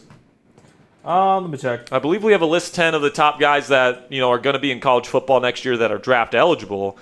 And the fact that we have a list 10 graphic here where there's 10 guys that could realistically and go in the first round next year. I mean, you look at this list. There's a lot of talent at the quarterback position in college football next year. Something about Sorsby, man. And shut up, Red Raider fan. Come on, man. Of course there's something about Sorsby to you. But you might be saying at home, but Jack, these guys stink. Have we not watched college football over the last decade? Jayden Daniels was viewed as a day 3 draft pick before he won the Heisman Trophy and, got drafted second overall. Cam Ward was in the same boat, gets drafted first overall. Quarterbacks grow as they go on in college football. And listen, man, there might be somebody that's not even on this list that ends up, coming out of nowhere and has a fantastic season and gets himself in the first-round conversation. Now, I want to be abundantly clear. I'm not saying all 10 of these guys are going in round 1. In fact, I really don't think Trinidad Chambliss is a first-round quarterback, depending on what he does next year, obviously. But I could see anywhere between 4 to 6 quarterbacks taken in the first round next year. It's supposed to be really, really good. And especially with Sam Levitt and all of his talent going to play with Lane Kiffin at LSU, that one excites me. Brendan Sorsby, who I think showed a lot of good things at Cincinnati. He still has a ways to go in his development, but he's got a lot of good stuff on his tape. Darian Mensah, who's transferring from Duke to Miami. I mean, the same school that got the most out of Cam Ward and then Carson Beck. Exactly. I think Miami has a pretty good chance to be pretty darn good with Darian Mensah. He might be better than both of those quarterbacks. He's got a lot of talent. You still got Julian Sayin to talk about. You still got Dante Moore to talk about. You still got Arch Manning, who if he has a great season next year, he's going to be the number 1 pick. If Lenore Sellers finally breaks out, he's going to be the intriguing high upside option. He's the Anthony Richardson type. And C.J. Carr from Notre Dame's really good too. There's a lot of potential in this quarterback class coming up. But honestly, man, Levitt really interests me if I'm the Steelers. Listen, man, I know a lot of Steelers fans aren't going to like this, but if you don't have Rodgers this year, I hate to say this because I don't necessarily love it because of the lack of games played and the injury stuff, but Ty Simpson becomes a legitimate possibility for them. He just does. I do like Ty Simpson. I like Ty Simpson more and I like Ty Simpson's film. Before the injury stuff, he was better. He was everyone's number 1 pick in mock drafts midway through the college football season. Then he gets injured and he falls off at the end of the year. And what do we always say, Ponzi? The last impression is the lasting impression. Yep. And people saw that performance in the SEC championship game. They saw him slow down in kind of the last few regular season games. And they're like, this brother stinks. And it's I can admit to you, man, those last few games, not great film from Ty Simpson. But you have to realize he was dealing with back injuries. He was dealing with, I believe, burris in his elbow, which is super painful. And he was dealing with stomach issues. Apparently, he took some medicine for the pain with his back injuries, and it inflamed the lining of his stomach. And apparently, he lost like 10 pounds in the middle of the season. So, like, you can call that an excuse, but, like, I think that's a pretty reasonable explanation for the drop-off in production. Now, obviously, you worry about the longevity and you worry about the injury risk to him because he couldn't even make it through a college football season. How is he going to make it through a 17-game schedule in the AFC North? That's all fine and good, and I have those issues with Simpson as well. But, like, in terms of running an NFL offense, making big-time NFL-caliber reads and throws, no quarterback in this class has more. Even though he has way less playing time than a lot of these guys, nobody has more of those throws on his film than Ty Simpson. Like, that middle portion of the year where he was playing lights out, like, he was playing unbelievable football, man. He really was. And he's got enough arm strength to play in the AFC North, in my opinion. He's got some nice playmaking ability. Like, I think he's a stronger arm version of Brock Purdy, and Brock Purdy's a damn good starting quarterback in this league, man. So, like, honestly, if Rodgers retires, I know a lot of people are just going to want to go with Will Howard, but, like, we just have to acknowledge the reality that if Rodgers retires, that the chances of Simpson going in round 1 go up. Yeah. $2 from Jordan Brown says, how we feeling about Jack Driscoll? You know, backup tackle, practice squad tackle. You know, not nothing impactful at all. $2 from Ben Wright says, I think Drew Aller is better than Will Howard. Well, here's the thing. They're both guys that need to take steps from where they were in college to where they are hopefully going to end up going to in the league. We do have another trade. Dallas is sending Solomon Thomas and a 7th for the Titans in exchange for another 7th rounder. So late round pick swap. I don't know, but Solomon Thomas is now a Tennessee Titan. Another Saleh guy, by the way. Another Saleh guy. Like, he's literally just he's just mashing together all of it, like all of his favorite guys from the 49ers in New York. It's just a ton of reunions there. But to get back here to the Aller and Howard discussion, I think Aller has the higher upside, okay? On Aller's film, there's a lot more anticipation. He actually was asked to go through full field progression reads. Howard really wasn't at Ohio State. So I like that over Aller. I also like the arm strength and the arm talent. Much more fluid upper body mechanics than Howard has. Can throw sidearm and off platform. He's got really natural playmaking instincts too, something Howard really doesn't have. Like, Howard, his version of out of structure playmaking most of the time is, you know, tucking the ball and running with it. And that's fine. Like, he's a pretty good rusher of the football. But, like, Drew Aller has some really awesome moments of, like, feeling the rush, stepping up, escaping the pocket, and making some really crazy throws off platform. Like, that kind of arm talent, that kind of playmaking ability shoots his upside really, really high. Like, for me, Will Howard's ceiling is, like, at the very top of it, it's like Dak Prescott, right? Where you're like a surgeon in the pocket, super great anticipatory thrower, where you're super accurate and you can just diagnose a defense like that. You can read a defense post-snap like that. And, you can just cut people open with your brain, essentially. That's the type of passer Will Howard needs to become if he's going to be the franchise option for Pittsburgh. With Aller, he's got some of that out-of-structure playmaking stuff that raises the ceiling and kind of lowers the bar for what he needs to be as an in-structure playmaker, right? So I have a higher grade on Aller than I had on Will Howard. I do. I have a day 2 grade on Aller. I had an early day 3 grade on Howard. Did I say Howard twice? I have a day 2 grade on Aller. I had an early day 3 grade on Howard. So especially if Rodgers is back and they get Aller in the 3rd round, I think that is, especially like pick 99, like, I think that's a pretty darn good situation for the Steelers, pretty darn good situation for Aller, because I do think Aller needs a year to fix his footwork. He needs a year to really, learn how to, mentally process an NFL defense, right? So that's where I think Aller is at, but I do think the ceiling is higher with Aller, and I like the demonstrated, full field progression and anticipation that we see on Aller's film that we didn't see from Howard at Ohio State, in my opinion. $10 from Michael says they gave Kenny Pickett's garbage ass a chance, and I think he was taken way too high in the draft, and he has whopper hands. Yes, he does. Tiny hands. Terrible. Last resort, Howard at least deserves a shot. If all else fails, LOL. What does that say? Woosa?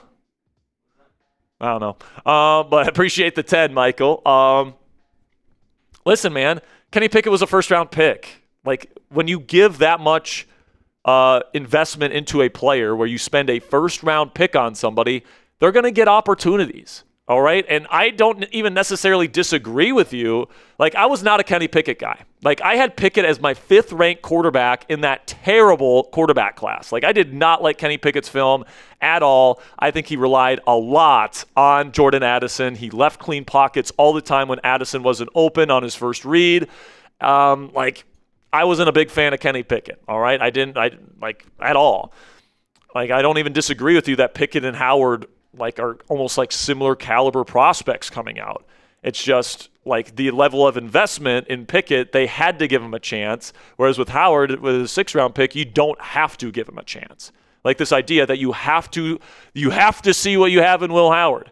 Well, do you have to, listen, man, I'm fine with him on the roster. Like, people make it seem like that. I think that there's no chance that he could, eventually get a chance to show what he can do, and that he can't, play well when he gets that chance. That's not what I'm saying, guys. What I'm saying is you don't want to go into this season banking on that. Like, if he's on the team and he's your QB2, and whoever your QB1 option stinks, and the season's over, and you give Howard a chance at the end of the year, that's the situation that I would like to see Will Howard come into. That's the situation Tom Brady was in. That's the situation Brock Purdy was in, right? Those guys were not just handed the job as 6th and 7th round picks. They got those jobs because the QB1s got injured. In fact, in Brock Purdy's case, the QB1 and the QB2 got injured. So, name me an instance where a 6th or 7th round quarterback that hadn't played a snap in the NFL was handed a job and then succeeded. I can't think of one. The 2 most famous examples, Purdy and Brady, had to get their opportunity because of an injury. And if Rodgers got hurt next year, for example, and Will Howard comes in and he's playing awesome, then that's great. I think there's a chance that could happen. I don't think people are understanding what I'm saying. I'm trying to tell you guys that going into a season banking your entire year on Will Howard being that guy is not a good bet. Doesn't mean that he'll never get there. It doesn't mean he has no upside. It's all about raising the floor, and the floor with Will Howard is astronomically low at this point. For an NFL starting quarterback, it's astronomically low. Now, the upside's okay. Hopefully he can make those steps. I'm rooting for him. I truly, truly am. But this idea that we have to give a 6th-round pick a chance and just crown him the starter with no competition, it's ridiculous to me. You have to at least bring in some sort of veteran to compete with him. Some sort of veteran. Joe Flacco, Anthony Richardson, Will Levis. Give him some legitimate competition that he has to beat out in camp so that he can at least, earn the job before just being handed to him. You know what I'm saying? I just don't think the Steelers should be in business of handing starting quarterback jobs to players that haven't taken a snap yet. That's just not a good bet to me, but that's just me. $5 from Christopher Roy. Says, by the way, Jack, Hakia is me. Oh, Christopher Roy, thank you so much, my friend. Of course I remember you. I forgot that you use a different name on Venmo. But make sure you send me that email. Make sure to get you your hat. Appreciate the $25 Venmo. $10 from Clarence Moore. Says, I would like to bury the Ty Simpson talk. He's not the answer. 2027 draft is where it's at. I don't disagree with that at all. I would prefer to draft a quarterback in 27, but if Rodgers is gone, your options are not great if you want to try and win now. I remember before we got Big Ben, we had Maddox and Stewart in either franchise. Keep what we got, move on. I mean, what you mean is that stick with the quarterback room we have next year and move on. Bring back Rodgers. Rudolph on the team, Howard as the, younger, quote-unquote, up-and-coming option. I'm fine with that. I think that's fine. Now, I would personally let go of Mason because I just don't know what the value of Mason is. If Rodgers gets injured, is Mason Rudolph winning you a Super Bowl? No. I'd rather have 2 potential long-term options to increase my odds of getting a long-term answer in the building, but if Aaron Rodgers is back as this team's QB1, I'm perfectly fine with that. It gets us to 2027. $2 from Westbrook says, Brandon Aiyuk Steelers, 1-year prove-it deal. Listen, man, it's one thing to say, should the Steelers consider it? I think the Steelers should consider it. If you can get him for a 1-year, low-level, low-risk contract, why not, right? But the question is, would Aiyuk pick the Steelers? And it just seems like he has his heart set on Washington, man. He's best friends with Jayden Daniels. He knows Adam Peters from his San Francisco days.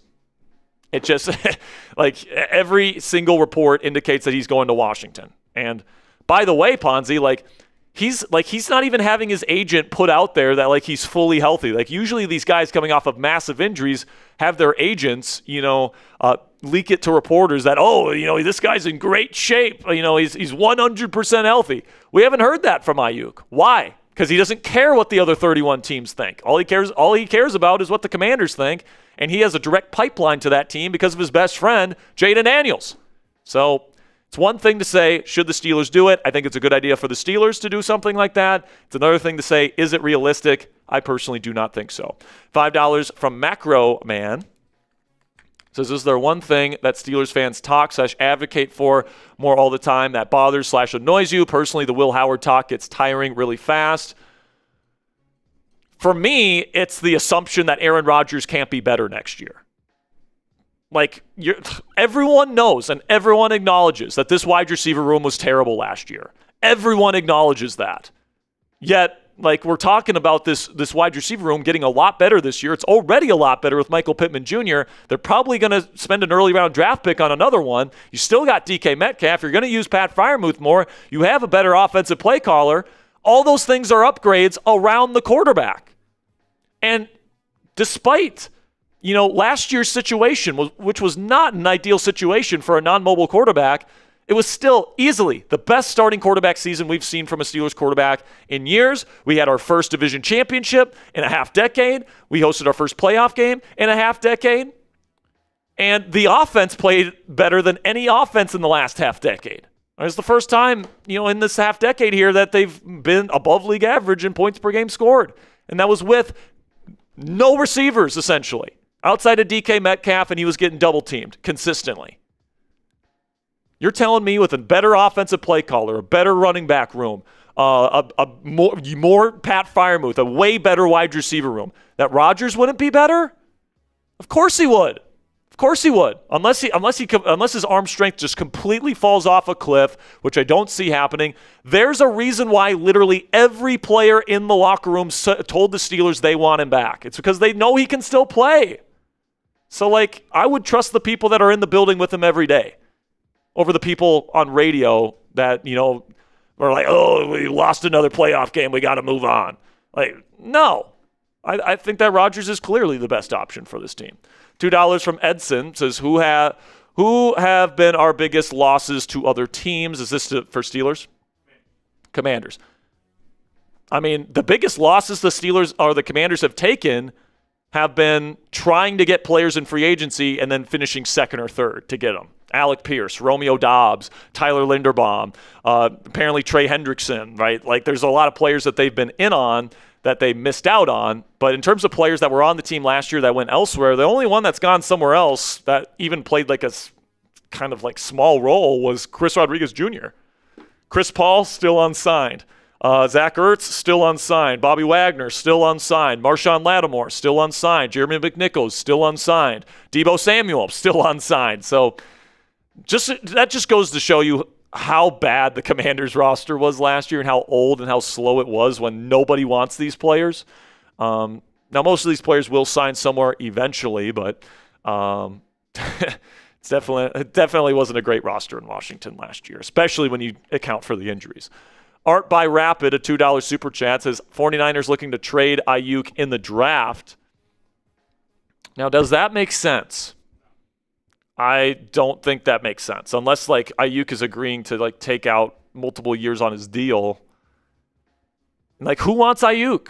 Like, the thing about Aiyuk is that, like, because of the massive knee injury and because of the off-the-field, let's call it, behavior, what team is really going out of their way to bring him in a trade?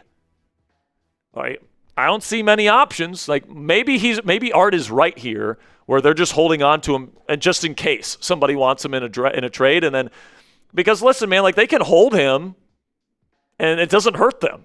Like, they still save the same amount of cap. They can still designate him as a post-June 1st cut, even if they wait. Like, maybe this is the case. Maybe this is a situation where Commanders fans will have to wait for Brandon Aiyuk until, after the NFL draft. It's very possible, man. $5 from Major Ackerman says Dak Prescott is the only QB that was given a chance early via Romo injury. Yeah, like I said, injury. These late-round quarterbacks do not get chances unless, A, the quarterback is terrible and it's the end of the season and it's like a why not? Let's give these guys a chance, kind of like a Riley Leonard situation last year, or there's an injury. You just do, like, outside of, like, Sam Howell, who was terrible. Commanders fans can tell you that. Now, Sam didn't have a great supporting cast here in Washington, but he hasn't been great at the other spots he's been in, so, like, he's just not a good QB. Like, that was a bad decision from the Washington Commanders. It got Ron Rivera fired. Do we really want to follow that team's footsteps? Do we really want to make the Ron Rivera mistake? Handing the starting job to a day 3 pick that hasn't played at all. No. It's not a good idea. I'm telling you guys. Like, listen, if Rodgers gets hurt and Howard comes into play, great. Awesome. I want to see him succeed. I'm not banking the season on it. All right. That's it? All right. He says, I agree with Aller. He's the highest upside QB. Yeah, man. I think you can even make an argument that his upside is the highest in the draft this year. Like, the thing about Mendoza is that, first of all, he didn't really run a pro-style offense. And he's an awesome, game manager, didn't make a lot of mistakes, kept the chains moving, and made some big-time throws in some big-time moments. But, like, it's a lot of inside fades. It's a lot of out routes. It's a lot of outside hitches. It's a lot of RPOs, a lot of screens. Like, it was not like an NFL offense that he ran at Indiana. And he had some really good weapons, right? Surratt is going to go on day 2 this year. Omar Cooper Jr. is going to go on round 1 this year. Like, he had some good players. Had a really good run game to back him up. Like, Mendoza's not like a special playmaker either, out of structure. Like, he can run a little bit, but, like, in terms of, like, that special pocket presence where, he can dip and, find that open lane and escape and, make awesome plays out of structure. He doesn't really have that. He's like a pure pocket passer to me with some athleticism. So I'm not sure if the upside is necessarily, like, top 5 in the league for Fernando Mendoza. I think he's like a more athletic version of Jared Goff, and there's nothing wrong with that. Jared Goff's a really good quarterback, and I think Fernando's an awesome, like, guy, and he's going to work hard, and he's a good person, and all that different stuff. But, like, you look at Aller, he's got that, like, special, like, natural playmaking ability. He just needs to find a QB developer that can fix his footwork, because that was really the big thing. Like, people talk about the accuracy. I think the accuracy has a lot to do with the messy footwork.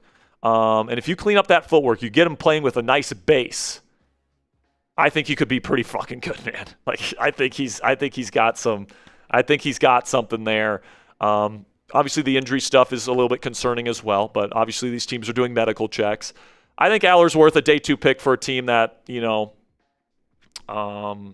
the way, another thing with Aller, especially in 2024, did not have any perimeter weapons to throw to at all. Dude, watching that film, they are just putting clamps on those outside receivers every game. And he has to, make something happen out of structure or try to get the ball to Tyler Warren, who was, his only, legitimate, top-end receiving target. And he just fed Tyler Warren that last year there, man. But he's got some juice. He does. Slash, do you think Downs falls in the draft due to the injury concerns? So there's conflicting reports on this. There is a report that somebody said that he talked to some team doctors that said that they flagged him for a knee issue, specifically for a partially torn meniscus and a degenerative ACL. And then Ryan Clark came out and said he's talked with team doctors that said the opposite, that he's fine and it won't impact his draft position. So who knows who's telling the truth? I know Ryan has legitimate connections in the league, so maybe I would lean more towards that direction. But Downs is a really good player, man. In terms of just pure football players, I think he's a top 5, maybe top 3 player in the class. Not a special athlete, but he's a very good one, and he's a special football player. His football IQ is off the charts. He anticipates things the way that the truly special players do. Great ball skills, great tackler, good run defender. He's got it all. He can play big nickel if you want him to. You can play him at deep safety if you want. Awesome player. But for the Steelers, if their plan is to play Ramsey at safety, obviously that's not going to happen. If their plan is to play Ramsey at big nickel and they don't add any other more veteran safeties, then absolutely that's a possibility for them, especially because the Steelers tend to not care about injury issues. They've drafted a ton of guys that have been medically flagged by teams over the years. Peyton Wilson, Troy Fautano, Corey Trice Jr., Asante Samuel Jr. They didn't draft, but they brought him in after a physical. So, yeah, I mean, it's certainly possible, no question about it. But I think he's going to go early. I think he's going to be fine. I wouldn't say the chances of the Steelers getting him are that high. We did get a Venmo here. There you go. Nate Blevins says, does Pittsburgh have the best chance at first in the division again currently if A-Rod comes back? Listen, man, I think they'll be right there. Depends, obviously, on injuries and stuff with Baltimore, because that's a very top-heavy roster, and they lost a lot of players that year. Kyle Hamilton's dealt with some injuries in the past. Maxx Crosby, well, obviously Crosby's not. Never mind on Crosby. Chatsports.com/F the Ravens, or F Ravens, I should say. But this is what I'll say. I think there's a chance that the Steelers are better next year if Rodgers comes back with all the improvements that are made to the offensive side of the ball and the potential for improvements to be made on the defensive side of the ball. Like we saw last year with the Seahawks guys, it doesn't take that much for a team to go from 10-7 and in purgatory, all that different stuff, can't get to the next level, to a number 1 seed in the NFC and winning the Super Bowl.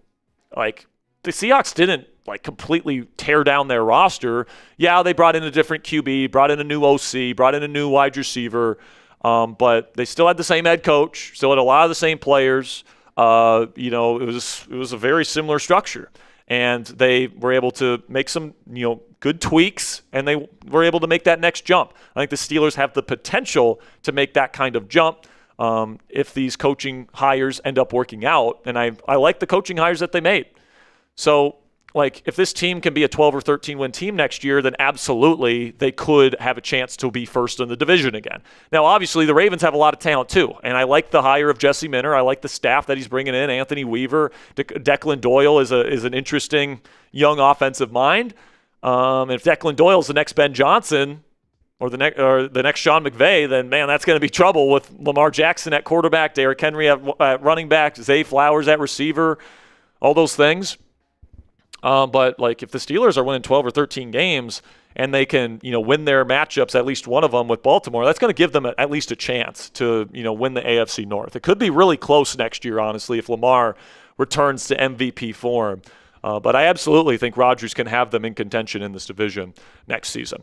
$2 from Mike Hoytink. Hope I'm saying that right, my friend Mike. And he says, let's see here. What will the Steelers do to get a legit nose tackle? I'm starting to get worried, Mike, that they're not going to. I'm starting to get worried that they think Keanu Benton's a good nose tackle. And I'm worried that they're going to give Benton a big contract extension this offseason. And when you give him that kind of money, you're not going to reduce his role in the defense.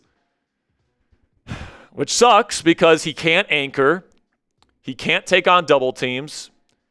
And that has been a big reason why this run defense has been, not great over the last couple years. And especially if you have run defending linebackers like Wilson and Quinn who haven't been great as run defenders in the second level behind him, that's going to create a pretty big chasm in the middle of your defense. And I'm hoping, man, that they bring in Dalvin Tomlinson, who's still out there. A'Shawn Robinson's still out there. I'm hoping they bring in a legit nose tackle for early downs. And by the way, I'm not advocating for Keanu Benton to get benched. I still want him as a rotational starter. But he should not be an every down nose tackle for the Pittsburgh Steelers next year. $5 from Slash again says, do you think Peyton Wilson gets an increased role in our defense next year? I think there's a good chance of that. Now, it's going to be interesting to see what they do with PQ. If PQ's gone, then the answer is clearly yes. But even if Quinn stays, I still think that they're going to try and make him, that second linebacker option. Now, Graham has used a thumper linebacker in the past. That's why they got a Landon Roberts in Vegas last year. And Malik Harrison might fill that role, and then Wilson will continue his role as that rotational, passing down type of coverage linebacker. That's very possible as well. So, honestly, I could see his role being very similar to what it's been. Maybe he fills out his frame this year and he's more equipped physically to take on blocks and be a better run defender than he has been in his first 2 years. But, we'll just have to see when it comes to Peyton Wilson. $5 from William D. It says, sorry, late to chat, but if Rodgers doesn't sign, what do you think about Will Howard? LOL, just messing with you, but seriously, when are we extending the boss? Whenever this free agency and probably after the draft too. They'll deal with that one down the road. They'll handle the extensions down the road once they know what the situation looks like with the players that they're bringing in.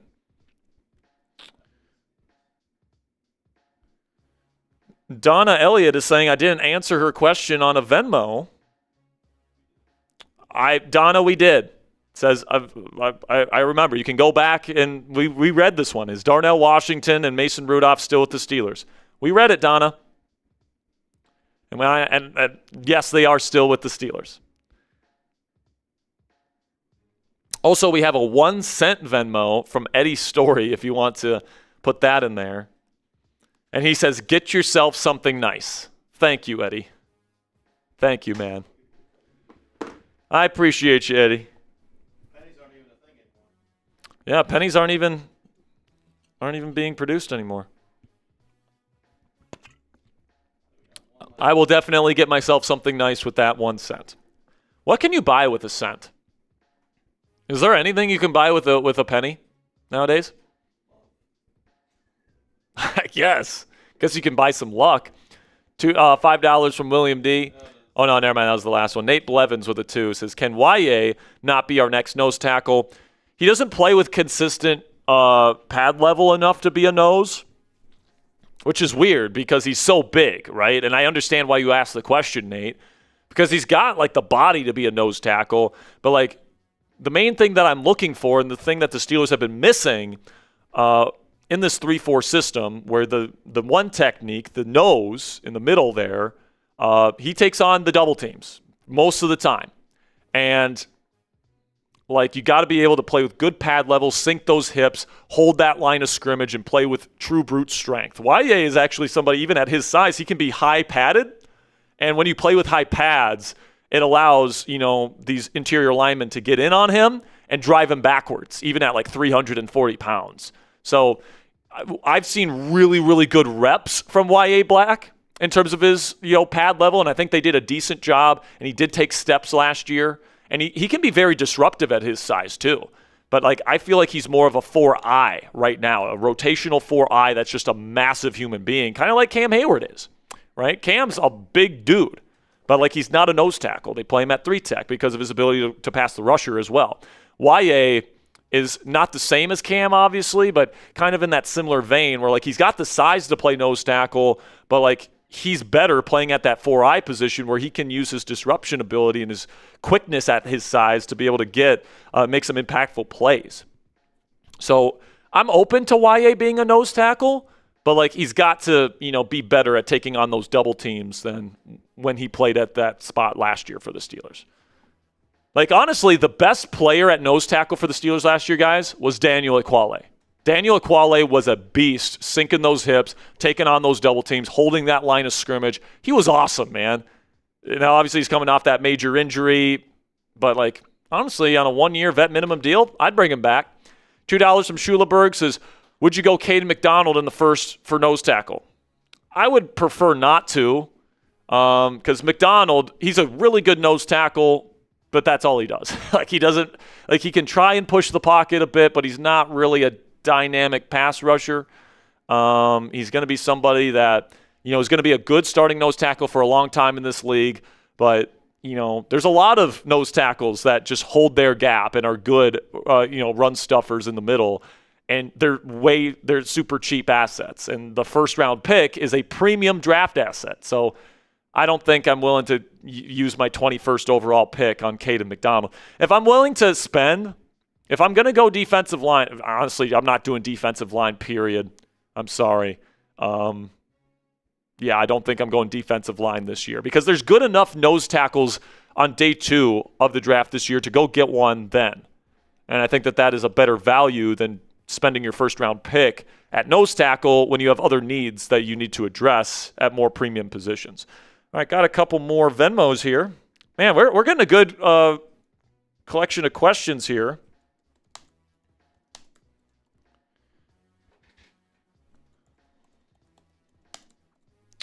Next question. Are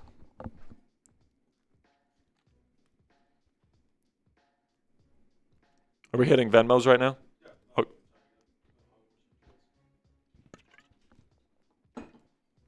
Kyle Coons comes in with a 3. Says, with the signings the Commanders have made so far, how many games would you project us to win next year? It's a good question, Kyle. And the thing about the Commanders is that it's going to be tough to guess that because there's going to be so much new here in Washington. Sure, your quarterback and your head coach are the same, but 2 brand new schemes. Your quarterback is playing a scheme that he's never played in before. You're bringing in a lot of new starters. I think the Commanders are one of the more high variance teams in the league next year. Where with these schemes being brought in, I love the schemes, and I think that they have a high potential. This team could, get to that upper echelon in the NFC next year. They absolutely could. If Jayden Daniels immediately takes to this under center style offense and is awesome and turns into a bona fide superstar, and he's an MVP candidate next year. Terry McLaurin stays healthy and he's awesome, and Brandon Aiyuk is playing awesome, and you have that third receiver playing great, and Okonkwo works out, and Bill Koski-Merritt takes some steps, and you have a legitimate number 2 running back in the defense with that Brian Flores-esque system, gets the most out of Quan Martin and Mike Sainristil and all the players that they're bringing in. This could be a really good team next season. It could, but with so much new and Durante Jones, David Blau, brand new play callers in the league. You never really know if you're going to hit a home run or if you're going to, hit a snag with these first-time play callers. And, Jayden could have some growing pains this year working in that under center offense. There could be injuries again. Mike Sainristil could be terrible. There could be a lot of things that could go wrong as well. So if I had to guess right now, I think that, there's going to be a lot of great flashes, but there's also going to be some growing pains, from a play calling perspective, from a Jayden Daniels standpoint even. For me, I think 10-7 maybe. I think that's a pretty decent guess at this point. I think their ceiling is higher than that, But like 10-7, I think is a pretty decent like expectation for this team next year, because I am expecting some growing pains. I'm expecting a lot of good, but I'm also expecting some things with the play callers and Jayden in particular that it's going to take a little bit of time for this team to really get to that level where like everything's clicking, it's a well-oiled machine, and this team is like ready to win a Super Bowl. So that's where I'm at. Mex Amander with a 10 says, I know the Steelers still looking for a QB, but if Steelers can get Jennings, he can be a third wide receiver and maybe also Nick Bosa to help the defense more. You saying the Steelers get Nick Bosa? Like, we already have T.J. Watt, Alex Highsmith, and Nick Herbig, and I don't think they want to let go of any of those guys, man.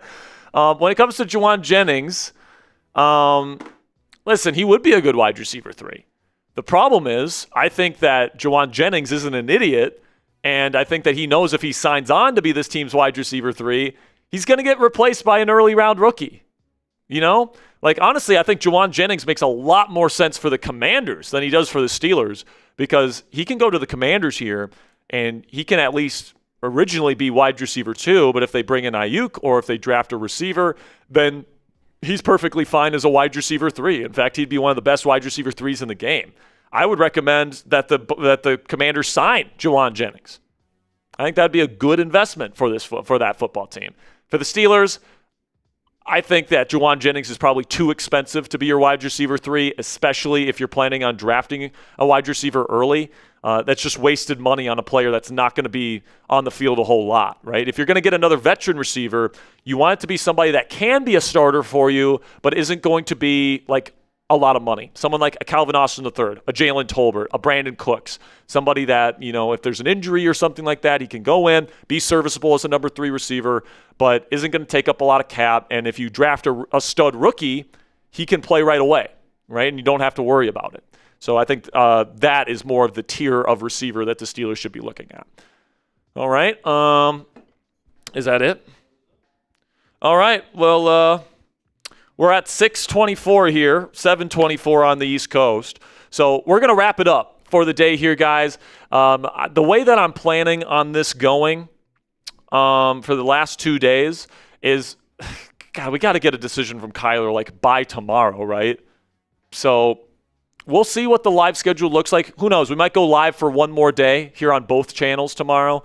I'll keep you guys updated on the latest surrounding both of these teams. If the Steelers make a signing tonight, we'll make sure to get you guys coverage on Steelers Talk. If the Commanders make another move tonight, we'll make sure to get you covered on the Commanders Report. I can't thank you guys enough for the support here on the channel over the last 3 days here of the first 3 days of NFL free agency. We've had some fun stuff happen to both of these teams over the last few days, and I'm looking forward to seeing what the future lies ahead for both the Pittsburgh Steelers and the Washington Commanders. So thank you guys so much for all of your support. And also a special shout out to everybody that bought those F the Ravens t-shirts. That was absolutely fantastic. We sold over 40 of those suckers today. So we sold 64 t-shirts. So 46 of them were F the Ravens. God, man, we sold 60-plus shirts today. That's absolutely fantastic, guys. What's that? Commanders had 4, so we added 4 on Commanders as well. So thank you guys so much for that support. That's going to give us more opportunities, right, to have these really cool merch opportunities when these teams sign players and trade for players and stuff like that. So that really means a lot to me, guys. Thank you guys so much for all of your support. Once again, I will see you guys next time. And until then, guys, hail to the Commanders, and here we go, Steelers.